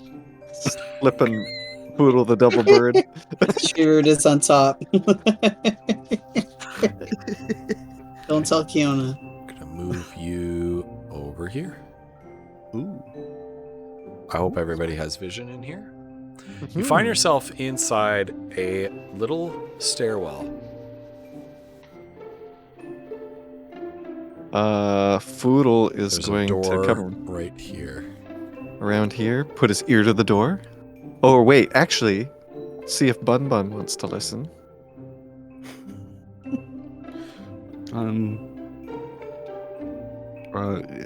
You know how rabbits' noses twitch like that? He's gonna put his face up against the side of Mazur's face and wiggle his nose, and then like point downward because he's on her shoulder. Oh, is it Going like down. he wants to go down? Yeah. Okay. Dude, Wildship is great. You keep all your intellectual stats. Yeah. Fantastic. Yeah. Um, So good. he's going. My I'm a favorite bunny. was Critical Role when Laura Bailey turned into a moth. And then Matt Mercer, and then she says, "I do this," and then Matt Mercer was like, "No, you don't, because you're a moth. You have an intelligence of 1." You go and eat the You curtain. polymorphed. You became Yeah. He ended up eating like the curtains or something. Eating the didn't she? curtains, Like, yeah, oh yeah. my God. Disaster. All right. So Treeroot, you're listening through the door. That's not great. Please. Not great. 11. Okay. You hear the sound of voices talking, but it seems to be distant and not in the next room, but possibly in a room after. All right. He turns to Foodle. He does the horse counting thing. He stamps the ground a couple of times, and then does this, sort of to say like far away. Okay. And Foodle goes, oh, nice job. And then is going to open the door. Okay. See what's out there. You find yourself in a somewhat more well put together hallway, a bit of a finer floor, some large, well cut, well fit together stone slabs making the floor. It appears to extend out this way to where there is another door. I don't know why chat can't see this. It should be getting vision. I guess not. I guess chat's not getting vision off of Treeroot's token. Let me actually swap you positions here, and then chat can see this. There we go. Oh, weird. I can see straight down the hallway. Odd. Yeah. So there's a door here, a couple of torches on the wall here and here, bracket a side passage moving south. Quickly before we leave, out of character, do the stairs continue up? No. Oh, dang it. Okay, because that would have been hilarious. Yeah. We're just like, hey, let's just keep exploring. We just need to go fucking up. Anyway, Foodle wants to quickly check outside. I think this is a window here. Yep. And see how high up they are. You appear to be, you would say you're probably about 12 to 15 feet up. You would guess second story. Okay. Foodle's gonna sort of hop back down from the window and be like, oh, I think we gotta go up further. Because we were told the top of the tower, right? Okay. All right. So Foodle's gonna sneak up this way and try the whole poke his head down the hallway. Yep. Okay, it's Poke your head 15 down the plus hallway 7. regardless of the 22. That's good. You see a corridor, a wide corridor moving south. There's a door here. There's a door here. Here and here. Okay, and this is not a door? Sorry, it is. There's a door here. Okay. So we got 3 doors and then a 4th one over here. All right. Yeah, and there's another door over here. But I get a sense of the building that they would think maybe that the door on the right is where we came from, like that area where we were previously. Yeah, roll intelligence. Okay.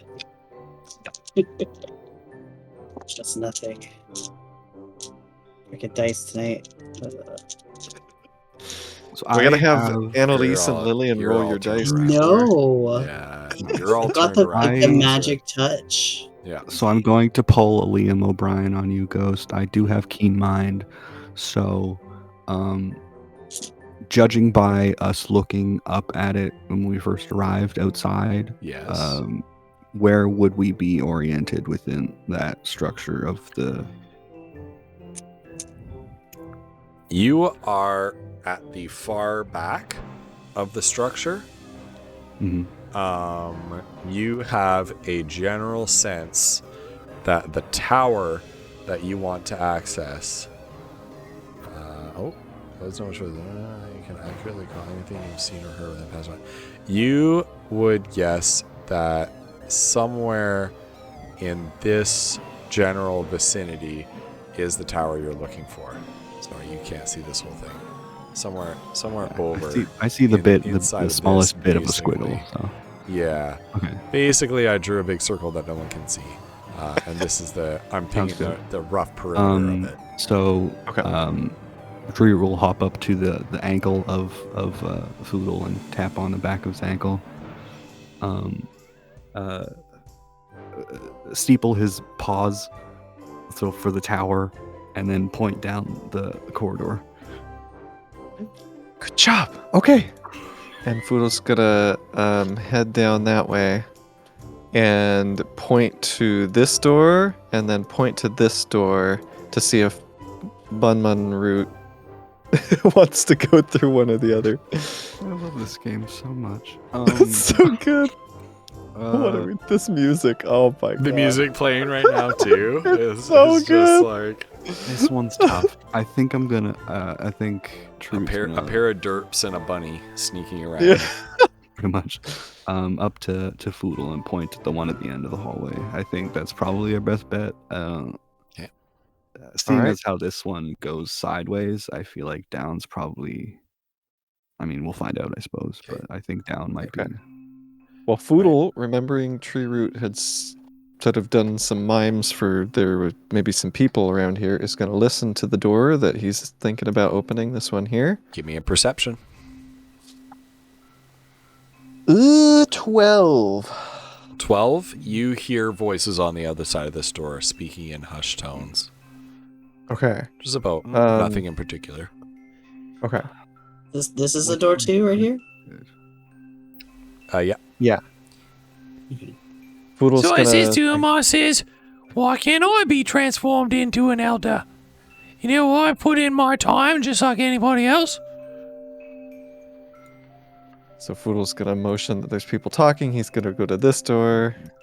Yeah, as Foodle says, there's people talking. Or Motion says people are talking. Tree's gonna try and listen to this door on the side. Okay. You don't hear anything. Nothing at all. All right, so Foodle's gonna open the door. Okay. Just 1 second. Roll a stealth as you open that door. Okay. Yes, yeah, Well, he that's wants just to do it Foodle. quietly. Okay, 15 plus 7 is 22. Okay. Yeah. You open the door softly. Oh, so softly. And you see inside this room, and you manage to just catch a sight of a darkling wander into this door right over here. This little door right here, and you hear the door close behind him. You see straight down in front a sort of an open archway leading outside. You can see the stars in the night sky. You can see sort of the silhouetted dim outlines of treetops in the distance. So looks like this leads to like an outdoor balcony or something. And then you've got a door right here, right down at the bottom here. Okay. Foodle's gonna motion. So this is the door that he didn't hear any talking through? He No, this was heard talking through this door, Oh. but you just saw the Oh. back end of a darkling disappear into this office and close the door behind it. Did you mean you opened up the other door? Yeah, I was When trying to there was open no the door that had timeline? no talking. But Oh, my I mean, bad, we're kind my of bad. committed now. So I think my it's bad. fine. That's my bad. It's fine. No, it's fine. No worries. So yeah, I mean that's something. So Foodle's gonna like. Oh, go ahead. Oh no. Mazra might did. So Foodle saw that person go through that door over there. Yeah, through somebody this door. closing the door. She a may dark whisper thing. and say, "Did the door open in or out?" It opened in, Okay. It opened in. unfortunately for you.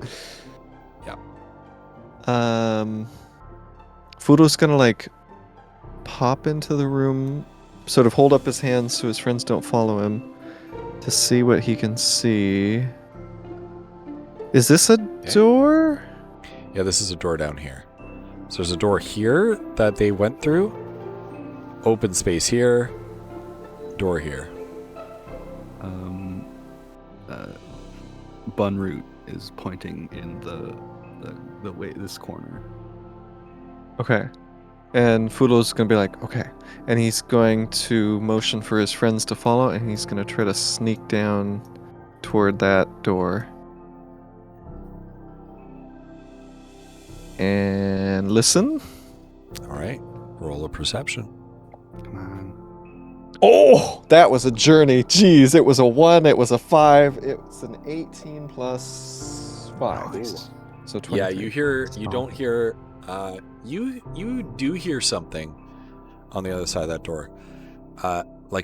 Almost like a mechanical hiss. Very distant. It's not coming from near the door, but very distant, a mechanical hiss, some whirring of machinery, some bubbling of fulminating liquids of some kind, and a dull sort of chatter upstairs, just sort of like a murmuring, kind of sounds like one person kind of just sort of talking to themselves.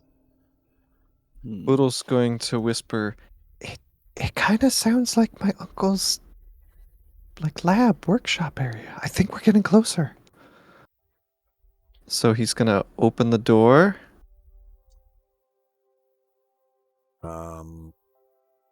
And it opens into what appears to be an empty corridor. You can see flickers of light coming from up here, sort of dancing and playing across the floor. Okay. All right, Foodle's going to try to peek. Oh God. All right. That's a 2 Oh, no. plus 7 for a Right. 9. You're lucky it's an empty corridor. Oh, thank Because God. you see- That would have been really You bad. see a set of stairs kind of go up and then turn around on itself and continue to go up the other side at the end of this hallway. Okay, so Foodle's going to motion his friends to follow him, and he's going to start heading up the stairs. Point of order. I have to be up early to drive to Montreal tomorrow. Oh, We So- we are Okay. gonna stop in the next 5 minutes. All right, sounds good. oh, okay. I do have a planned stopping point here. Beauty. Up And the I've stair. I'm sure it's our test. re-engineered- Oh, Yeah. God. Fireball on all of us. Yeah. You guys just go up the stairs. Yeah. Sneak You up, can hear a voice Sneaking. up above. You can hear this, machinery and chemicals and lab equipment up there. You climb the stairs and you enter what appears to be some sort of a laboratory, some sort of an arcane magical laboratory. I see darkness. It's Fieldy. No, I'm just kidding. Does look a little bit like Fielding, doesn't it? Let's see, darkness. Let me fix that real quick. I mean, Fielding probably right now is probably in some sort of ruin. I wouldn't be surprised. Okay. All right. And you see some sort of tank holding a my mic is very directional, is it? Okay. Yes. All right. Good to know. Thank you. And my voice is completely shot as well. Sorry. You've been doing a great job. Mhm. Yeah. I told my students that I went big with voices. I think it was that charity stream. I went way big with the voices, and then I went big with the voices on the next Tuesday. Right. I told my students I was dungeon mastering for some friends and did some big voices, and I went too hard, and The kids loved that. They thought it was so funny. They're like, oh my god, you're such a nerd. And They're not wrong. Yep. So up here is this a tank that's swimming with some sort of like partially condensed like blue fluid. It's leaking like this bluish steam right here. You have a couple other tanks here.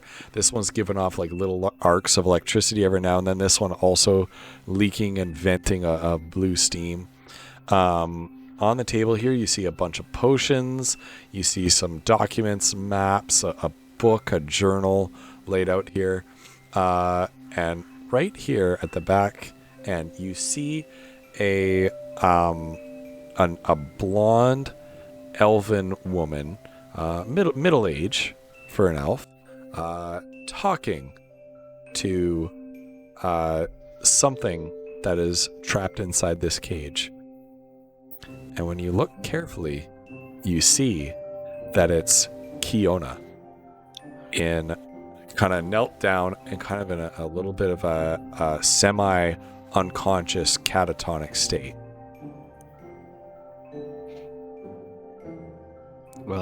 Tree Roots is just gonna like trying carefully not to stab Foodle with his horn. Nudge him and point at that cage. Like, is that? I don't know if bunnies can raise their eyebrows, but is that it? Okay. Widow's gonna try to silently nod. Okay. And look at Mazra. All right, chat. If anyone, this is the time. If you wanna, this is the time to invoke Mazra's flock. She's gonna stab this woman in the back of the neck. Oh my god. Or Tree Roots. I was just thinking Tree Roots. He's gonna try to like Use his horn to stab her in the back of the neck. Well, no, She he'll do the grabs- opposite. She grabs As Tree Root you're- and uses him like a weapon to stab this woman. Improvised dagger. And as you're kind of standing there at the top of the stairs, she continues and, well, we have more in store for you, my pet. Till tomorrow. And she turns and she goes to walk towards her station here. But as she turns around, she catches a glimpse of people in her lab out of the corner of her eye. And she turns in, a little bit surprised, and looks up at you and, oh my. Well, 2 more test subjects just walked into my lab. Lucky day. And there's sort of a tinge of madness in her eyes and hunger as she looks over you. And she looks at Bun Root riding on Foodle's shoulder? Whose shoulder? I'm on the ground right now. Actually. Oh, On the right. ground. Look down, and for a moment there seems to be like a bit of a purplish flash in her eyes and a recognition of intelligence in your gaze. And she smiles a wicked smile and says, well, make that 3 new test subjects. And we are going to start. We are going to start next week's session by rolling initiative. But for now, let's end it there for the night. Yeah. Thank you so much, Bo, for coming and playing with us today. That was amazing. Oh, this Slightly is so code fun. DMing at the beginning. Yeah, I'm okay yeah. with it. I'm okay with it. No, you have left your mark on this world. I'm 100% okay with it. Mm-hmm. I love that tower. The tower was a labor of love. That's so cool. There's more to it that you do not know about. Yeah, I oh know. We boy. got to go back. Yeah. Oh my goodness. Well, thank you everybody who bowed the distance with us. We yeah, I know. That was I had a blast. That play was incredible. That was Each of if you anything, sold your if anything, part like incredibly. if you could save it, and then we can just upload that to the YouTube. Oh. As a separate thing. That would be perfect. Yeah, I'll have to. I'll have to go back and make a highlight of it. I think Megan's Can an you say- editor on my channel, but I don't know. If Can she you knows how download to. highlights or no? Yeah, Does it have to think be so. the whole? No, I think you can download highlights. I think you can download. Because I think if you downloaded that as a highlight and then put that video as a separate, like in between session video on the YouTube playlist, Yeah. I think that would be fun for people. Yeah, that might be fun. Yeah. All right. So join us next week. Anybody who may have noticed the stream title, this is this story arc is called Kiona and Nealey's Feywild Ride. Last week was part 1. I refused to give it a proper name last week because I thought that would be too spoilery. Thank you for joining us for part 2, which included an amazing dramatic rendition of the play within the play from Shakespeare's A Midsummer Night Dream, starring Foodle, Mazra, and Treeroot. So if you missed that, Joe, you would like it. So if you missed that, check out I the agree. VOD. I'm gonna try to go back and make a highlight of it because you guys did such a good job. Note, yeah. Treeroot took that dress off, folded it up nicely, and it's in its haversack. Excellent. Thank you. It's just so Chad knows. Yeah. And oh my goodness, Bo, I really hope that it's not too much trouble for you to join us next week as we spring Kiona out of jail. Yeah. Does chat want me to do the entire next session as a bunny? Because I mean, I can try. If you're like the rabbit from That's Monty good. Python, yeah, sure. Oh my gosh, yeah. My goodness. Just was zipping all over the place. Yeah. So good. Oh, the movie's way too good. All right, man. Well, I think I'm gonna bid us all adieu here because my voice is oh my goodness, and I told myself I was gonna have to go easy with the voices, and I went big with the voices anyway. I was gonna say. The, You didn't go easy. I don't know if this will the work. spirit. Can't stop yourself. Yeah. Oh, there it is. There it is. my Yep. God, that's so Yep. cute. Yep. I thought I just made it up, but there we are. Nope. There That's we It's are. a D&D amazing. It is a D&D creature. Oh wow! so good. Excellent. A love D&D it. creature that I didn't know existed. It's actually, I think So it might cool. be an actual, like, nope, I think Yeah. it's just D&D. It's from the Forgotten Realms. Oh wow! Excellent. That's its original artwork. Nice. That's awesome. That's amazing. Well, chat, we love you all. Thank you all so much for being here. You guys are amazing, and you guys make this stream amazing. Yeah. Thank you for the raid, B-Dub and Blue. Thank you for the new follows, Chaotic Blue and B-Dub and Blue. Lovely to have you here. Can't wait to check out your content sometime soon. And we will see you next week over on Flutterdice channel for the triumphant return of Kiona Nealey. Right. Have a good night, everybody. Bye. Bye.